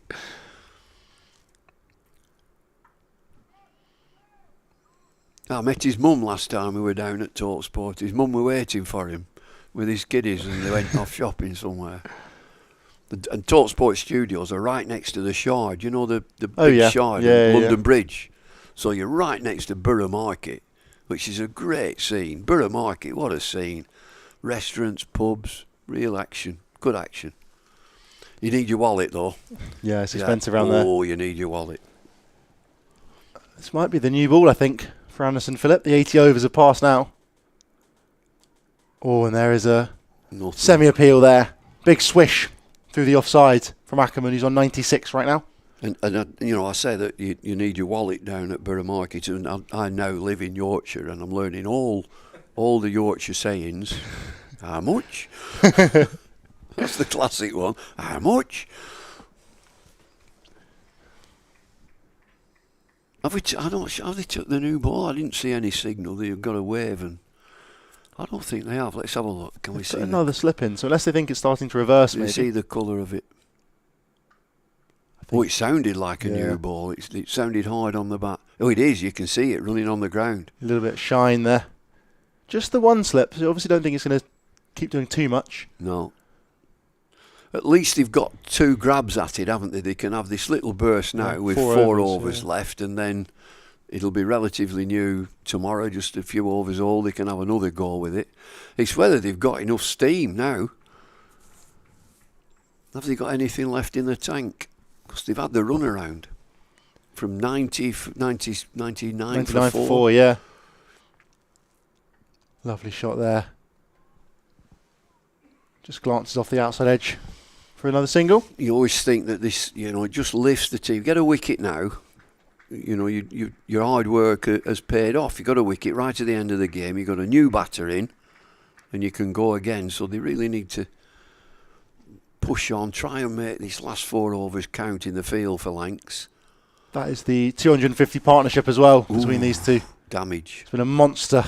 Oh, it's damage, isn't it? From the Ackermann on 97 right now.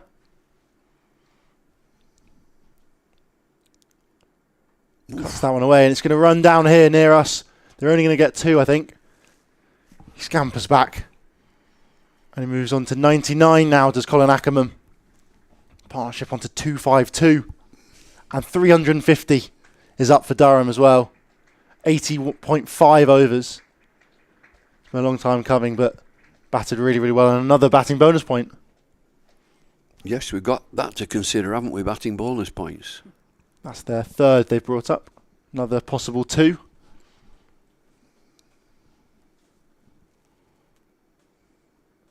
Straight to this time, and Ackermann just drops the ball at his feet to end the first over of the new ball from Anderson Phillip.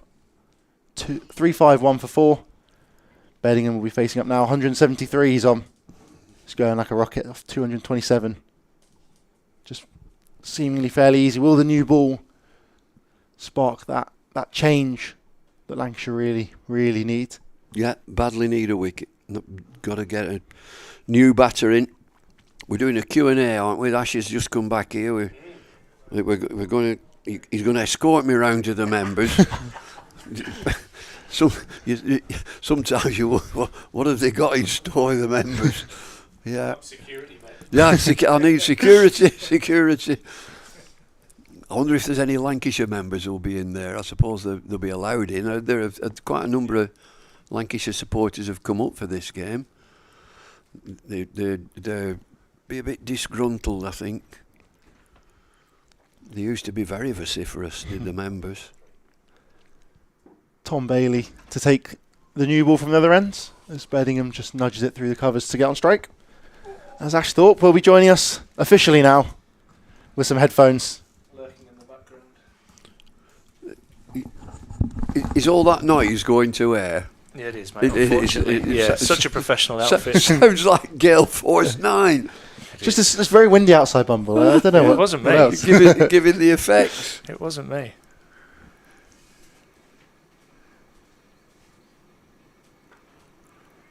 Into the covers there. I tell you what, you've got some runs, you two lads, while I've been away, haven't you? It's been quite nice. Yeah, and no playing chances. nicely. No chances, Ash. There's been nothing.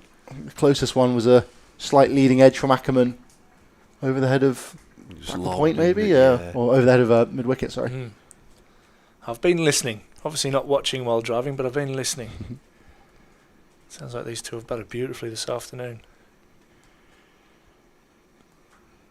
Where have you been? Have you been out and about? Or? So I do a bus run for school, Bumble. So I'm head of cricket at Parkview, which do a cricket academy out of here. So we're unable to train while Durham's playing, but we have to run them far and wide across the northeast. So I've been taking some kids back home, and then I've come back just for you. I hope Dan Norcross is listening to this.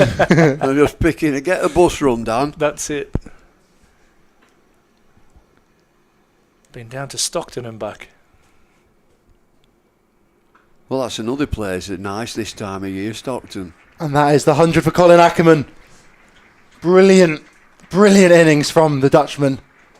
Off 165 balls. Just plays that one into the covers. And he's played second fiddle to David Bodingham, but he's played beautifully for it. Hasn't he played well? It's brilliant. He must be getting plenty of sleep. The twins obviously arrived a couple of weeks ago. He's doing very, very well. Nice moment for him. Both hundreds have been effortless. Yeah. They've been, they've just been on top of the game, and both players will just have enjoyed that knock. They've not been under any pressure really. Real class. Coming under a bit of pressure, didn't they? 99 for 4. Yeah, couple of wickets back to back. Steadied it. Two very good players. And he flicks that one into the leg side, Bodingham. And that brings up the record 5th wicket partnership for Durham now. 255 these two have put on. Been a monstrous effort, as you two have just been saying. Absolutely outstanding, these two. One ball to come this over from Bailey now. The new ball yet to take effect.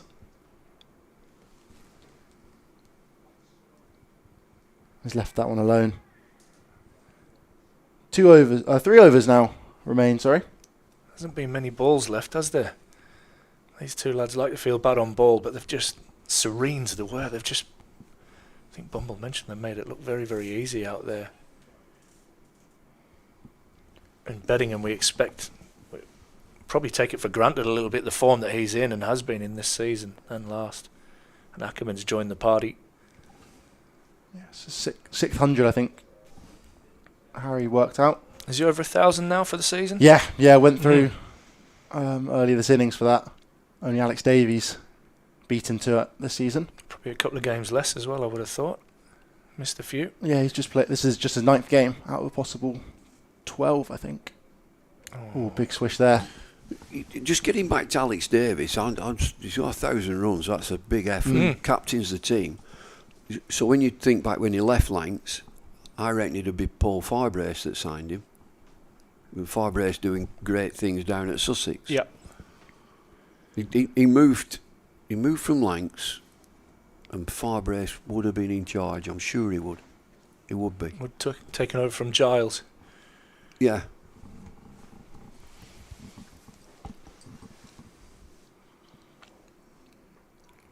And Ashley Giles, he was at a test match at Old Trafford. It was great to see him.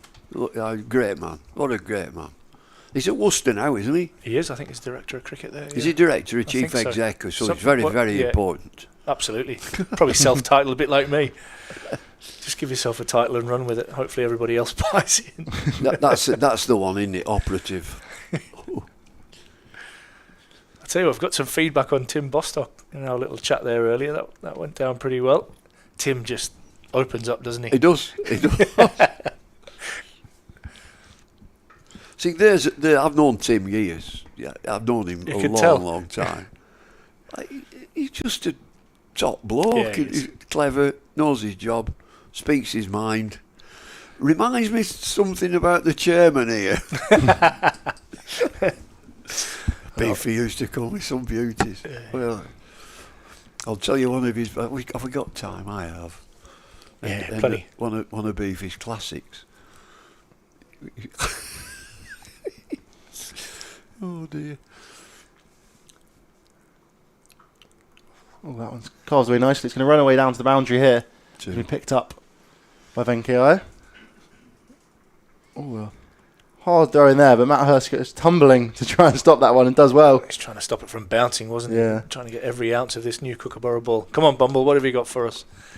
It's the M6 toll road. Do you remember the M6 toll road? When it sort of...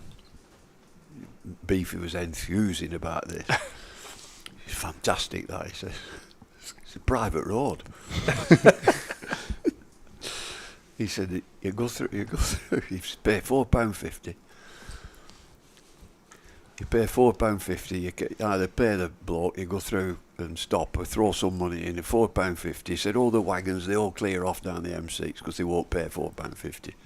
He said, it's a private road, you own it, you've paid your £4.50, you own it, you go as fast as you want.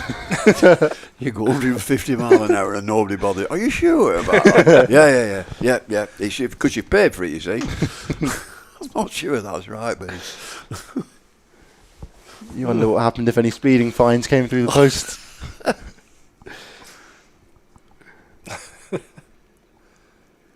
Final ball of the over here. Defended nicely by Ackermann. England's greatest cricketer, by the way.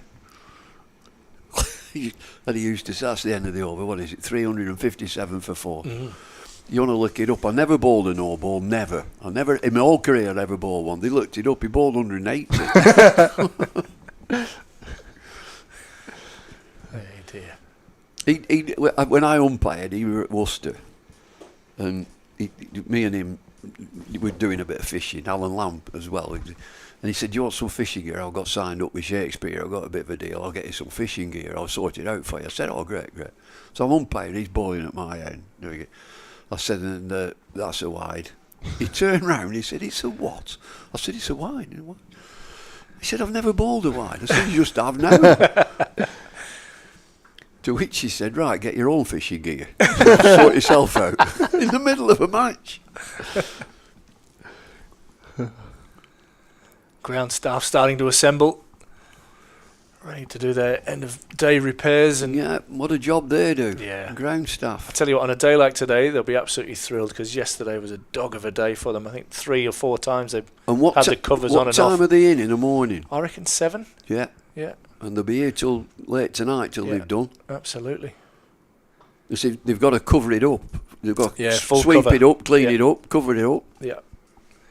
Great job. Did that about 4 times. So days like today, they'll be absolutely thrilled where they can just sit back. We often get Vic up here as well, does a little bit of commentary with us and chats about the pitches and grass and the likes. Top man Vic Domain.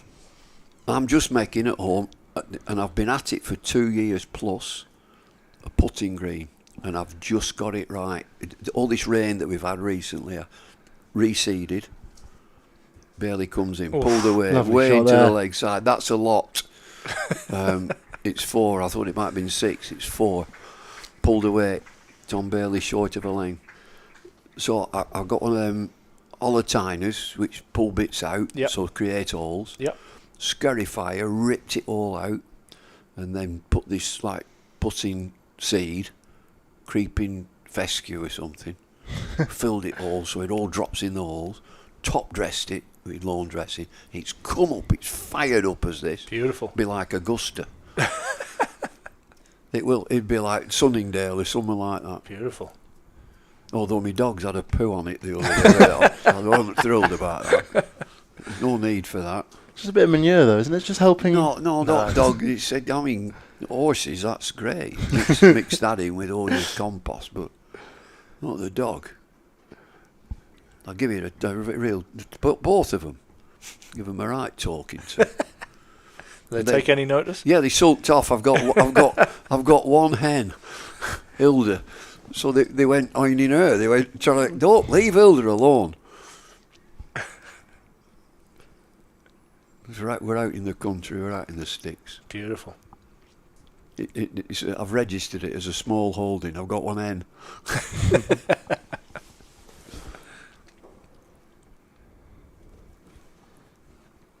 And planning, get it. I've got one of these agricultural buildings. Planning, I've got to get it through planning. Took ages. Planning officer, I'm worried about your neighbour's trees. I said, there is no neighbour's trees. They're mine. Well, I'm worried about your neighbours. I said, the neighbours are nowhere near. But these trees are in. I said, they're not. They're mine. And they're only conifers. End of the over 363 for 4. I said, I can knock them out any time I want. They're just conifers. Just. No, so I had to get an arborist in to confirm that these trees, the root system of the trees, would not affect the agricultural building. Jeez. But they're my trees. But you got it. That's all right. That's fine. But the arborist. So how much did that cost you? £800. No. For him to say, yeah, it's all right. That's probably his mate from the councils. He went, yeah. You'll not get that through without seeing this guy over here. Yeah, you got to see Arthur. Arthur the arborist. Final over now for Anderson Phillip. In behind immediately from Ackermann. This new ball hasn't quite done nothing. The breakthrough, has it? Done nothing. This pitch is an absolute feather bed now. We said right at the start of the day, a batting day, isn't it? Look at it now. There's not a cloud in the sky now. Beautiful time to bat, and these two have been effortless. I think Lancs have stuck to it, haven't they? They've done their very best. You can't think of anything else they could have done with the resources that they have. They've not been good enough to get through these two. They've been super. Full and straight. So his first few balls from Hartley, weren't they? Really, is the only thing that's troubled Bedingham all day. The first two spun. Yeah, they did. And then nothing really not since. Not spun one since. No. You wonder what's happened to affect it so it's not turned since. We'll have another peep at it tomorrow morning. Have a look at the pitch if we can, if they'll allow us. Absolutely. It's only a cricket match. Come on.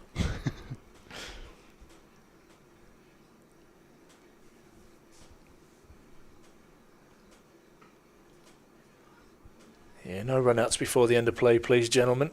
If I'm bedders, I am absolutely sitting on the bat handle at that end. I'll go. Yeah, I've done. Go home with 177 Reading. Thank you. I've done. You finish off here. That wandering onto the pitch and so on. When I were working in international matches, that's so bad. You can't do this. You can't. It's only a cricket match. Yeah. It's just a bit of grass. That's what I love about Vic. Vic isn't precious, and he'll share so much information with us. But he was like, yeah, my job is to prepare that for them to play on, and what they do on it doesn't really bother me. Like, there's a thing actually on this pitch, and I'll show you tomorrow, and Josh Bohannon is one of these that will go and scratch a mark off the pitch. So he'll go and scratch a mark in between kind of the return crease. And why he does that, I don't know, but that's just a routine that he's gone to. And if I was a groundsman, that would drive me nuts. And Vic's not bothered in the slightest. No. Not bothered. He says, well, that's their area. My job is to get that ready for them. They go out and do what they want, and then I sort it out after. I'll tell you what, we put men on the moon. We can surely grow grass.